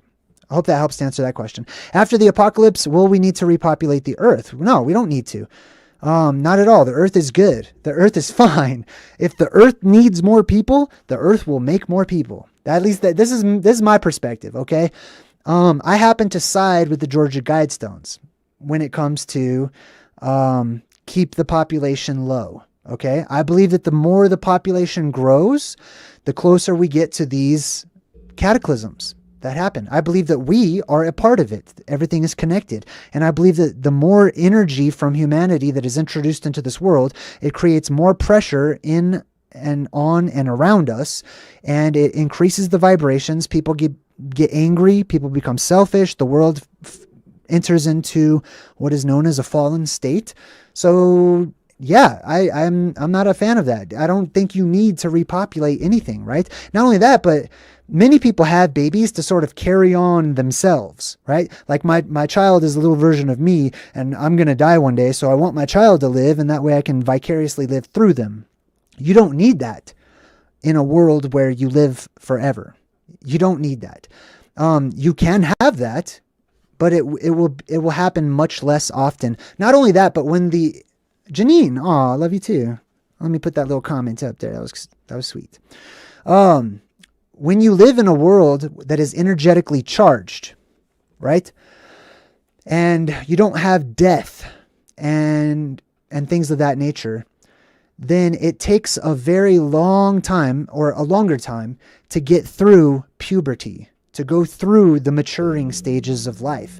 And therefore, even if you wanted to have a whole bunch of little babies running around, many of you, specifically and especially the younger people, won't be able to for a long time, because not only is your life extended, but the age at which you pass puberty and you are able to have children will be way stretched out.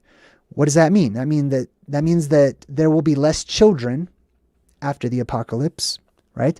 And those who are already youthful, you will keep that youth for a very long time. You will stay children for a very long time. You will get to be children. I want to say it in a good way, because I love that. I would love to just be a child for freaking hundreds of years, but still able to keep learning and growing and stuff or whatever. But I can't have babies.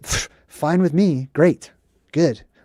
I'm for that. Angel Wings is in the chat and says, JayDreamerZ, we technically never die already. Just our vessels. Just do our soul never actually dies. It just finds a new body. I tend to agree with you too. That's a good comment. And a good thing to mention is that the me that gives power to this vessel, these hands and this face and all of that. I am not that. If I cut off one of my fingers, I'm still here. If I cut off my arm, I'm still here. If you cut off my arms and my legs, I'm still here, right? It is the energy, and it is a transferring of energy. That's all energy ever does, is transfer. There is really ultimately no such thing as death. In the world that we live in today, we say death, but it's a transfer from one vessel to another. It's a soul transfer. That's what we call death. Okay. You vacate these premises. Oh, that's funny. You vacate these premises and you go find a new home or a new car, whatever, that we call a body. Okay. So good. I love that you point that out, because I've been talking about death and a time of no death. That's under the precept that death exists. And I'm just talking about death as we're used to it in these days. I don't ultimately believe in death whatsoever. However, I would like to just keep this body that I have. Some of you might not want to. I can relate with that. And some of you may leave this world. Some of you will get sucked up into the sky and whoosh, go be in a different place. And then the fifth angel sounded. I saw a star fall from the heavens to the earth, and to him was given the key to the bottomless pit. He opened the bottomless pit, and smoke arose up out of the pit like the smoke of a great furnace. And so the sun and the air were darkened because of the smoke from the pit. Then out of the smoke locusts came upon the earth, and to them was given power, as the scorpions of the earth have power. They were commanded not to harm the grass of the earth, nor any green thing, or any tree, but only those who did not have the seal of God on their foreheads. They were not given authority to kill them, but to torment them. For 5 months, their torment was like the torment of a scorpion when it strikes a man. And in those days, men will seek death, and they will not find it. They will desire to die, but death will flee from them. Now, the shape of the locust was like horses prepared for battle. On their heads were crowns of something like gold, and their faces were like the faces of men. They had women's hair. Their teeth were like lion's teeth. They had breastplates like breastplates of iron, and the sound of their wings was like chariots with horses running into battle. They had tails like scorpions, and their sting was in their tails. Their power was to hurt men for 5 months. And they had as king over them the angel of the bottomless pit, whose name in Hebrew is Abaddon. But in Greek, he has the name Apollyon. That is one woe that will be past. But behold, still 2 more woes are coming after these things. And these things will come. That right there is from Revelation in the Bible. It's called the fifth trumpet, the locusts from the bottomless pit, and it's in chapter 9. What's up, everyone? I'm JayDreamerZ, and today, welcome to Plasma Apocalypse, or Apocalypse 101. What's up? I see everybody in the chat. Hello, Ryan Duff. Good to see you. Stuart Rogers. Hello. Hello, everybody.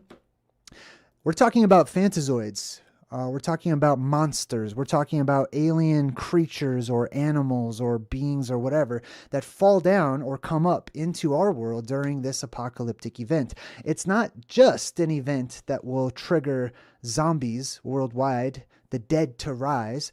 It's not just an event that will have worldwide depressurization. It's not just a tempest. It's not just worldwide earthquakes, but monsters as well. Now, that excites people like me. I love monsters. I'm not every monster looks like this guy. Not every monster is a hunter like this one. We'll talk about those guys. Not everyone is to be feared, but we tend to fear the unknown, which is why I talk about them. This is why I like to bring to light my research, my experiences, and my studies about these creatures, these otherworldly space animals, or whatever you'd like to call them. Ultimately, they're aliens of some kind. And that was them being described in the Bible and the book of Revelation, where it talks about a bottomless pit. Our world has a bottomless pit to it. It's got a pit. It's got an opening that goes that continuously goes down all the way to the inside. There are many stories, many accounts, many records of people who have ventured forth and gone into this bottomless pit or great cave. It's got different descriptors to it. The phantazoids are those creatures that are being kept down under or inside of our world and being kept up out of our world at the moment. Just like we are being kept inside of our world at the moment. There's one time, according to my studies, that we can leave. There's always exceptions, but there's one main time when we can get out of here and when they can arrive, when they can come into our world. And they do by the thousands. They'll be everywhere. So let's talk about these phantazoids. What exactly is a phantazoid? Basically, a phantazoid, in my own words, is a fractalverse traveler, one who leaves their reality, one who leaves their realm, and enters into another, where they typically would be considered aliens, where they don't belong, a place that they don't call home. I like to think of it as those creatures that descend down from the macrocosm. They enter into our normal environment. For us, it's normal. But typically, they're gigantic because they come from out there, from space, from the heavens, where all these creatures that have ever come down from above are usually described as gigantic beings, gigantic creatures, gigantic animals. The same thing can be said for those creatures that come up from within the earth itself. Now, we read from the Bible. Let me read a prophecy. This is a Catholic prophecy by Blessed Anna Maria Taigi, or Taigi. She lived from 1769 to 1837, and I quote, "There shall come over the whole earth an intense darkness lasting 3 days and 3 nights. Nothing can be seen, and the air will be laden with pestilence, which will claim men mainly, but not only, the enemies of religion. It will be impossible to use any man-made lighting during this darkness except blessed candles. He who out of curiosity opens his window to look out or leaves his home will fall dead on the spot. During these 3 days, people should remain in their homes and pray the rosary and beg God for mercy.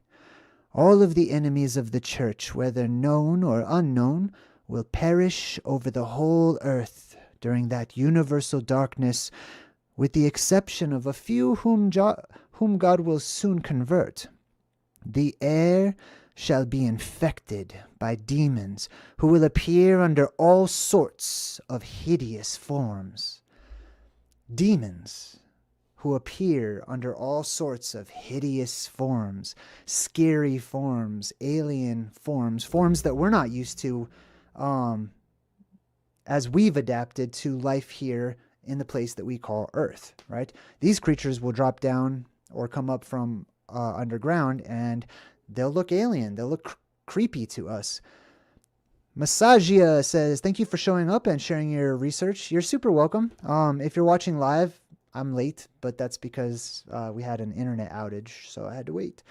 Anyhow, we're talking about phantazoids, and this is Apocalypse 101. So I want to give and sort of revisit the basics of what is a phantazoid.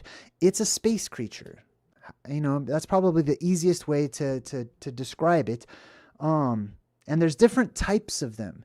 It doesn't have to be space, though. It can come up from within the earth itself, like we talked about, and like the Bible talks about, right? These are otherworldly creatures that leave their place where they belong, where they are used to, where they call home. Angel Lovebud, check you out. Good to see you. They leave their places where they call home, and they basically fall into this world, or they come up out of this world. The barriers are gone. Those electromagnetic barriers that are up and running and protect our world from monsters and plasma and all kinds of dangers, or perceived dangers, those barriers go down above and below, or within. They go down during the neutral point of the plasma apocalypse. When those barriers go down, and whenever those physical barriers are opened up, you could say that a portal or a doorway has been opened, and those creatures are now allowed to drop on in. I don't know, perhaps there are those creatures like ourselves who may be bipedal in nature, and we would typically just call them aliens from other worlds or whatever. And perhaps they purposefully planned to arrive during this window of opportunity that they have. But then there are those who may just be innocent bystanders, and they live outside of our world, or just under the ground that we walk on, however far down. And it may be that they, just as many things within our world get sucked out, they might get sucked in or fall in or float down or whatever it may be. The conditions exist, or seem to exist, based on my life's research and studies and experience and whatnot. Conditions become those that encourage the swarming of these alien creatures into our world, right? And they do. And the thing is it happens during the apocalypse. So there's lots of human deaths all over the place. Depending on the severity of the apocalypse, there's a lot of deaths that happen during that time. And then you have this influx of monsters, and the entire reality of our world and our existence becomes something that we can only relate to in movies and books and stories, myths, legends, old wives' tales, things that we've heard, things that we never really believed in or gave much credence to. And then those survivors, those remaining few, they start passing along through stories these tales of these fantastic beasts that once roamed about. Now let me check my notes real quick, because I actually have I have notes on this that I wanted to kind of hit certain points here. All right, so Phantazoids, basically, they come into our world. Does that mean because they're alien that we should shoot our guns at them and kill them all? No, I'm not going to, right? I believe that there are different types of Phantazoids. There's different types of animals, right? That doesn't mean I'm going to kill every animal I see just because it's not human, right? So there's good ones, there's really bad ones, and then there's everywhere in between, I believe. But there's different types and different classes. I've labeled them on my website under the Phantazoid webpage. Let's see. We're going to talk about, we talked about what is a Phantazoid. It's a fractal verse traveler. It's an invader, basically. Either purposefully or accidentally. It doesn't matter. What else? Oh, I want to talk about real quick. I like this concept that the ancient knights of old, when you see them wearing this fully metal armor and stuff, these knights of old could not have used that armor to fight other human beings. Like, it would not be practical. They would easily die because it's so difficult to move. It's so difficult to see. The only way that I see that it's practical is if these knights and these revered hunters of old, these special forces were sent out on missions to fight the monsters. They were the monster squad. They were the monster brigade. That their entire little section was created specifically to go hunt these things down, to get rid of them, because they were seen as aliens. They were seen as a nuisance, and sometimes for good reason too. And you got to think, these creatures come up from within the earth, or they fall down from above, and they're out of their element. They're probably, I'm assuming, would be just as shocked as the rest of us, just as freaked out, just as on guard, defensive, hungry, right? They're in complete survival mode in some brand new place they've never been before or seen before. And like I said, there's different types of them too. So I think that the ancient samurai and these other special forces that wore this really tough kind of heavy, super heavy armor, usually and typically metallic. I think there's a reason for the metallic as well. I think it acts as a sort of Faraday cage and protection from electricity, because it's very possible that these creatures have an electric charge, because they may come from an environment that is more electrically charged. So they themselves might carry an electric charge, just like the electric eel, right, that we have swimming around in our waters. And there's a few other animals that carry electric charges as well, but that's just a really good example of one. Wild Heart. Hey, what's up? Wild Heart's in the chat and says greetings. Eric Red also says, oh my God, Jay, you know about the Worm Knights? Yes, I have heard about the Worm Knights. I think that the Knights were probably more likely fighting worms, like giant worms. But yeah, I've heard that theory that like the Knights get up or whatever was an exoskeletal suit for like a tiny creature that lives inside of it. Totally could be. Totally could be. However, I lean more towards that they were possibly created to fight monsters. Like it just makes more sense to me. Not discrediting the little worm theory that the worm is inside of all that and it has this robotic suit or whatever. I like that theory. Anyway, where was I? Hey, check you out, Amanda P. Thank you. Super appreciate you. All right, back to my notes. If I could find them.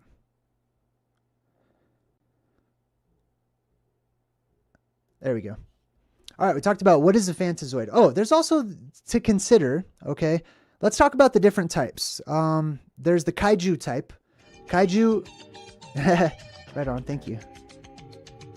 The kaiju type is, a kaiju is a huge monster in fiction, okay? Like a titan-sized monster. Like Godzilla, he's a perfect example of a kaiju. So I call this particular type the kaiju type because they can grow to enormous sizes, okay? And they can drop down, they could look just like huge, titanic, monstrous creatures. Kind of like you see in The Mist, right? Remember at the very end of The Mist? Everyone's wondering what all these monster alien mist creatures look like, and at the end they show you some huge ones where like you can only see their feet like walking between the cars and stuff. Like that would be a kaiju type phantazoid. And then we have the insectoid race of aliens. That's very popular. That's been around for quite some time. I find it funny that so many people in the alien community, like they tend to pick their favorite version of an alien and kind of stick with it or whatever, like that's all of them or whatnot. But anyways, there is an insectoid race, and even though it sounds ridiculous, it sounds too far out there because we imagine we personify them, we humanize them, right? We take these otherworldly monstrous animal creatures, these alien animal creatures, and we've never seen one, so we typically cartoonify it. We add human attributes. So we'll have like arms and legs, but it's got a big fly head or a locust head or whatever, right? These are just cartoonifications. They're over-exaggerated memories from a time that we have long forgotten in our collective consciousness. But they're there. They're still there, right? So we just have to reverse engineer it to bring it back to the reality, which is they are otherworldly animals that come from other places or creatures, right? The insectoid ones I lean towards being more insect-like instead of animal-like. And here's another interesting theory that I have. It may be that these phantazoids are, in part or in whole, the origin for our Earth life. That perhaps they land here and they adapt depending on where they landed and their environment, and they change over time and they become the giant crab in the ocean or whatever it may be. Anyways, let me move forward here. James Pluta says, Jay, what's the iron tie-in? Myth talk about iron being weakness to these creatures. You hear anything like that? No, not really. I've heard like silver bullets and stuff. I don't know about iron. Here's the deal. They're going to have certain things that they don't like in this new environment. Things that they may be allergic to, things that they may have reactions to because they're not used to them. They have not built up a tolerance for these new chemicals or, for example, sunlight, right? For those phantazoids that enter into this world, whenever the sun makes its appearance, or the focal point in the sky makes its appearance, or reappearance, I should say, they're not used to that bright, direct light that's coming directly from above. They're used to more of an ambient light source. So many of them tend to be photophobic, including, and specifically for an example, the bipeds, the bipedals, the humanoid type aliens, right? They went down in history in our fiction as being vampires. And that's why vampires don't like the, the sunlight or whatever, because they're not from this world. They're not just dead people who came back to life and have to suck blood or whatever. That's all true, but just little pieces of all of that is true. Those are puzzle pieces that have been scattered and people have tried to force them together. Okay, that's how you get cartoonification of real history. Anthropomorphism. Yes, thank you, Lena. Appreciate you. All right, back to my notes. Let's see here. All right, cool. So we talked about how there's this sort of lasting memory of this insect race of aliens that always shows up, whether it be in Star Wars or Star Trek or any of those types of shows. They always include these various types. There are different types, right? Many of those ones that live out there will look very insectoid-like to many of us, right? Because it's the only thing that we can relate that to. Like some giant animal creature that has an exoskeleton and many different arms and stuff like that, we're going to think bug, which is why when we do our Truth in Movies this week, we're going to break down Starship Troopers, because that's a perfect example of the Fantazoid invasion. They show a few different types of Fantazoid, right? They primarily focus on the hunters, but there are different types. So we've got the insectoid types. We've got those that are more like space animals. We would probably consider them to be more animal-like. The humanoid types as well. There's the kaiju, who are huge. There's the worm type. The worm type is just what it sounds like, a gigantic worm. Okay, worms can grow to huge sizes. Imagine out there in the macrocosm or deep within the hollow recesses of the earth itself, right? That's where we get these, we tap into these ideas like the movie Tremors has the graboids, right? Those worms that open up their mouth and there's another mouth inside, just like in Alien right here, right? Many times these Fantazoids have an exoskeletal sort of structure to them. Not always, but there are many, I believe, that have this exoskeletal structure, and they open their mouth and they have an inner mouth or jaw that will grab or latch on to pull their prey in.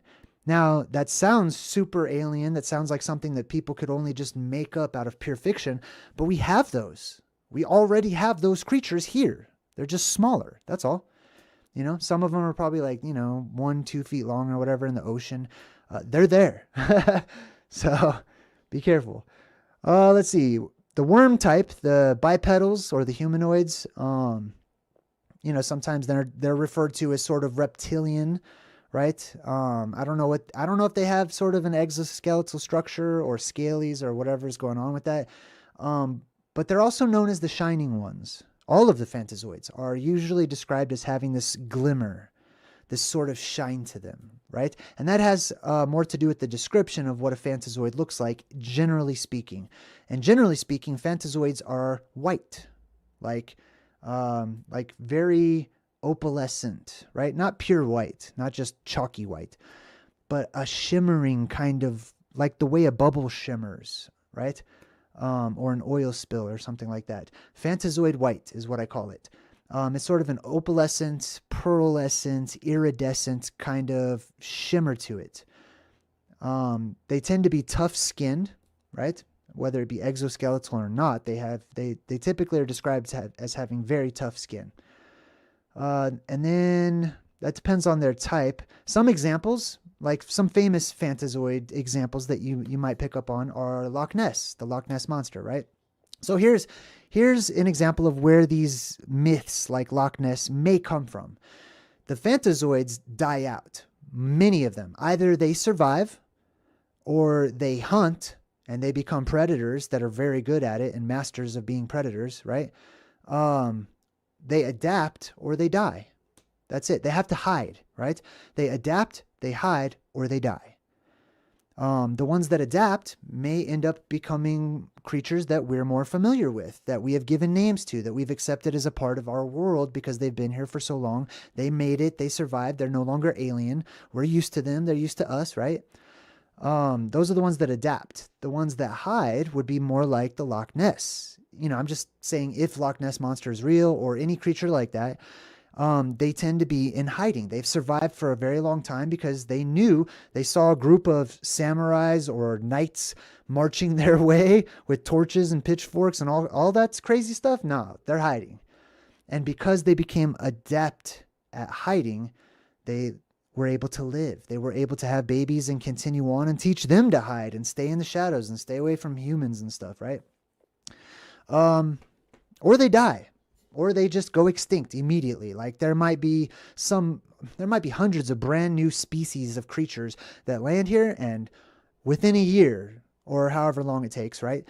Most of them are gone because they could not adapt. They could not survive. They could not hide. They could not learn how to get new food sources or whatever it may be. A lot of them disappear, right? They're out of their element. Let's see. We got T. Vincent in the chat who says, Jay, have you read H.P. Lovecraft? You would love him. I have not actually read his books, but he has his works. Many of his works have come up quite often in my studies, specifically when talking about the plasma, how it's personified coming down from the sky like Cthulhu, right? Or even how Cthulhu himself, just using, the most popular example, has these little minions that break off of him that come down. And yes, I love H.P. Lovecraft, in short. All right, cool. So let me just check the notes here. Description. Phantazoid, we talked about their color. We talked about their skin type. We talked about some examples. The Loch Ness Monster was one. Sea serpents of old, right? And these things were drawn on maps quite often too. Like if an area had a Phantazoid in it, they put that on the map. That became a mission. Like that became like a marker. Like this is where the Phantazoid lives or whatever. I just call them Phantazoid. You could call them cryptid. You can call them aliens. You can call them whatever you like to. But to me, they are sliders from realm to realm. They're those creatures who have adapted to a completely different world, and have now entered into a world that is completely alien to the one that they just left. And they're basically gigantic versions of the microscopic, right? That's what I'm seeing quite often, time and time again. To me, they are the macrocosmic equivalent of our microcosmic organisms, basically. Yeah, let's see. Where was I? Exoskeletal. Examples. Loch Ness, sea serpents, the behemoth from the Bible, right? The Bible goes into a whole chapter in the book of Job. Just maybe actually more than one chapter, I think, is devoted to describing these fantastic beasts. Different types too, right? It's not just like here's one kind. It's like, no, what about this kind, which we're all familiar with? We all know about, like if I said the word dragon, right?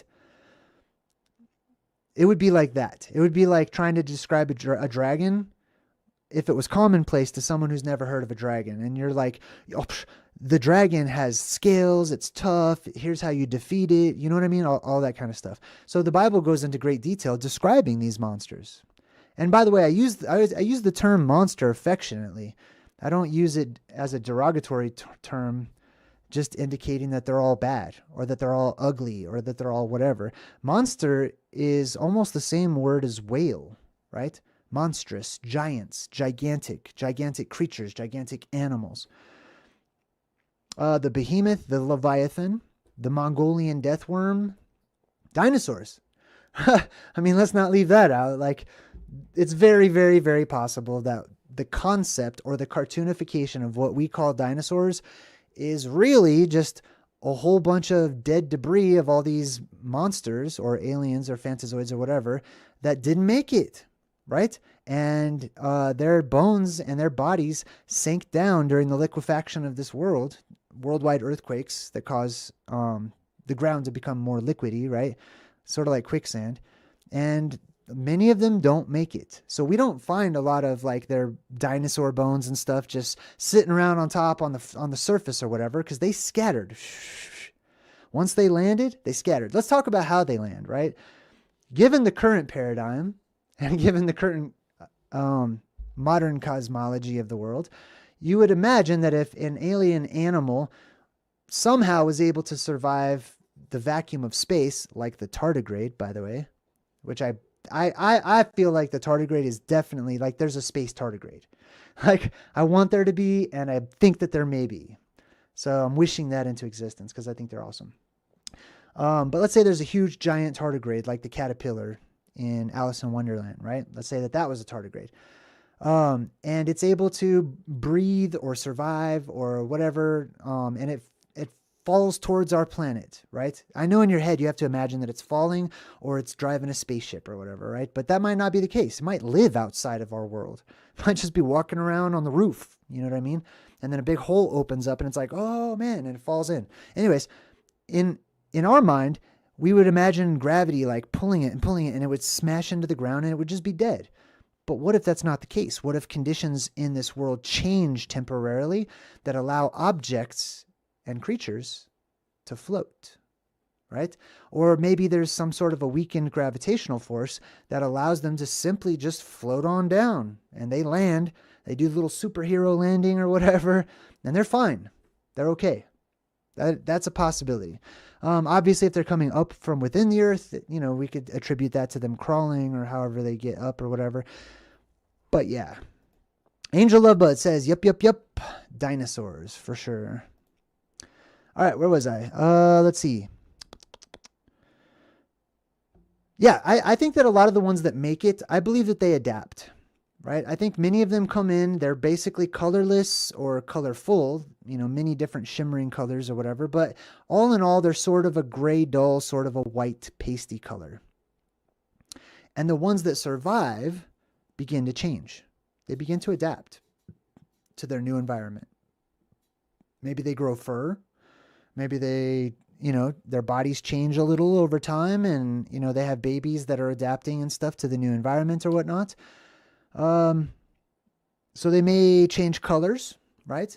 Depending on where they are or whatever, they may change colors. They may grow hair or fur, and they definitely, I believe, start to shrink. Usually, generally, the first generation will be humongous, gigantic, depending on which cataclysm you're in, I think. But as the pressure builds back up in our world and the electromagnetic barrier has gone back up to pressurize our world and keep it contained, everything inside that world becomes pressurized, and that pressure pushes in on all sides. The gravitational force or whatever it is increasing over time, getting stronger and stronger. The pressure increases over time. There's less and less freedom to move about because the population increases. Eric the Dude, what's up, man? Welcome to my channel. They shrink, basically. Okay, these creatures end up shrinking over time, right? Whenever the pressure is relieved and everything, we grow. Humanity, animals, plants, and everything will grow to gigantic proportions. But once the pressure starts to build up again, then things start to get a little smaller and smaller and smaller over time until the pressure is released once more. So yeah, they may change their appearance over time. We talked about the knights and the samurai. Also the TV show The Witcher, or the series The Witcher. I think that's on Netflix maybe. I forgot. But that's what The Witcher is all about. The Witcher is basically like a special class of humanoid or whatever, citizen, I don't know, whatever you want to call him. He's a hunter. He's a monster hunter. He's out there to go find monsters, phantazoids, things that are seen as a nuisance to this world, and kill them. Now, those ones that are not seen as a nuisance are usually, we work with them, I would say, and end up, unfortunately, enslaving many of them, like elephants, right? I mean, look at an elephant, right? Come on, right? I know maybe for many of you, it might be hard to imagine space elephants or whatever, but that's not a far leap for myself. Elephants look to me like freaking aliens. They look alien. They don't look terrestrial or anything. They look weird. Giraffes, all those weird creatures. And I did one about the elephant, actually. I'm going to do another one about rhinoceri, however you want to say it. Probably, I don't know. I might do giraffe. Giraffe is just way out there, man. That's insane. Where was I? Oh, it's talking about The Witcher, right? these elite forces, they go out on these special monster squads to go kill the monsters, to go take care of business, because this is survival mode. Okay. And there's a hunter class. You have to be very careful of the hunter class. So for example, I think that the hunter class is being described in the book of Revelation. I don't think that they are actual locusts, but hey, you know what? They very well could be. They could be. I've seen pictures of locusts that were gigantic, like a foot long, like huge, scary looking gigantic bugs, man. And they can grow to incredible sizes, and it does not take long. Just change the conditions slightly and boom. Life can get real big real quick. Cypher No One says, JayDreamerZ, Love and Monsters is literally about Phantazoids falling out of the sky. They just cover it differently in the movie by saying a meteor mutates them. Yeah, right? I love that movie. That's a really good example of one too. Love and Monsters. But these things have survived our collective subconscious for a long time. All right, anyways, let me I think that was it as far as that goes. Let me just double check. Space animals, basically they're space creatures, space animals, whatever you like to call it. A lot of times they look like this guy right here. This would be like the hunter class. This is what I call like a hellhound or a devil dog. The ones that sort of move about, they have like 4 legs, but they walk on all 4 of them or whatever, but they're hunters, just like in the movies. Of that one from like A Quiet Place or whatever that movie was is a great example of one. And then there's also where's the other examples? In movies, obviously you have the Starship Troopers. That's sort of the hunter class, like when you see those little ones that walk around and they look like bugs or whatever, and they call them bugs in the movie. A Quiet Place has the hunter class featured prominently. Kong Skull Island has all kinds of different ones. They're also in like Star Trek and stuff like that, Star Wars. The movie Tremors, Gremlins.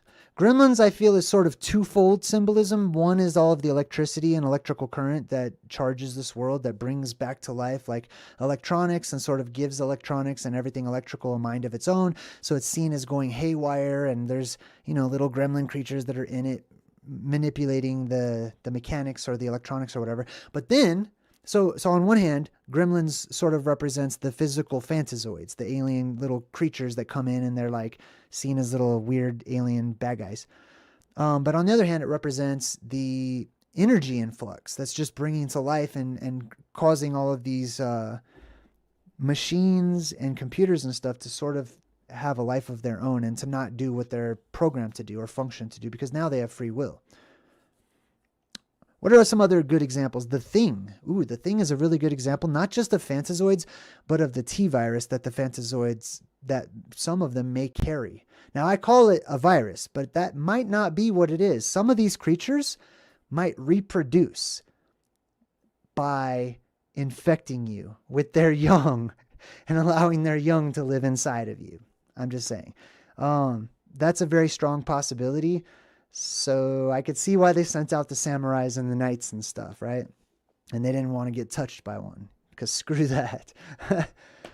What else?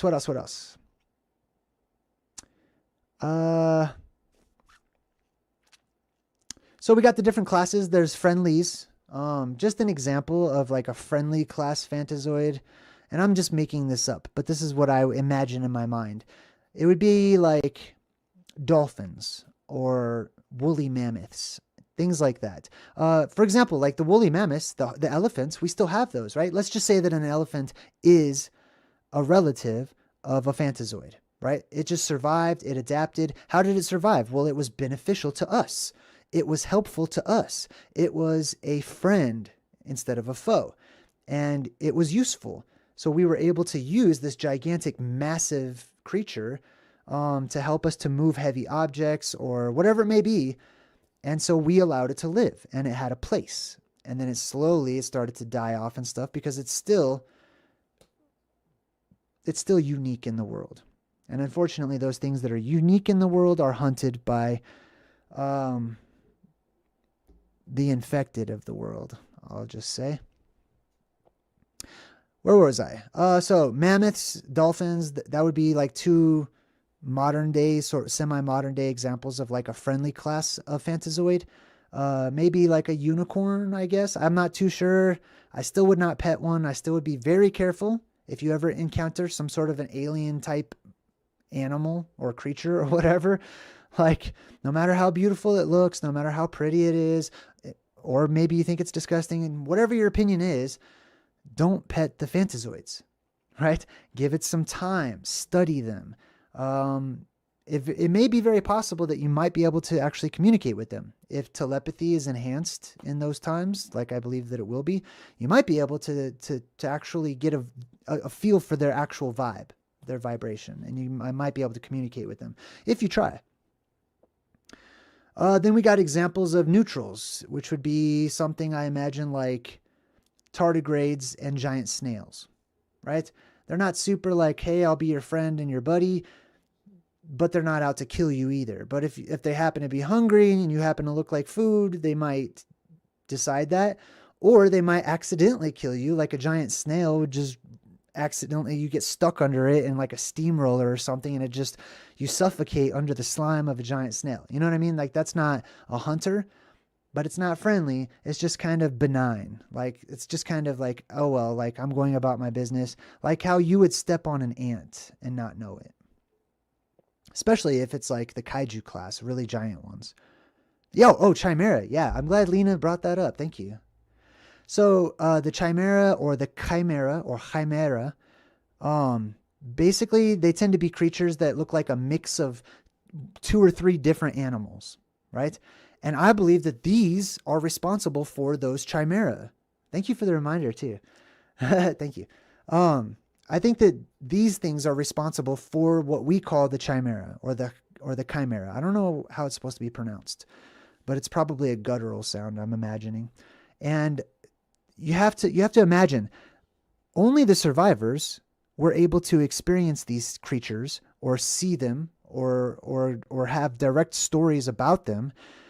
And the survivors only have the knowledge of the prior world.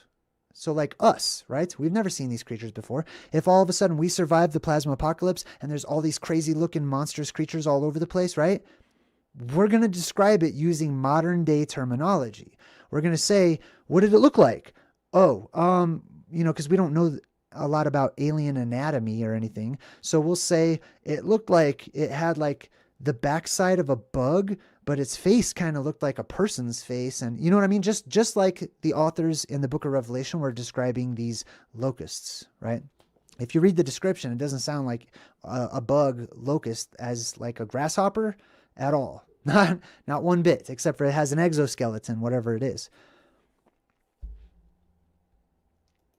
Hood369 says, Phantazoids look like everyday people like Jay.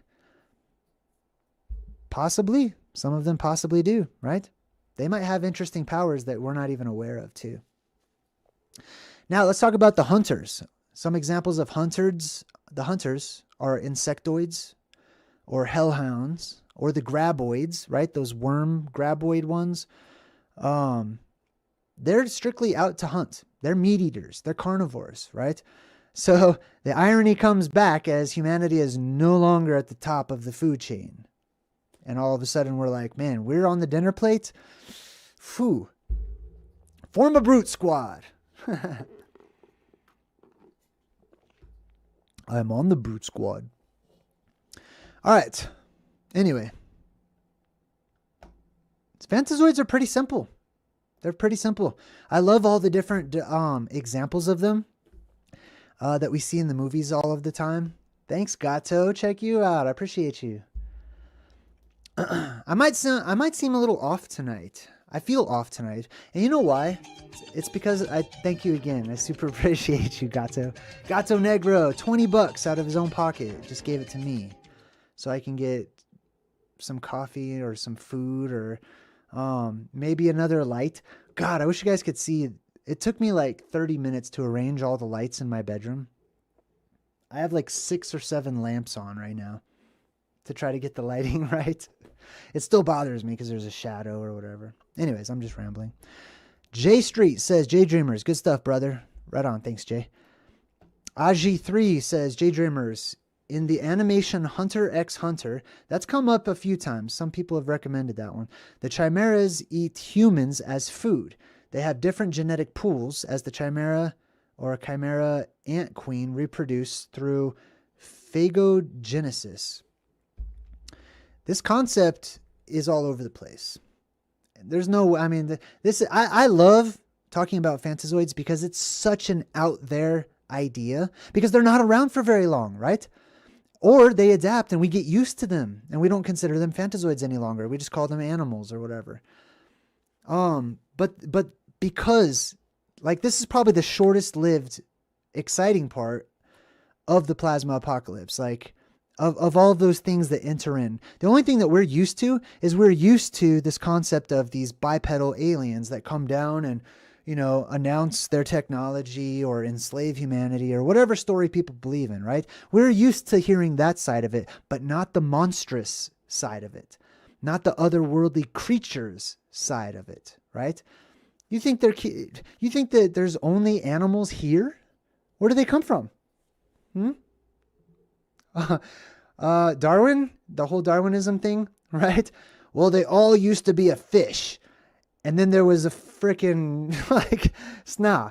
I don't know. But I'm just saying, like, it's highly conceivable for me that many animals, species, started off as being alien to this world. Hey, Val. Oh, that's tight. I like that little sticker. Thank you. Val just gave me $10. Thanks, Val. Lena the Nurse says, major solar flare activity today. Geomagnetic storms, health effects. Okay. Did something blow up? That's what I want to know. Like, tell me something crazy happened, please. I can't wait. I look forward to it. And here's the thing, too. If you're new to my channel, I talk about weird stuff like phantazoids all the time. I love it. I love talking about things that academics can't even begin to wrap their minds around because then they can't debate me. Like, then they can't argue with me. Then they can't say, oh, well, that's ridiculous because it's just ridiculous. You know what I mean? I love it. So yeah, I'm going to talk about phantazoids, aliens, vampires, monsters, werewolves, anything that has to do with what we call fiction and fantasy. Because I tell you what, the world I live in is the most fantastic and most fictitious looking place I ever could have possibly imagined. It's weird. It is a strange and odd place to be.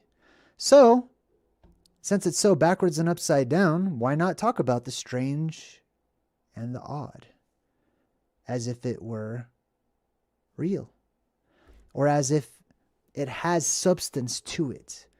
These things have substance to them. Like, right? This right there, that could be a Photoshop picture. But it's based on, it's seeded in truth. Somewhere out there. There's some truth to all of these things that you see. Not just made so that we can go to the movies, have some popcorn, and stare at a screen and not think about anything or improve ourselves whatsoever for 2 hours. We are improving ourselves. We're remembering.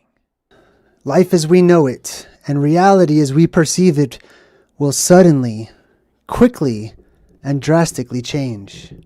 I'm JayDreamerZ. Welcome to my channel. One day, all of this will change. We're used to the world being a particular way. But I've been studying eschatology, which is the study of the end of this world, the end of life as we know it. Not the end of all life, not the earth exploding into a million pieces or the universe winking out in a blink of an eye and not existing. I'm talking about a cyclical cataclysm that happens to this world, just as the weather, all of the time. And one day, all of the age of the gods and the things that we take for granted will all disappear. There won't be electricity in the form that we know it. There won't be technology in the ways that we're used to it. The world will drastically become a completely different place as one day the lights all turn out. The sun goes dark. Electricity everywhere stops working. Magnets fall from fridges. People panic. They grasp just to hold on to something. One day, that force which keeps us to the ground dissipates and weakens and lets go, and things start to float. And one day you'll float too. One day the stars will fall from the skies, leaving magenta trails as it looks like they hit the earth. All on this one day, strange otherworldly creatures will enter into ours, alien to us, coming from above and below. One day we might see rockets blasting off as the elite of the world take their moment and use this chance to finally get the escape that they've warned us of and complained about for so long, to regain and to extend their immortality and their lives. To leave the dark world, the black world, the covered world, the world that is veiled, before one day when the sky turns red. Why is that? What happens when the sky turns red? That's what we're going to talk about today. That's part of the plasma apocalypse. So we live under a blue sky right now. At least that's what we would say in this world. Thanks for all of your patience and support and kind words too. Just want to say thanks. We live under the blue sky as of right now. We couldn't perceive of it being any other way, or any other color for that matter. But ancient records indicate otherwise, that the sky was not always blue. We're going to talk about that. And we're going to talk about the color that it changes to. It flips every other apocalyptic cycle from a blue sky like we have now to a red sky. Can you guys still hear me? Thanks. Super appreciate it. So, our sky will turn red. First, everything will go black. There won't be any light whatsoever. You hit a neutral point. Even with the colors, even with everything hits a neutral point. And then it flips around and it does the opposite. It goes into reverse because everything is spiraling into like a toroidal type energy all over the place with waves and whatnot. The energy's everywhere. So anyway, the sky flips and it changes over. The light that's coming down at our world right now will go into flux. I'll show you some examples of that here in a bit. It'll go out into flux. It'll scatter about. It'll go all which ways. And then it'll reverse and go upwards.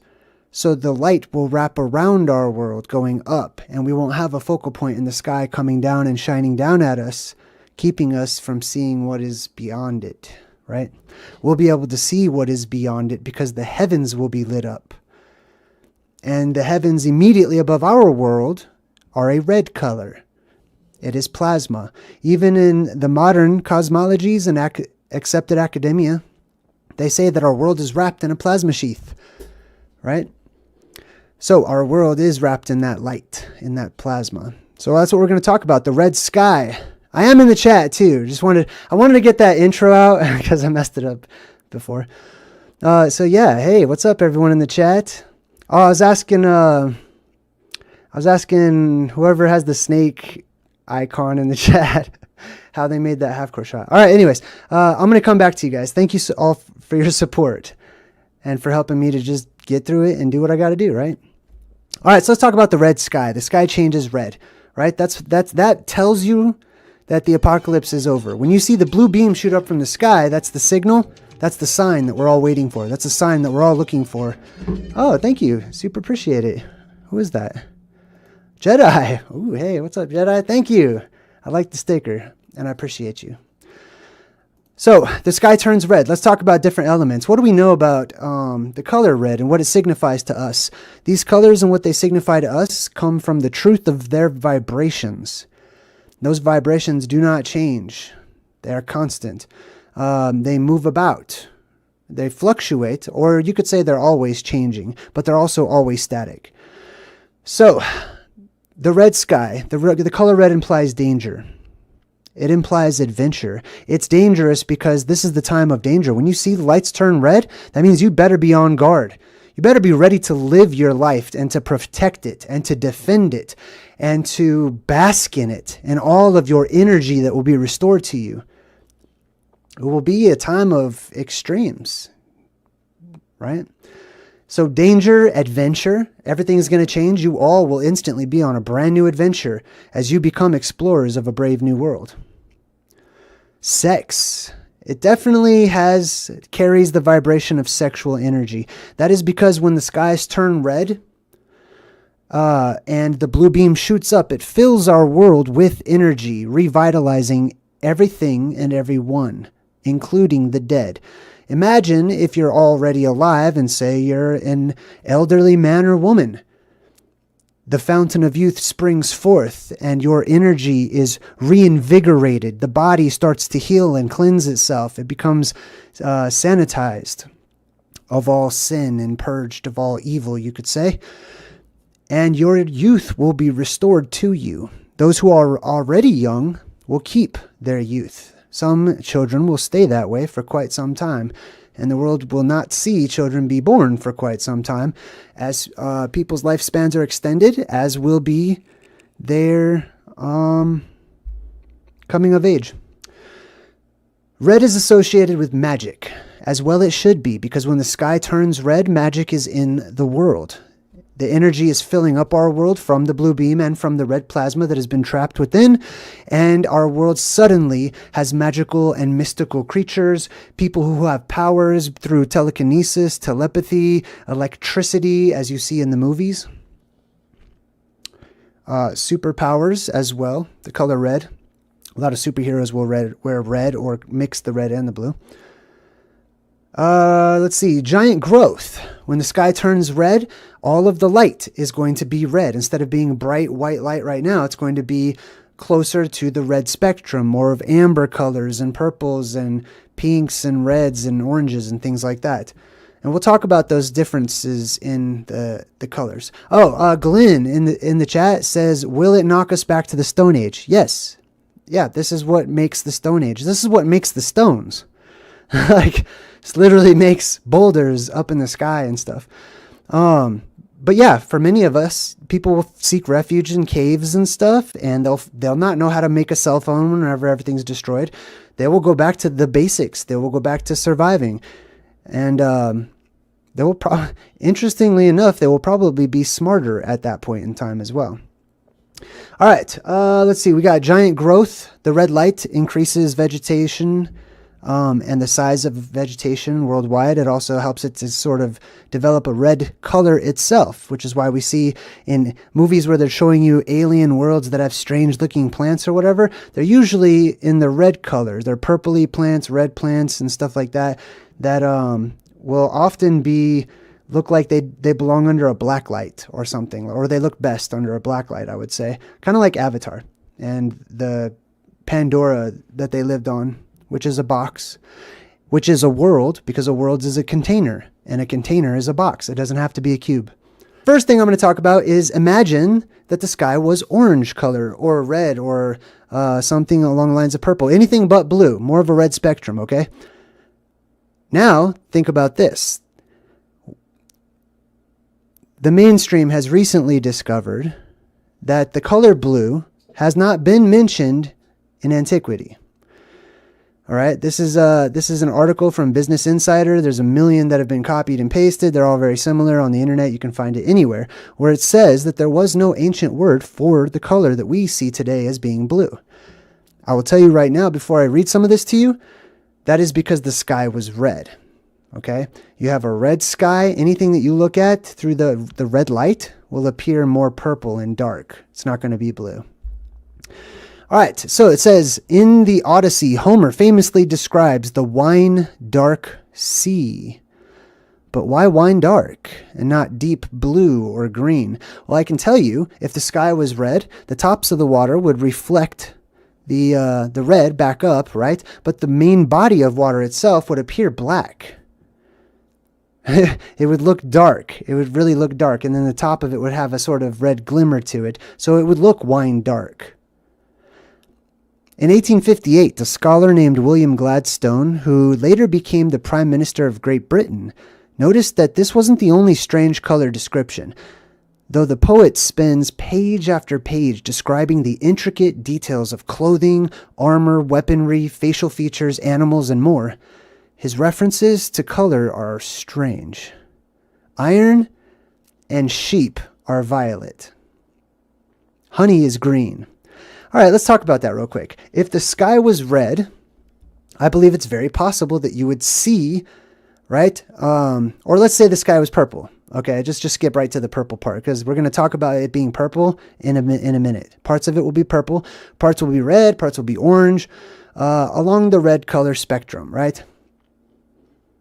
So if the sky was purple or gave off a purplish sort of black light color, those things that normally would be white to us would turn blue or purple under that color, right? So sheep with their white fluff are going to look violet, just like he says there, right?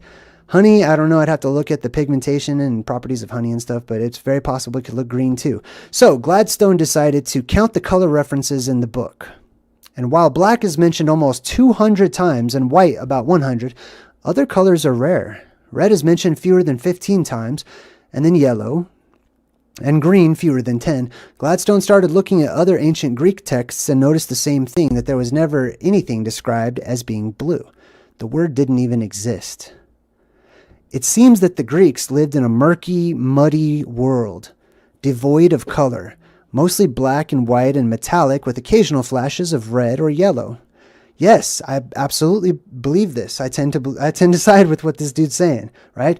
That the Greeks, meaning everyone in that world at that time, during the Greek time or whatever, did go through this. Now, there may be different groups of people at different times called Greek or calling themselves Greeks or whatever, right? So that's a whole different conversation. But I do believe that there was a time when the world became muddy through liquefaction and worldwide earthquakes, devoid of much color because it's just boom, shining down red from everywhere, painting everything red, essentially.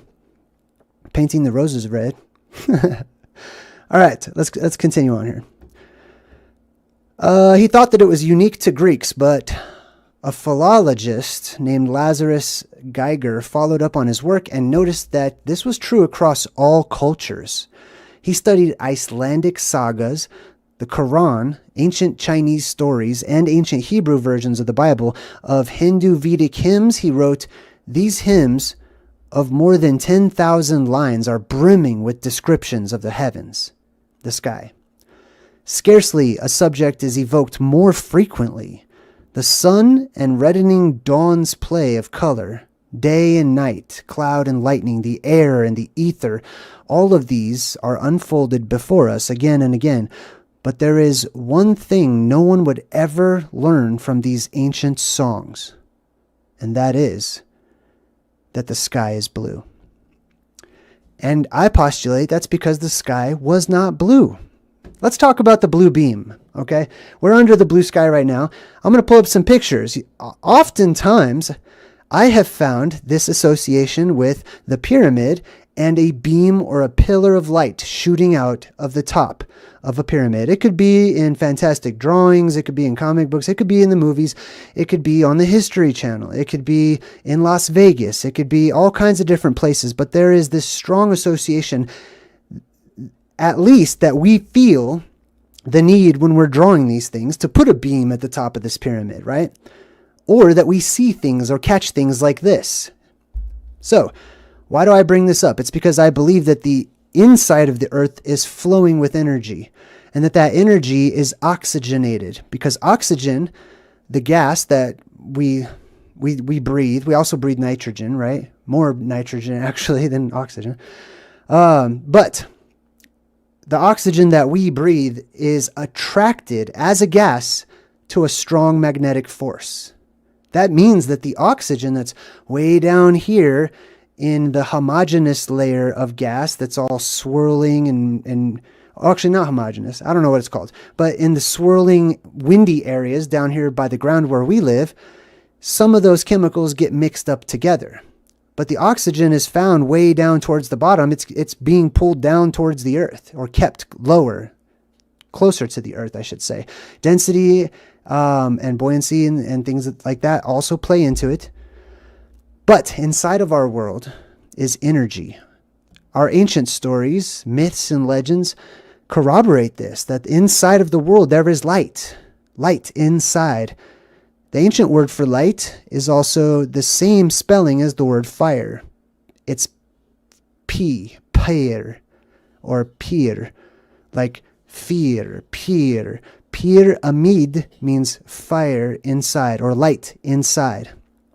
Now, usually it's an unfinished pyramid, right? Isn't that usually the case? An unfinished pyramid with a light at the top? The unfinished pyramid represents a volcano. Simply put, right?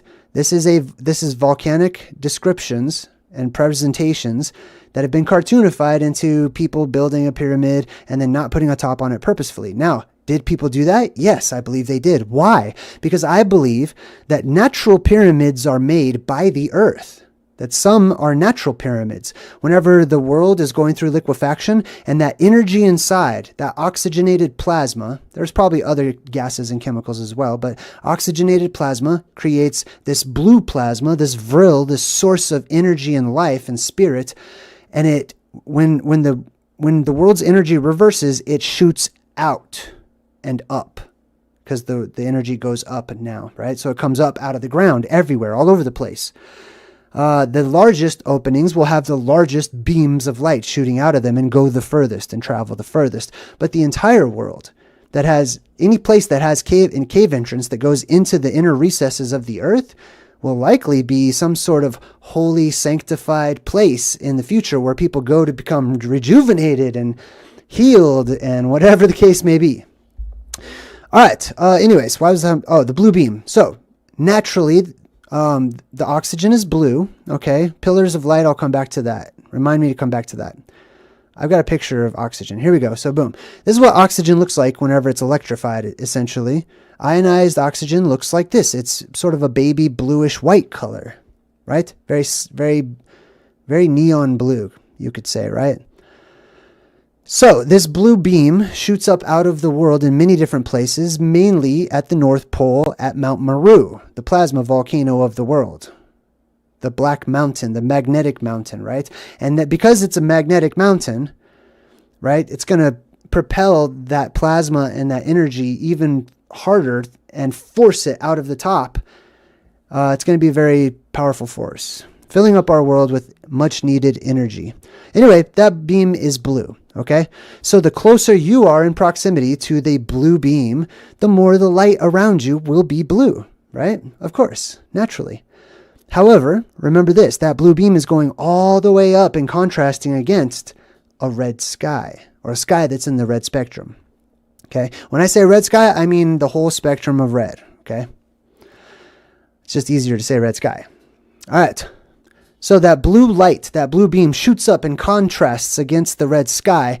And then whenever it goes to the very top, I believe that there is an opening in the inner firmament. We'll use that word, okay? There's a hole already there. And then there's a secondary firmament above that one, rendering the hole in the first one sort of invisible through trickery of light and shadows and stuff. Anyway, that first hole is known as Rahu. It's the invisible circle or planet or body or whatever that's out there. Basically, it's manipulating the light that's entering into our world because of that circular hole at the very top. Anyway, this blue beam shoots up and it will hit the new magnetic barrier, electromagnetic barrier that reinstitutes itself around our world after the neutral point where it dissipates and goes away or goes into flux. It will, boom, come right back all of a sudden, trapping the blue beam plasma inside to fill up our world. It's going to hit that electromagnetic area and it's going to branch out towards the top, right?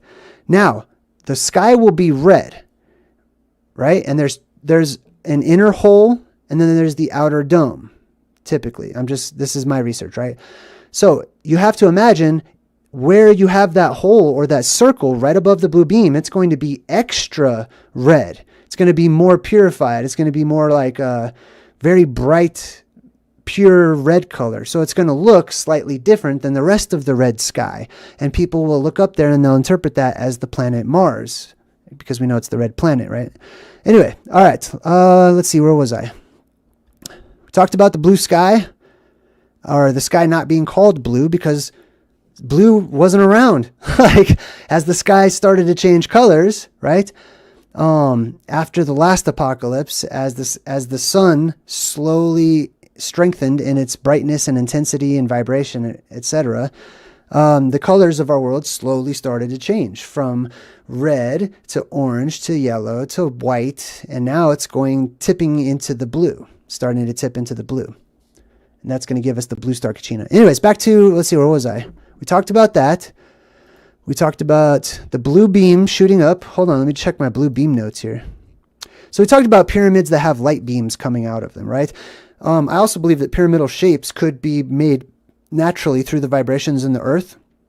And I believe that many of these pyramids that we have built that are man-made are not tombs or anything like that. I mean, they could serve as a symbolic tomb, but basically they're amplifiers on top of a pre-existing cave system that reaches down into the inner recesses of the earth. And it may be used to manipulate that energy that comes out of it. I don't know how. I'm just saying that's an idea to throw out there, right? And then it may be that the earth itself creates this shape. If you have a muddy liquefied earth and all this plasma ejecting out of it or whatever, it's going to vibrate it, it's going to shake it, and it's going to shape it as the electromagnetics coming up and out of it vibrate to a certain frequency. It will shape it in turn to whatever frequency that is. Okay, let's see what else. Talked about pyramids with light coming out of them. That also you may see that up there above you too, because as above, so below, right? Let's see. Oh, duh. We got to talk about the rusty orange. I didn't even get into that. Hold on. Let me jump back to the orange, because I forgot to really go into detail about the orange. Why would the sky be orange? Well, orange is red mixed with like yellow, and then we get more of a rusty brownish orange if it has green in it as well. Here's a bunch of pillar of light examples. I'll come back to those. I want to talk about how the sky itself could turn orange.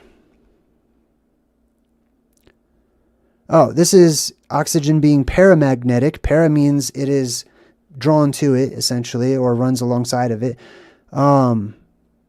And then diamagnetic means it's repulsed by a magnet. And oxygen is attracted to a magnet. All right, we talked about... Oh, this article is really interesting. I was going to use it for an example for the blue plasma, but also... No, I don't accept the cookies. I don't want that. Anyways, it says that cold oxygen plasma is efficient against viruses, right? They're figuring out that this cold plasma, which is non-thermal, which means that you can touch it and it won't burn you. Typically, right? You can stick your hand in it. You could be wrapped in fire, the fire of this cold plasma, and you wouldn't feel a thing except rejuvenated. Hey, thank you, Chuck and Chambers. Super appreciate you. All right, cool. Let's see. Where was I? All right, we're going to skip past that. Hydrogen, okay. Oh, here we go. Sodium chloride. Okay, sweet. So, switch gears for just a second. We're going to build a bridge over to the color orange and why the post-apocalyptic movies would show orange all over the place, right? So, does the ocean have sodium chloride? Interesting question. Shifting gears real quick. Seawater is water from the sea or ocean. Oh, wow. Imagine that. On average, seawater in the world's ocean has a salinity of 3.5% or 35 parts per thousand. This means that for every 1 liter of seawater, there's 35 grams of salts, mostly, but not entirely, sodium chloride dissolved in it. Now, this is what we're doing. We're becoming chemists or alchemists, right? We're discovering the chemistry involved in the creation or the al or the mighty leader, right? The god. So we have ingredients. Let's think about that. We've already got one ingredient. We talked about the oxygenized blue beam. So we have an influx of oxygen. Boom. We can set that in front of us on our little alchemical wizard stand or sorceress or whatever you prefer. Boom. You can put your oxygen up there. You've got one of the chemical elements in the creation of our world or in the recreation of our world. Okay. Oxygen, blue beam. There it is. Pow. Now we've got another one. Sodium chloride. Oh, interesting. We could put that one up on our little imaginary shelf. We've got oxygen. We've got sodium chloride. I wonder what happens when we start mixing them together, right? Because inevitably they will mix together. So let's take a closer look at sodium chloride real quick, because I want to talk to you about chlorine. This interests me because I like some of the songs by 21 Pilots, and the song that they have says, sipping on straight chlorine. And I'm like, what the... this has to be esoteric, so I'm looking into it, right, and chlorine and stuff. Most chlorine is manufactured electrolytically by the diaphragm, membrane, or mercury cell process. In each process, a salt solution, or sodium chloride, is electrolyzed by the action of direct current. This means it gets shocked, okay? Which converts chloride ions to elemental chlorine. So let me break this down into layman's terms. All this is saying is that when the ocean's full of chloride, sodium chloride, when the oceans get float up into the sky and the winds of the tempest push them up higher into the sky, closer to where those main trunks of powerful plasma are reaching down into this world from the plasmasphere around us, it means that a few things are going to happen. There's going to be an alchemical wedding in the sky. There's going to be conception. There's going to be mixing of all sorts between the god and goddess of the heavens and the earth.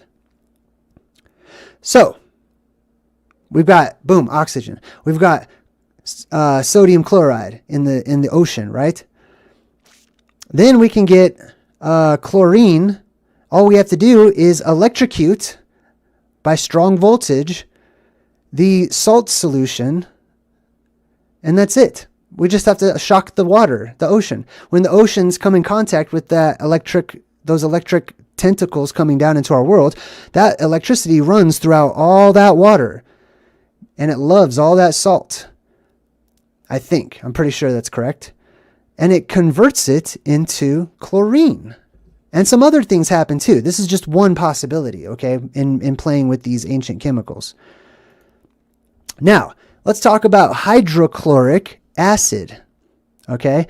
I have always thought that this concept of holy water was intriguing and that there's something real to holy water.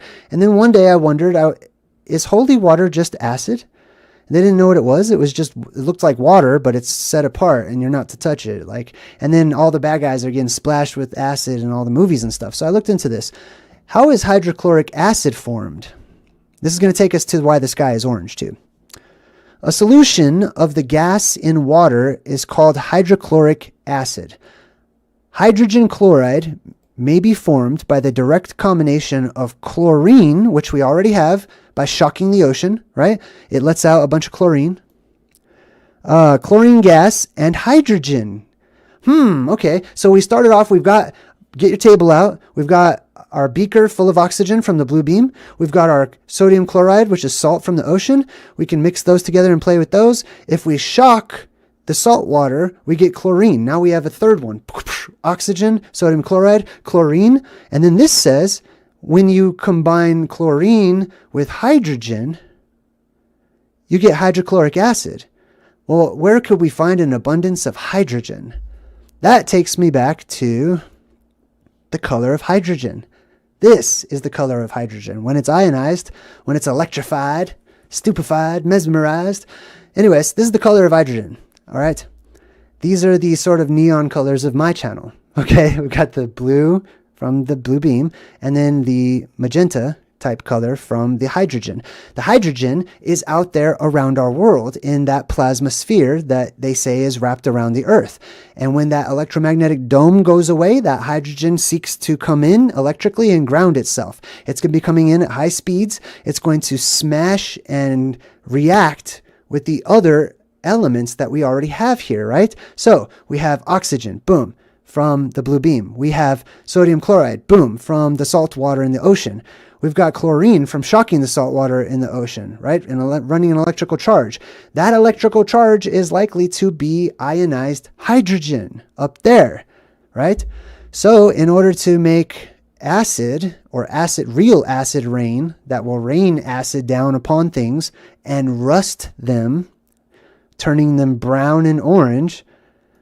That's all we need, right? And then, of course, not only will it just be rain and whatnot too, but you'll see the different colors up there lighting up in the sky in different ways, you know, because there'll be different fluxes happening until everything settles down. But in different parts of the world, the sky and the terrain will be brownish, orangish, kind of a rust color, right? Let me check my notes. I've got rusty orange post-apocalypse color equals the electric charge in the floating ocean water running through the sodium chloride or the salt, releasing chlorine gas, which, by the way, let's check that out. Let's see what chlorine gas looks like. Do I have a picture? Oh, yeah, here we go. I call this Joker gas, okay? Every single time I like Batman, I mean, I don't really like Batman. I like the Joker, actually. Every time the Joker has this sort of gas that he uses, it's always this yellowish, greenish color, and that's the exact same color of this chloride, of this gas, or chlorine, sorry, this chlorine gas, right? So chlorine in its gaseous form is this yellowish green Joker color, Joker gas. And it creates these clouds. These clouds, there will be different colors of clouds floating around in our world. It'll look very pretty, but it will be very dangerous, okay? That's why a gas mask, probably a good idea. Anyway, and this is until everything settles down. You know what I mean? Pretty soon everything will find its place and stuff, but at first it will all be little pockets of chaos all over the place with these different clouds. All right, so the chlorine gas is released. It's a greenish yellow Joker color. Clouds of chlorine gas, which contrast against the red sky to create rusty colors, and possibly raining down hydrochloric acid, which turns everything into rust, basically. It's true acid rain. It will be holy water. Different types of acids can be produced by this alchemical wedding in the sky as well. Okay, I'm just going a particular path. You'll end up adding more beakers to your imaginary table as we go along. Last one we put up there was hydrogen, right? From the hydrogen plasma that wraps around our world, that magenta color. The color blue is not mentioned. We talked about that. All right, let me just double check, make sure we're covering everything. Hey, Dean, thanks. That was kind. I appreciate you. Dean says I'm interesting. MKuba7877 says, Jay has 337 watching live. I think that's the most people I've seen. He gets more people watching each time. I am honored. Thank you for visiting, and thank you for sharing your time with me. All right, let's move forward. And we did that one. We talked about those. Oh, pillars of light examples, okay? Then we'll talk about the purple dawn, which is going to be really fun. Let me get rid of that comment real quick. Thanks again. Okay, cool. All right, so pillars of light. Anyways, I got distracted. This is in tvtropes.org. If you type it in, you'll get pillars of light. This is like a catalog of every single time that pillars of light have made their appearances across everything that's known, whether it be fiction or history or whatever. I'm going to show you this. This is a very interesting and useful place to check out. It's called TV Tropes, right? So this says, when an event of great celestial, magical, or ultra-tech power occurs, it's often heralded or preceded by a beam of light, usually blue or white. That's their words. That shoots straight up into the sky from ground zero. In our world, ground zero is the North Pole. Often evaporating whatever clouds are unfortunate enough to be in its path.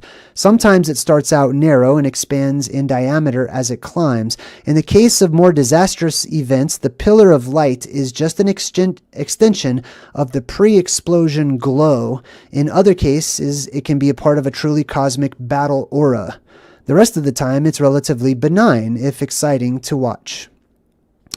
It should be noted that the pillar of light usually travels upwards. A pillar of light that comes down, more often than not, is a killsat, which tends to be far less benign. All right, anyways, this is some group of people saw this symbolism in our world occurring so much that they decided to compile all of the instances. This is called comparative mythology, regardless of if it comes from fiction or not. So check this out. These are all the examples of open and close. Open and close all folders. From anime and manga, right? There are blue beam examples in all of these various anime and mangas. They all have some kind of a blue beam to them. There's a lot. I'm not going to even read any of them. Comic books. Really, there's one comic book? Okay, whatever. I'm sure it's got to be more. In fan works, many different mentions. In animation, many different mentions. In live action films, a whole bunch of mentions. Different places that you see the blue beam shooting up.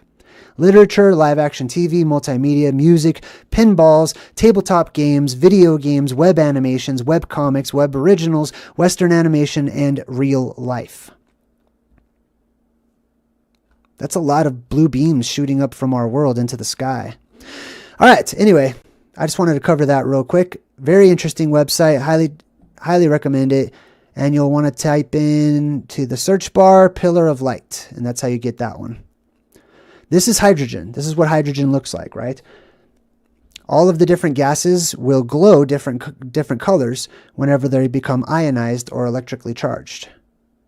This is what hydrogen will look like. That's the color out of space. That's the color that comes down from space.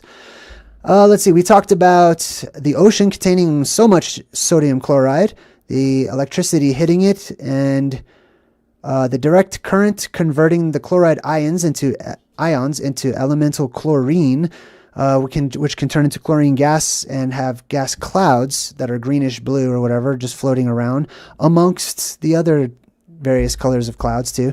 And the invisible cloud. I'm going to talk about the invisible cloud too. That one's kind of dangerous and also kind of fun. Hydrochloric acid is taking that chlorine that has just been made and adding hydrogen to it. Simple enough. Here's some examples of the chlorine gas. Oh, also the effect of chlorine gas, right? This reminded me of what happens in the 3 days of darkness. I never understood this in the Bible, but it says that not only were the people like just in darkness, but they seemed to be in pain in the Bible when it talks about in the book of Exodus where the Hebrews had not been released from Egypt yet. And so they went through the 10 plagues, or the Pharaoh's land was put through the 10 plagues, right? And basically they suffered the plasma apocalypse. The lights went out, and during this darkness, this thick darkness, as it's described, it says that the people developed boils on their skin and that they were in pain, crying out. Now check this out, right? The effect of chlorine gas: blurred vision, burning pain, redness, and blisters on the skin if exposed to gas. This could be something similar to like the Spirit of the Lord creeping throughout the neighborhoods and stuff. All of these little pockets of different types of gas and the effects that they're having on the local populace. And then people write the stories down. Here's what happened to us. Oh, you guys started laughing and couldn't stop? That's weird. We all died. And share their stories with each other or whatever. All right.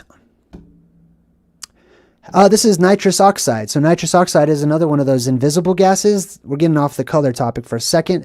But since I'm talking about these different clouds that will develop immediately after and during the plasma apocalypse, you might as well be aware of the nitrous oxide clouds. Nitric oxide is formed from nitrogen and oxygen by the action of electric sparks. Well, guess what? You got your table up there?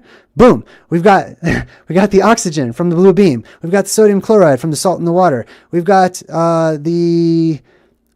anyways, there's ammonia, there's acid, there's all kinds of crazy stuff on this table that we have so far just from the natural elements that we've already have in play.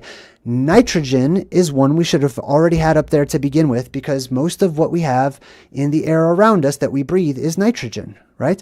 So the nitrogen will react to the blue beam or the oxygen that it's coming in contact with, and it's also going to react to the red hydrogenated plasma that comes into our world.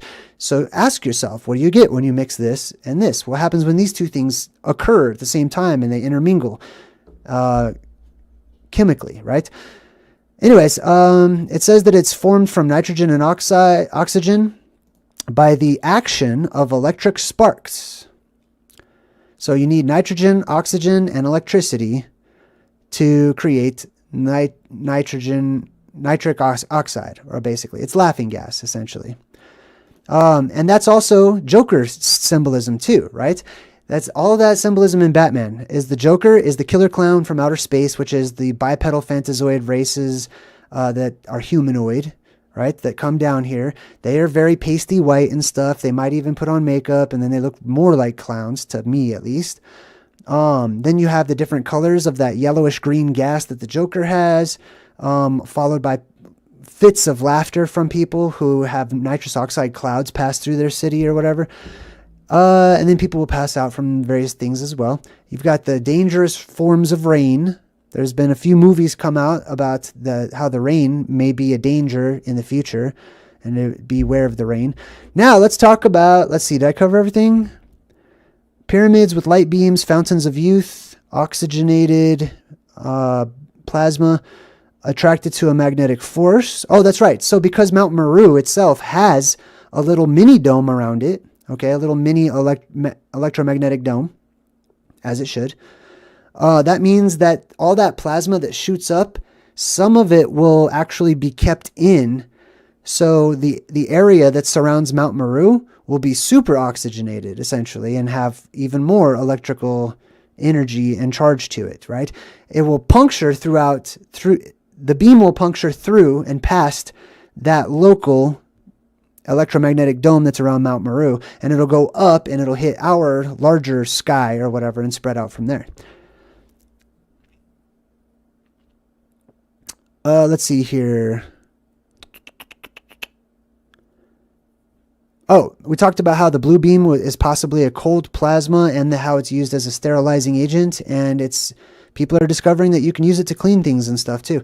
All right, let's talk about purple, okay? Now, I started getting more into cosmic horror or cosmic eschatology, or the study of how the world comes to an end cyclically, and it has something to do with the cosmos, okay? Our place in the greater scheme of things, and those cycles that exist out there and how they affect us inside.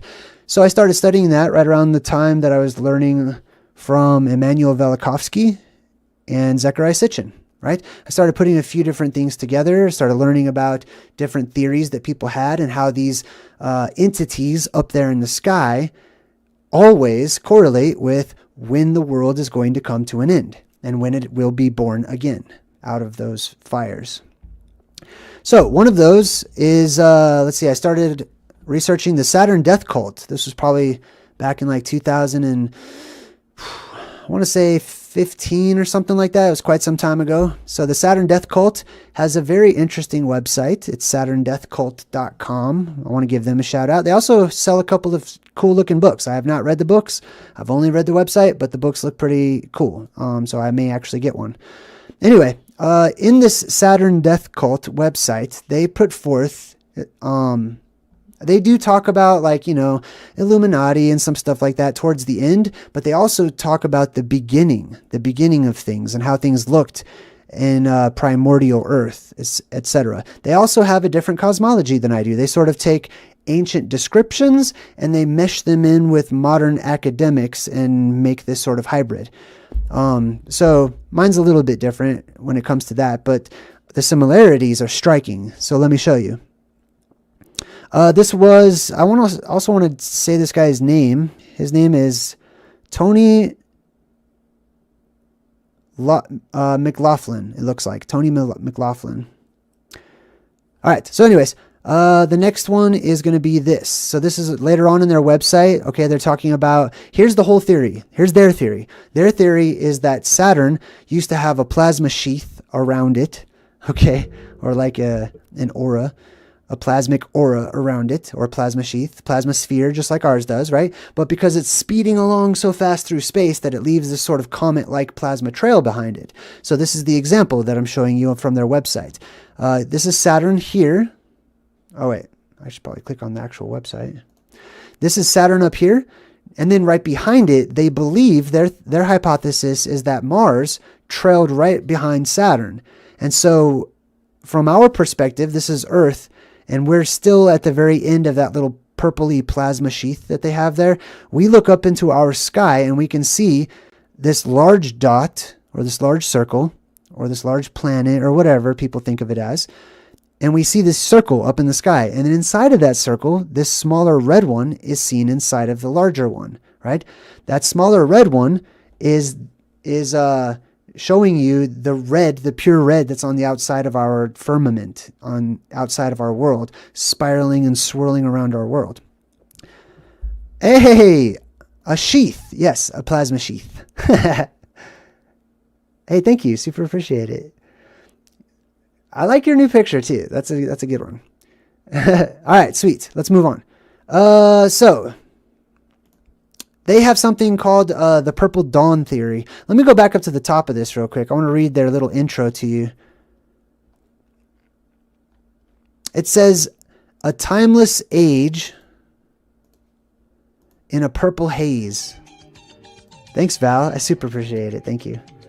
A timeless age in a purple haze. So here's their theory. Their theory is that there was a time when our world was basically inside of the sky or the plasmasphere of Saturn as it's trailing through space. And so all of our atmosphere was purple.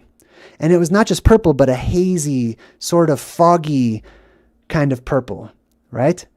So here's my thought on that. Now let me show you one more picture from one of their books that they wrote here. They show, this is their concept of Saturn. That big purple thing in the middle is like the planet Saturn or whatever.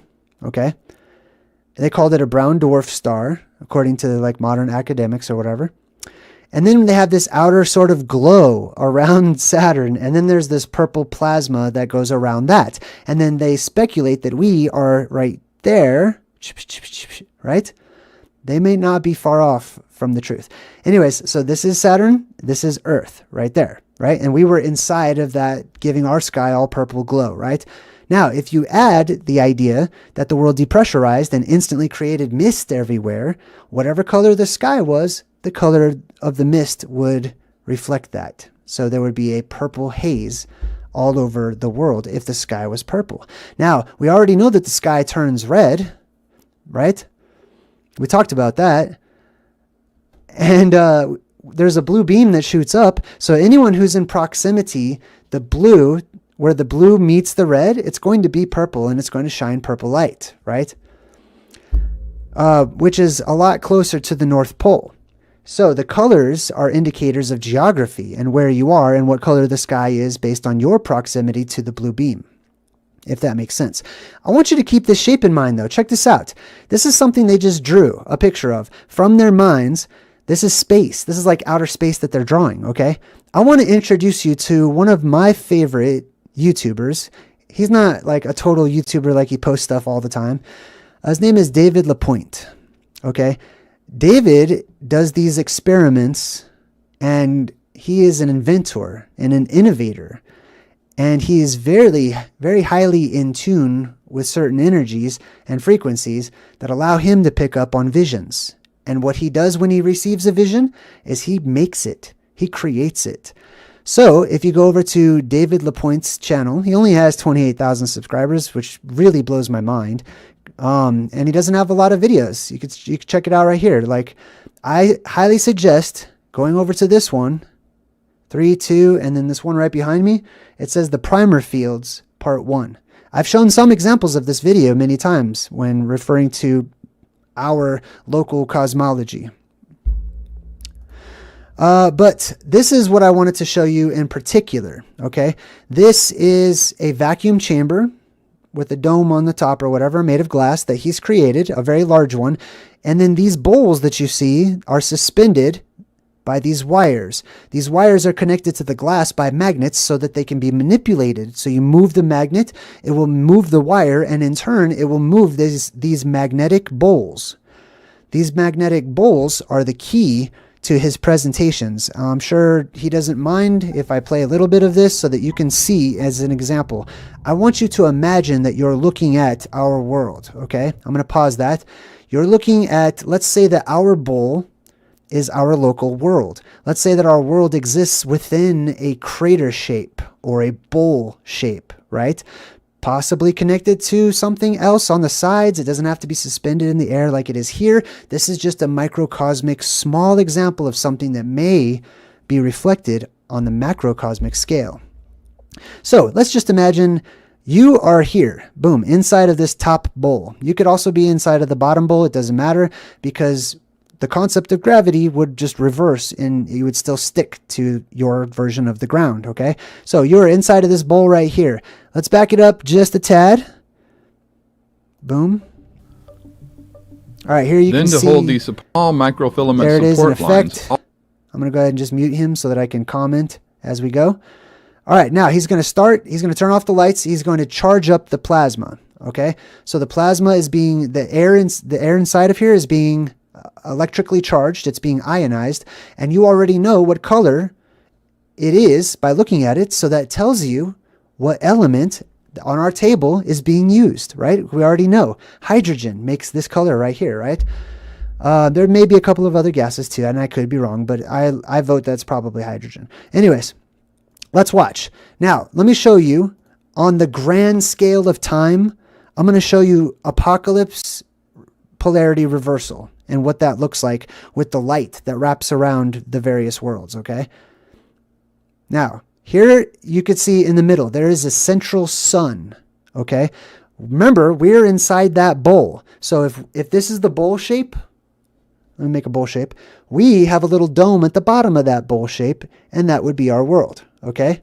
So imagine we're this top bowl up here, and underneath us is that like phoenix-looking, winged dragon, Batman-looking plasma symbol right there underneath our world.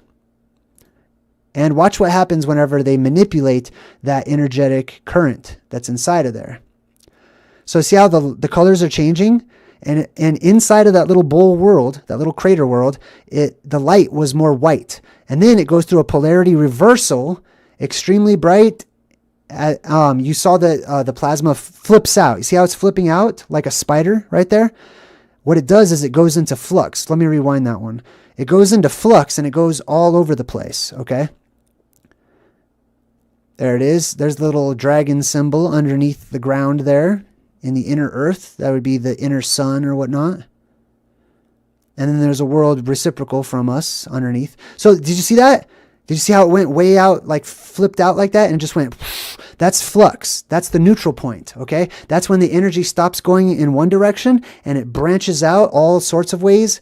That's when we go through our 3 days of darkness, and then all of a sudden it reverses and goes the other way and gives you a red sky, as you can see there. And that goes back and forth, right? It goes back and forth for a time. It'll go from this color back to this color, and from this color back to the other color. All right, cool. So I just wanted to give David Lapointe a huge shout out for sharing that information. It's very useful to me, and I hope that you'll check it out and find it useful as well. Also, he is already very well off financially. He doesn't want any money or anything from any of you, okay? But he has made patents for these inventions, including he's creating an ion thruster and many other things, and he just wants to share the information. So check out this channel while you can. Like, check it out ASAP. I recommend saving all of his videos and learning as much as you can. He has a cool website too, where you can go sign up. All right, anyways, he doesn't know that I'm giving him a shout out or anything, just so you know. All right, boom. So we talked about David Lapointe, and let's go back. This is inside of that bowl, in that plasma bowl that I just showed you over here. Where did it go? This thing over here?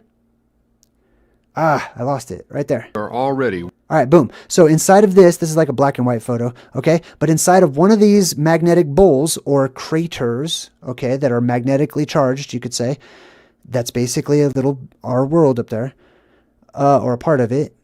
Inside of that, if you were to turn it this way and look straight on, this is what it looks like when that plasma is inside of it. And all that plasma is swirling around this central little point. That central little dot in there has its own little confinement dome wrapped around it, which means all that plasma is being kept out because plasma is repelled by a magnetic force. It's being kept out from that little world that's at the epicenter of that little magnetic bowl or crater. However you want to, I'm using the word crater purposefully so that some of you pick up on that. All right. So anyways, the plasma inside wraps around, spins around. It's creating a vortex around that little world, or that little, what David Lapointe calls a confinement dome. Okay. Now let's go back and compare this image to that which was made up from the top of the mind by those at that website called the Saturn Death Cult. Let's check that out. Boom. This is what they drew based on their own ideas of an electric universe, and this is the reality that you see tested in the lab with real plasma and real electromagnetic fields. This is what we do collectively, subconsciously, worldwide, where we tap into these realistic truths and we draw them and we cartoonify them and we write them down. And we might not get them perfect, but damn, we get pretty close sometimes, don't you think? Anyway, let me see what else we got here. So we talked about the purple dawn, right? We talked about the color of the sky changing based on various factors. One is what types of chemicals are present in the air, what types of gases and stuff, and how they're reacting to one another. So it may look like various colors of cotton candy at one point in time, right? Until everything mixes and everything settles down and layers out and stuff. But then we talked about how the sky turns red. We talked about the sky around the blue beam will naturally be blue, and those areas in between will be purple as well. We also talked about worldwide fog and mist from the depressurization event, right? And now that mist will reflect whatever colors. I mean, if your sky is totally deep blood red, the mist is going to look deep blood red, right? If your sky is more of a purple, it's going to look more purple or whatever. We talked about purple indicating more of a location. Okay, so when you see all of the elite of the world and the kings and queens and presidents and people wearing their purple, like, ooh, I'm nobility. Yeah, well, that means I descend from the North Pole. We have migrated away from paradise, essentially, and that's where we're from, right? And they try to, some of them act as if they own the North Pole or whatever, but I don't think they do. Anyway, that's a different topic. Let's see. We talked about how purple represents a location, just as green represents the North Pole now. We're talking about the end of the world, or the end of the world as we know it. And we've been talking about a theory that I'm sort of putting together and reevaluating that I call the plasma apocalypse. Basically, it's a cyclical resetting of life as we know it, all life as we know it. Geography gets changed around.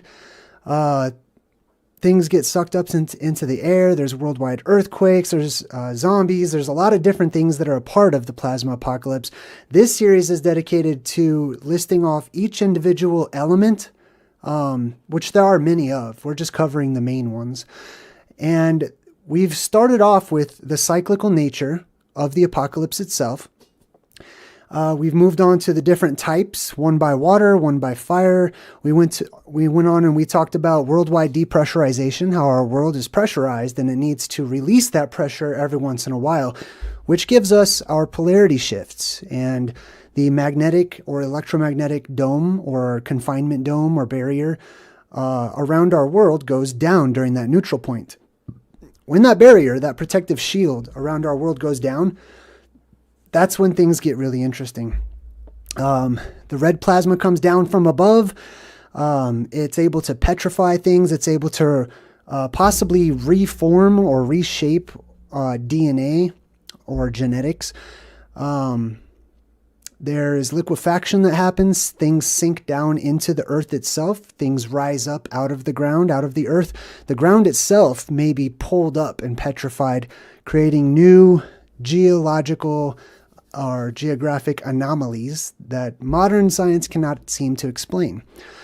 So, I just wanted to sort of get to the main grand finale, the big show. The big show is all about waiting for all of that, the apocalypse, to be over so that we can start in a new age, so that we can begin life again, so that we can continue on. And the good news is that whenever there is a signal, there's a sign that all will be able to see, because it's something that everyone in the world will be able to see. And I believe that that sun is this light that we're going to be talking about that comes up from the earth itself. Now, what happens is light or energy is coming down, spiraling down on top of us, above us, coming from above us towards the ground. When we go through an energetic reversal or a polarity shift, that energy reverses. It goes into flux, it goes out all kinds of directions, and then it goes upwards instead of coming downwards. Because the energy is now going up, it is coming up from the inside of our world and wrapping around our world, traveling upwards, going the other direction. That allows for the energy that is kept inside or underneath our world, depending on your cosmology and how you'd like to see it, that causes that energy in the form of plasma and strong electromagnetic currents to shoot up out of the earth. And that causes light that we see as sky beams or pillars of light. So what I'd like to do, and hey, I want to say what's up to everybody in the chat too. I see Big Drink Tea. Hey, thanks to you. I started researching distilled water, so appreciate that. Issa Mindset's in the chat and says, JayDreamerZ, there's lots of underground tunnels. Did people go underground during the apocalypse because of an atmosphere change? Possibly. We're going to talk about what lies underground. So let's do this. Let's start things off by trying to retrace the origins of the stories of this sky beam. Now, this is so prolific. I just want to throw this out there. This is so evident in our pop culture that if you do a quick Google search on blue beams of light or sky beams and things of that nature, there are entire web pages that are dedicated to this phenomenon, at the very least, in the movies. There's other web pages that talk about it in real life, but in the movies, there's so many occurrences of giant, usually blue or light blue sky beams that people are starting to make YouTube videos about it. They're starting to make entire web pages dedicated to it. Some people are getting tired of seeing it in the movies because it happens so often, but that's the modern day. That's the cartoonification. That's what it's turned into. These are the ancient stories that we have passed along that have changed into what we call movies, right? So let's go back in time. Let's start at the beginning and talk about pillar cults. There are cults, and there exist today cults, groups of people. Okay, I'm not trying to attribute evil just because it's a cult, but there have been cults that are known as pillar cults from ancient times. These cultures,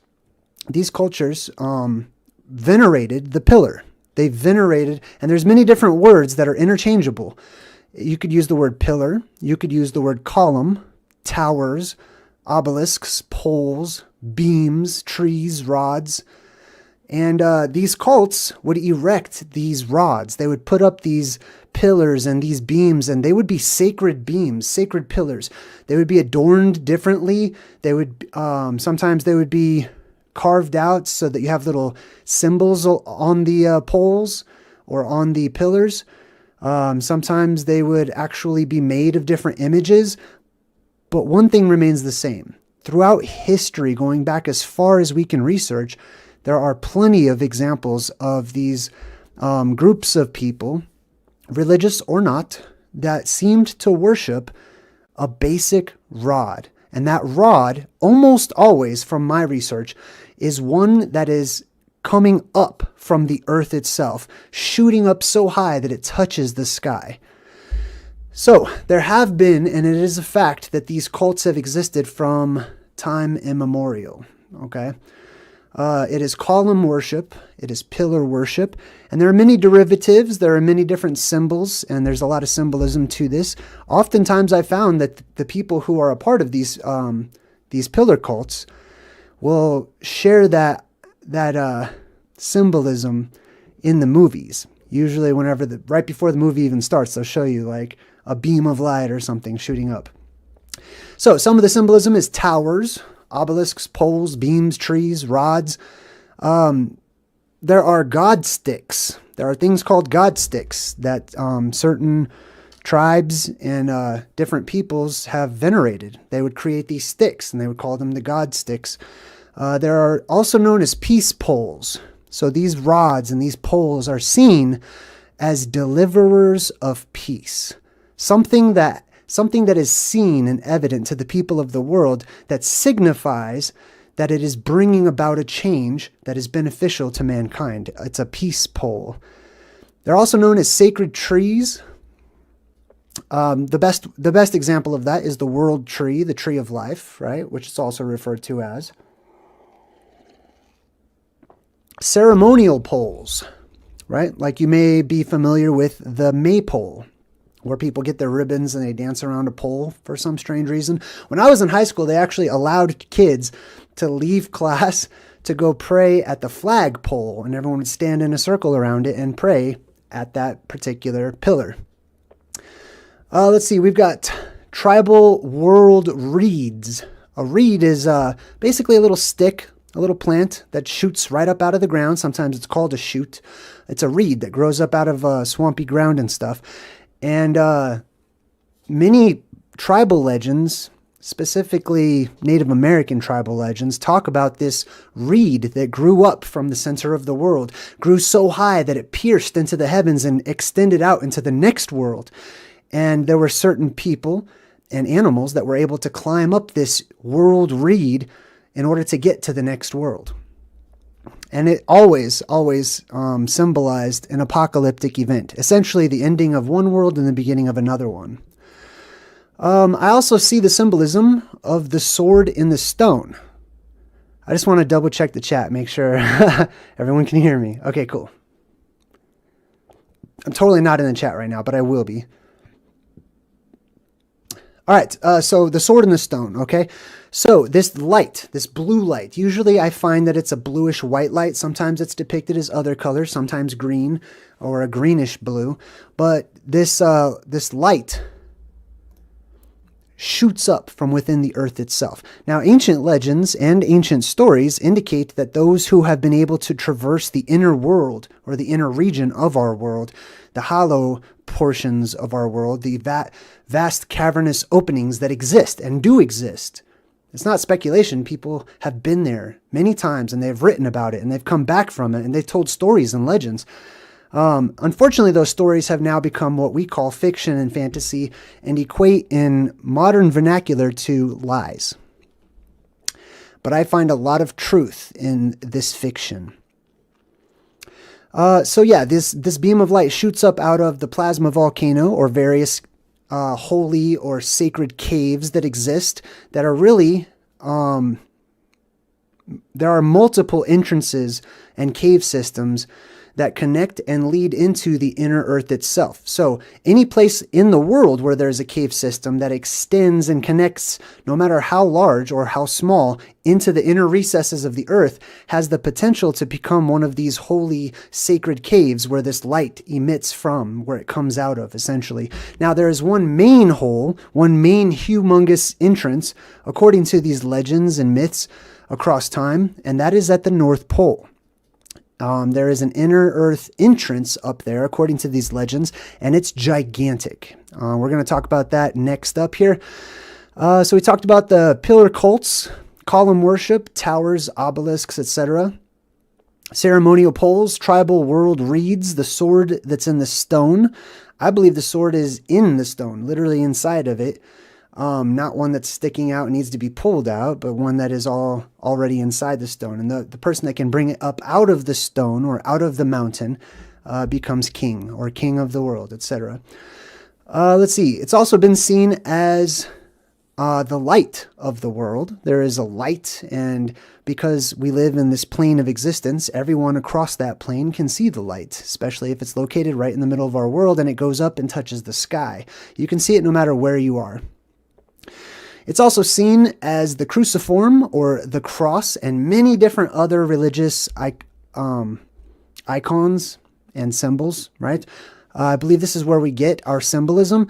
This gets a lot. If you're interested in this subject, I would recommend studying the electric universe theories. The Thunderbolts Project is a great group of people who are dedicated to showing how plasma can be interchangeable with other anomalies and theories of how things were created in our world.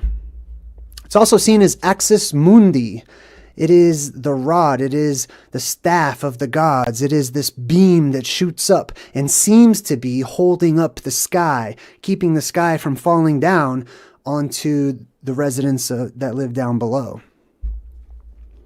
It's also been seen as pillars of fire, or fire from the heavens, or extending up into the heavens, a chariot of fire, a whirlwind of flame, etc. Light pillars. It's also known as the eternal flame. Eternal, according to my studies, doesn't exactly always mean never ending. It just means it lasts so long that it lasts from one age or one era or eon to the next. So that is the eternal flame that you don't want to go out. You don't want to allow that flame to go out. Why? Because as long as that blue beam is shooting up into the sky, that is a sign that everything's okay. That is a sign of peace. That is literally the peace sign, right? Peace sign has like a little plasma volcano triangle with a line that goes all the way up through that triangle, which is the plasma volcano, all the way up to the top of this circular part, and that creates the peace sign, the sign for peace. It's also called, it's symbolized by the Olympic torch, symbolized by the phoenix. The phoenix is what the bird. It sort of looks like a bird too. So I want you to imagine that this beam of plasma, and there are many, but there's one main one gigantic one. That gigantic beam of plasma shoots up, but it doesn't stay a beam. It doesn't stay a pole because it's fluid and it's plasma and it's got currents and eddies and torrents and it's flowing. So it branches out in different places as plasma does, even as water does and air, and it creates different little shapes up there in the sky. It creates a light show for everyone in the world, and we interpret that light as we see fit. We interpret that light according to our customs and our traditions and our upbringing and our experience, our unique perspective on the world and how we relate images to things that we have already experienced or are aware of. And those things, those images and symbols, those turn into our icons for our religions, and those things that are deeply ingrained within the collective worldwide subconscious that we all share. It turns into the image of the thunderbird, the great bird in the sky. Also the image of the double axe, right? It'll shoot up as a pillar or pole, branches out on both sides. It gives the double axe imagery. The tree of life. Trees are often associated with this. There's a lot of tree symbolism. The world tree is the ultimate tree. It is the quintessential tree or light pillar or sky beam, however you'd like to call it. Now, keep in mind, there's lots of different words because we have so many different languages and so many types of ways of describing things that we've come up with different variations of this. And then we argue about whose variation is right or wrong. I'd say it's a good idea for us to put those variations together so that we can see the bigger picture. It's also referenced as Thor's hammer. So this is the hammer of Thor. It's got the handle, shoots up. It's got both sides of it. The menorah, the feather of Mahat, or Mahat. It's also seen as Atlas, the Titan. It creates basically a sort of stick figure after it shoots up and you see the initial beam. I believe that there are also adjacent plasma volcanoes on the opposite ends of the central one at the North Pole. And there are many other ones around the world, but these are the main ones. I think there are 3 of them up there. 2 act as sort of the witnesses to the middle one, which is the largest one. And then those 2 off to the sides, as they shoot up, they are inclined toward the greater beam, which means they become one. This creates the legs of the squatter man or the stick figure up in the sky, which shoots up into one pole or one beam. And then it spreads out again, almost looking like it's holding its hands up into the sky, holding up the sky. That gives us Atlas, the ancient titan of old, who holds up the sky, not the earth, but the sky. It's also known as the Pillars of Hercules, or the Pillars of Hermes. We symbolize this every Christmas. We bring this symbol into our house. We call it a Christmas tree. That's really what it is. You see the beam. The main beam is the trunk of the tree that shoots up, and then the plasma torrents that shoot off from the side create the branches. It's the tree of life as well. And then you have little sparks, little pieces of energy that are shooting off, or explosions during the plasma apocalypse, or various lights. Even those things that get sucked up into this whirlwind that's created during the depressurization event, those can be seen as ornaments on the tree of life that are just flying around it, like little cars and trucks and people and whatever. Those are little ornaments on the actual tree of life around Christmas time. That's when one of these events happens.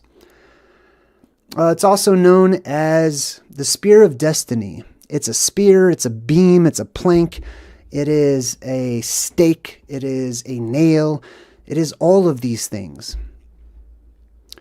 It's also known as the Burning Man, or what I like to call it, the Postman, because it's a post and it's a man. And that's where we get a lot of postman symbolism in the movies. I don't know if you've caught on to that yet, but it is the ultimate postman, basically. Instead of saying mailman, they purposefully say postman. It is the Holy Staff. It is the magic wand. It is the spine of Osiris and the spine of the world. This beam that comes up from inside of the earth is known as the rampart of heaven. A rampart's like a tower. It's also known as Jacob's ladder. In the Bible, this person, Jacob, had this vision where he looked and he saw these angels were going up and coming down from this ladder that shot up into the sky from the earth. It's also, in fiction, symbolized by Jack's beanstalk. This beanstalk, or this reed, or this tree, or whatever it is seen as growing up or spiraling up like a beanstalk or a vine, or a rope, a celestial rope, a cosmic rope, however you want to see it, and it shoots up and it takes you to the world, to the macro cosmic world, to the world of the giants, literally. Excuse me. It's also seen as the trident. Remember, if there are 3 of them up there, if there's one in the middle followed by 2 witnesses to each side, then that would give us the trident symbolism as well. The Vajra, the sacred arrow. It's also known simply as the sign. It's the sign that everyone has been waiting for. It is a sign that all of your worries are over. Not all of your worries, I shouldn't say that. It's a sign that the world as it is, in this current state of low energy vibration, has flipped and changed to high energy vibration. It's a sign that everything has changed. It's a sign that the apocalypse itself is over. It's a sign that the light and the energy has completely shifted direction and is now going the other way, which means we have gone away from the neutral point of the cataclysm. The neutral point is when most of the destruction happens. It's also known as the signal, and many, many, many other things. I'm excited to see what all of you come up with, right? I'm excited to see that. And if you're watching in the future, I hope that you'll leave some comments. If I missed anything, feel free to share that with everyone else so that we can all learn together. All right, sweet. So I've had some images over here up on the side. These are more like old world, showing you these columns, these pillars, these ancient objects of worship that were literally seen as God sticks. That this right here, in its simplest form, represents deification, represents something that has creative power and ability. So what I'm going to do now is I'm going to take that off the screen. There we go. And I want to share with you, let's take that one off there too. All right, I want to share with you some examples, okay? So I see this stuff in the movies and in books and stuff like that, symbolically speaking all of the time. I feel like life shows me a reflection of the truth. Little breadcrumbs of things that I notice. For example, here we have the movie Superman. And this is the original Superman, 1978 or 79. And watch what happens on planet Krypton, right? So we've got these bad guys who are arrested, basically, for being rebellious. They're sort of fallen angels. And then watch what happens. There's this dome of what looks like ice that opens up. And right from the middle of this dome, a beam of light shoots up into the sky, right? And as you can see, the rest of their world sort of looks like it could be Antarctica. Anyways, that's one reference to the dome opening up, the world depressurizing, going through this polarity shift, and this beam of light shooting up, right? That takes care of the bad guys. Here's another one. These are just my personal favorite ones that I like. There's a bunch more. This is from a video game that I've played a lot. It's called Zelda Breath of the Wild. And the main boss at the end, his name is Ganon, which means from the garden or of the garden. And Ganon is always represented as basically red plasma. He's a shapeshifter. He can change into all different kinds of shapes and stuff. And in this video game, he has created this plasma dome around this central castle where this princess, commonly known as Sophia, wisdom, right? The blue beam, has been kept. That castle represents Mount Meru. It's a jagged castle. It's a high and lofty cliff. It's a plasma volcano where the light has retracted, and so it's being kept prisoner within the structure, within this castle, within this container or box. And then Ganon's responsible for keeping her down there, because you have to remember, there's a time when the beam goes up and makes its appearance and is seen as a savior and a deliverer and changes the world system, right? But then there's the time when the beam retracts and is seen as sacrificing itself in order to stop the apocalypse, right? And then it's hidden, and then it's kidnapped, or it's taken hostage or whatever, and it fades down into the inner recesses of the earth. So this is a little, as you can see, there's the blue beam, which is going to be shot in the video game from 4 different sides. There will be 4 different blue beams, even though there's probably really like one major one, right? But these blue beams shoot and they touch. And in the middle where they touch, they go down into the castle in order to destroy Ganon. There's the castle right there. There's the 4 beams. And those beams, as you can see, Ganon, he looks like a Phantazoid or something right there. The blue beam comes down and it helps to destroy Ganon. Also wanted to share this. I've shared this before, but if you type in Pillar of Light, there are so many examples throughout our culture being real and fantastic, fact and fiction at the same time, that it is being cataloged by various people across the world. You can go here to tvtropes.org, type in Pillar of Light, and this is what you will get. You have all of these different folders. I'll open all of them so you can see how many there are here. These are all instances. All those blue highlighted words are all instances in books, in movie, in manga, in television, in history, in real life. All the different examples of a blue beam emerging from the earth and shooting up to the sky. There's so many, I don't have the time to go over each individual one right now, but look how many there are. It's still going. It goes and it goes and it goes and it goes and it goes. This is how many examples. This permeates our collective subconscious worldwide. It's everywhere. There's, speaking of movies and the blue beam being in movies, the first example that I could find of the blue beam in a movie was a 1932 film done in German called The Blue Light, or Das Blaue Licht. Das Blaue Licht. Sorry if I messed that up. But it's called The Blue Light. It's really interesting. I don't need to get into too much detail about it. But basically, it's a story about there's this huge cliff that shoots up into the sky, and this local town becomes jealous of a woman who is able to climb the cliff and get to this blue light that is coming from inside of this this cliff area, right? This mountain, basically. And any of the men who try to climb the mountain to get to that blue beam, they fall and they die. So they become jealous and they figure that this woman must be a witch. So she's ridiculed throughout the movie. Now check this out. That's not just the only interesting part that it's a movie so old that's done in black and white, actually. You can't even tell that it's a blue beam.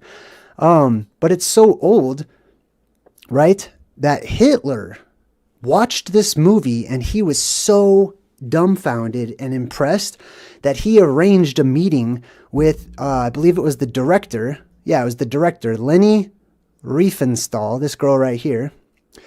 He arranged a meeting with her to hire her to produce some of his own propaganda movies while the war was going on, right? And as we know, Hitler was somebody who was very interested in these ancient legends, these occult stories about artifacts like the Spear of Destiny or the Fountain of Youth. Both, I believe, are the same thing. Let's see. This right here is a quote. Let me see if you can see all that. A little bit, huh? Well, this is a quote from a book that talks about this movie, The Blue Light. I want to read this quote to you. It talks about when the director met Hitler, and it says, her reaction upon meeting him is powerful. She says, "I had an almost apocalyptic vision that I was never able to forget. It seemed as if the Earth's surface were spreading out in front of me, like a hemisphere that suddenly splits apart in the middle, spewing out an enormous jet of water, so powerful that it touched the sky and shook the Earth. I felt quite paralyzed." It's worth noting that the violent naturalism of her vision. Or it's worth noting how violent and natural her vision seems, basically. Water does the impossible. It cracks the earth. It rises up, overcoming gravity. And it says, Riefenstahl believes that she is doing the opposite of falling. So instead of falling, they're basically say that they thought that she was floating in this vision that she had. Very interesting stuff. It goes on to say, it is the fact that Hitler intimidates Riefenstahl that draws her close to him. So they developed this relationship all because of this Blue Beam movie that she made. Now here's a quote from Nostradamus. Nostradamus, in one of his quatrains, says, "Before the empire changes, a very wonderful event will take place. The field moved, the pillar of porphyry." How do you say that? Porphyry, the pillar of porphyry put in place, changed on the gnarled rock. So let me read that one more time. "Before the empire changes, a very wonderful event will take place. The field moved." I believe he's talking about the magnetic field of the earth is being moved, right? He says the pillar, so the pillar of light of porphyry. Now, porphyry is a volcanic rock. The pillar of the volcanic rock. Interesting. Put into place, changed on the gnarled rock. It sounds to me like Nostradamus may have been tapping into visions of this light beam, this sky beam that shoots up from the plasma volcano, aka Rupus Negra, Mount Meru, etc. There's also various stories around the world about these sky pillars or world pillars that seem to keep apart the sky and the earth, because mankind in times past was very fearful of the sky falling down and crushing us here on earth. And I believe that there's a lot of truth to that too. There's something called the 8 pillars. The 8 pillars, also known as the 8 pillars of the sky, are a concept from Chinese mythology. Located in the 8 cardinal directions, they're a group of 8 mountains or pillars which have been thought to hold up the sky. They are symbolically important types of an axis mundi, and this is their cosmology. So there are these pillars associated with mountains. I find that they're usually associated with volcanoes and mountains. I did a video about this particular deity named Rod, or Rod, we'll just call him Rod. He's the rod god. He's the god of rods. I mean, he literally is that, right? His name is Rod. This comes from Slavic and Croatian, and some other places too, Russian, Serbian, Ukrainian. In the pre-Christian religion of Eastern and Southern Slavs, is the god of the family, ancestors, and fate, perhaps as the supreme god. Among Southern Slavs, he's known as Sud, the judge. He's usually mentioned together with Rohanisti deities. One's first haircut was dedicated to him. So imagine that rod over here. It's probably not easy to see him there. There's another image. Anyway, the rod, the beam that shoots up, symbolically is this sword that slays the Hydra, the red plasma that's coming down into our world, which is also seen as hair and all kinds of other things, snakes and hair and all kinds of stuff, right? You give this god of the sky a haircut. You cut off all of that plasma that is entering into our world by reinstituting the electromagnetic shield that wraps around our world, or the confinement dome that wraps around our world. It cuts off all of that red plasma, and all of that loose hair falls into our world and becomes trapped. So that's why a child's first haircut in these countries, in these cultures, is dedicated to the rod god. Let's see, we also have a quote here. Now remember, we went over this book called Vril. Gato Negro, thank you, man. I super appreciate you. Let me jump back in the chat real quick, see what you said. Oh, he didn't. He just wanted to give me $10. Thank you. I super appreciate you. All right, cool.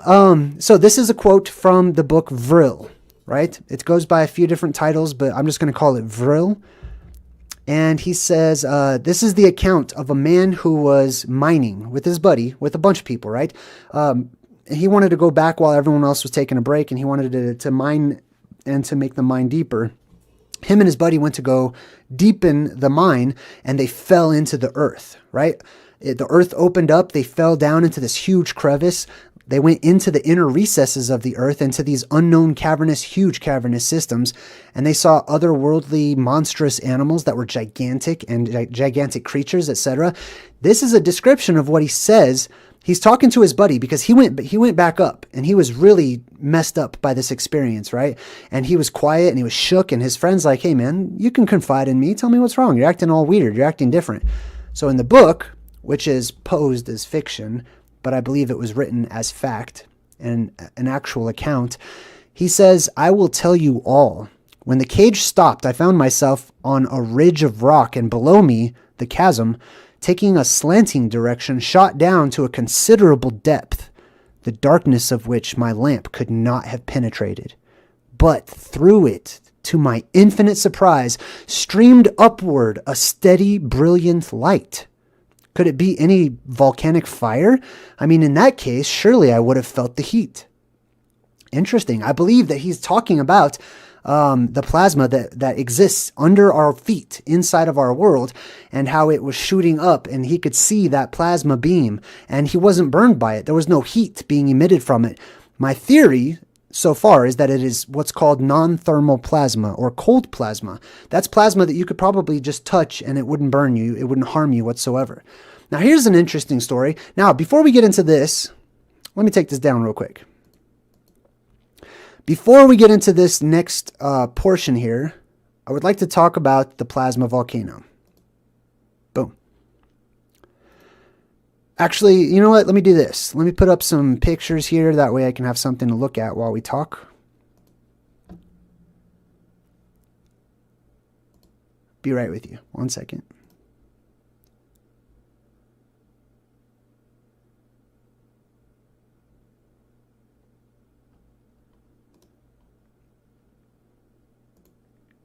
Oop. Did that work? No. Okay, I'm messing it up. Sorry. I'm kind of nervous. All right, let me try this again one time here. Okay, it's not that one. It's this one.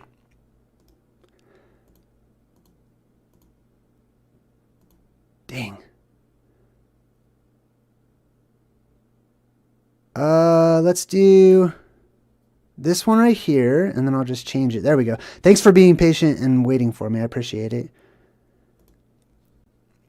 Okay, so that's the pictures there. So let me change that. Dang, how do I do this? There we go. Boom. Okay, cool. So that should work. Did it work?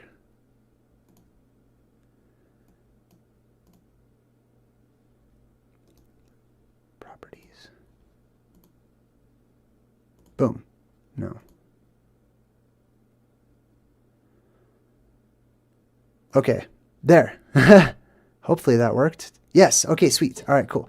So now I'll just go ahead and put that on automatic so we can talk about things.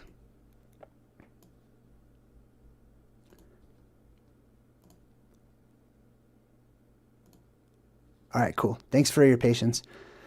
Okay, so the next part I want to talk about is where the actual beam shoots up from. Remember we were talking about how there are many ancient stories that give reference to this sort of what I call the Cave of Saviors. It is an opening that goes deep into the hollow recesses of our world that has many mysterious and magical connotations that are attributed to it over time. Many people have talked about this cave system or this entrance, and this is why I believe there are so many savior-type figures and God-type figures that are said symbolically to have been born in this cave. They come up out of this cave system.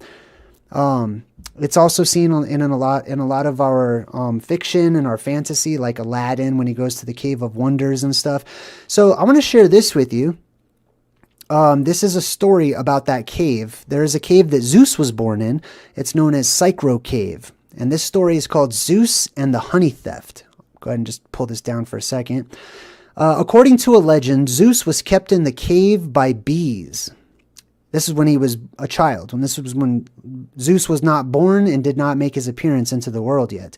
According to legend, Zeus was kept in the cave by bees. These are the holy bees. These are the sacred bees, which I believe are little balls of plasma that float around.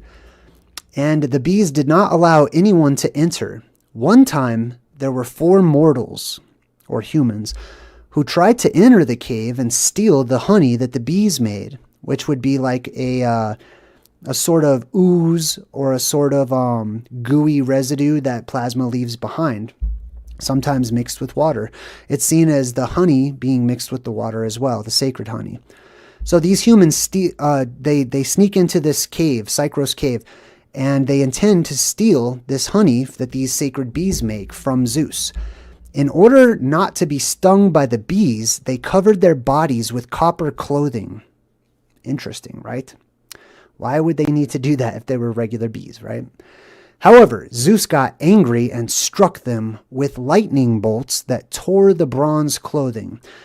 For them not to die, the 3 fates, I also believe are those 3 main beams at the top of the world, the 2 witnesses on the side and the main beam in the middle. The 3 fates and goddesses, Themis, transformed these men into birds. So the theory is that people cannot die in this cave, that the cave is so charged full of energy that it amplifies the spirit and keeps the body from dying. So instead of killing them, Zeus changes them into something else, which I thought was really interesting. All right, cool. Let's see what else we got here. The column. The column is another one too, right? And we have a lot of words that sound like column that make their way into our headlines quite often. We have Columbia, the Columbia Pictures, the District of Columbia, Columbine, Columbia Pictures, which usually shows an unfinished pyramid, and then a woman holding a light at the top of it with a blue sash spiraling around her. That also symbolizes the blue beam at the top of the unfinished pyramid, which is a plasma volcano. Let's see. Let's get back to the plasma volcano topic real quick. There we go. All right, so there is this mountain. There's this opening. Now what happens is whenever this blue basically, I believe it's blue because it's ionized oxygen. Okay, there may be some other gases or other chemicals in there, but I believe that oxygen is the main one, and it becomes ionized or electrified to such a degree that it becomes plasma. And that plasma is reflects the color of the chemical compound, which is oxygen is blue, right? It's like a lightish white blue. And that exists within the earth. When that plasma or that ionized current shoots up and it is released, right? It goes up. You have to remember, it's not just slowly making its way. It's being shot through the corridor, and the corridor is a magnet basically, and that magnet is pushing all of that energy up and out, getting rid of it, so it shoots out at incredible speeds. And it comes out of what is known as the Holy Mountain. And I believe that this is the archetype for many of the holy mountains that we have read about and come across worldwide. I believe that one of our problems is that we look at all of these holy mountains and other instances of other topics and subjects as well. But the Holy Mountain is a good example of one. We look at them and we imagine and we take it for granted that they are all separate accounts. That Olympus is a separate account from Sinai, which is a separate account from Mount Meru, which is a separate... What if they're not? Right? What if all of these had an original holy mountain, a sacred mountain where the god was born from, out of a cave, right? And then for some reason, those people had to migrate away from that mountain, away from that sacred cave, and away from that area of safety for whatever reason, maybe for their own safety. And as they left, they brought all of their stories, all of their traditions, all of their cultures, all of their symbolism, and they applied it to their local geography, their new home, right? Sort of giving an homage and reverence to remembering where they came from, which is ironic because they have forgotten. Most people have, I think. It's called the Holy Mountain. It's called the Unfinished Pyramid. That's why you have that in Freemasonry. They always have this unfinished pyramid or whatever. I've heard a lot of different symbolism. I heard a lot of different people. I've come up with many of my own reasons why it might be unfinished all of the time, and how there's this eye and stuff above it, right? I believe that it represents a plasma volcano, or a volcano, just any volcano really, but specifically the plasma volcano. Why? Because you have the eye of God right above it. This is a specific place in our world where directly above that mountain that's missing its top, which is a volcano, you have this opening up in the sky that's seen as the all-seeing eye, and many other things. As this beam shoots up and touches that circle up there in the sky, the wheel, the eye, whatever you want to call it. And then we see this in our imagery, in our pop culture, in our books, in our history. It's called the Holy Mountain, the Unfinished Pyramid. I call it the Plasma Volcano. Mount Olympus, Mount Meru. I believe it's also known as the Gemel, or the G, right? Why do they put that G in the middle of old maps? Why does the Illuminati use the G when it comes to the square and the compass, right? Right there in the middle is the Gemel. The Gemel is a symbol that almost looks like it's a little triangle or a split at the bottom with a beam that comes right out of the top of it and a little flare at the top. The Gemel also symbolizes a foot, and it means to walk, to go to, basically, right? To travel, to explore. And it's put right in the middle of the world, almost like a little reminder, like, go here, walk here, go to this place. At least that's what I get from it. It's known as the Misty Mountain, right? There seems to be, according to legends, this mountain is associated with fog and mist. And on the island where this mountain is, it's also known as sort of a magical forest, sort of a sylvan, magical kind of forest where there's a lot of weird creatures and stuff. It's called the Shadow Mountain, the cave. It's referred to as the Cave of Wonders. The compass and the square, too. So basically in Freemasonry, you have the compass and the square, right? The compass looks like that, right? And then usually there's a little round thing right at the top of the compass. That would be your eye in the sky, right? And then it comes down like that, which creates the plasma volcano, okay? This shape, the compass shape that comes down, I'm just using my fingers because I don't want to take the time. I've already taken up enough of you guys' time trying to fix things. But anyways, so the compass comes downwards like that, and it creates a volcano, a mountain, a triangle, right? With a circle at the top of it. And then you have the square right underneath it. The square represents the land. The square represents the cardinal directions of the earth itself, right? So the square is on the bottom because it's the earth. The compass is on top because it represents the plasma volcano, and there's a little circle part where the compass can move at the middle, at the fulcrum, or at the apex, and that's a circle representing the eye in the sky directly above the plasma volcano. It's also known as the Black Mountain, Rupas Nigra, which literally means the mountain that is black, or the dark mountain, the high and lofty cliffs, the dark cliffs. The Magnetic Mountain as well. This gives good reason as to why all of our compasses point towards true north. They are pointing and being pulled towards the strongest magnetic part of our world, which it lies at the North Pole, right? Let's see. We also have Black Demeter, right? Black Demeter. Demeter is one of these goddesses of old. Black Demeter is seen as this female goddess who is grieving. So she puts on this sort of black garb, and that represents symbolically the plasma volcano as well. Why is she grieving? Because her son, right? If the mountain is the mother that gives birth to the light, right? When that light retracts and disappears and is gone and is no longer filling the world with wonderful magic and energy and stuff, then the world goes into a period of mourning and sadness and crying out. So that's where that comes from. The black volcano, the dark mountain, the cave of saviors, the rock, simply put, the rock of ages, etc., and so on and so forth. Let me just check the chat, make sure everything's good. Oh, cool. We got a couple of people in the chat. Screen name 229 says the pyramids are tones. They represent eyesight or speed of light. And that's exactly what Jay's talking about. We also have Escape from Babylon, who says, I need to watch the old cartoon movie Heavy Metal.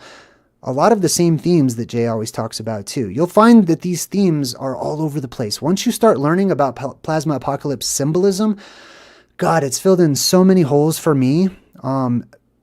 And made sense of so many anomalies and so much symbolism on television, video games, movies, stories, etc., that I literally see it all over the place. I believe they say that the elite hide things, they hide the truth in plain sight. That's not hidden at all. It's just that we are blind, right? It's not being hidden. It's being offered to you. Being given to you. Oh, excuse me. I'm getting too excited. It's being given. It's being offered. It's saying, hey, here you go. But it's up to them to recognize it or not.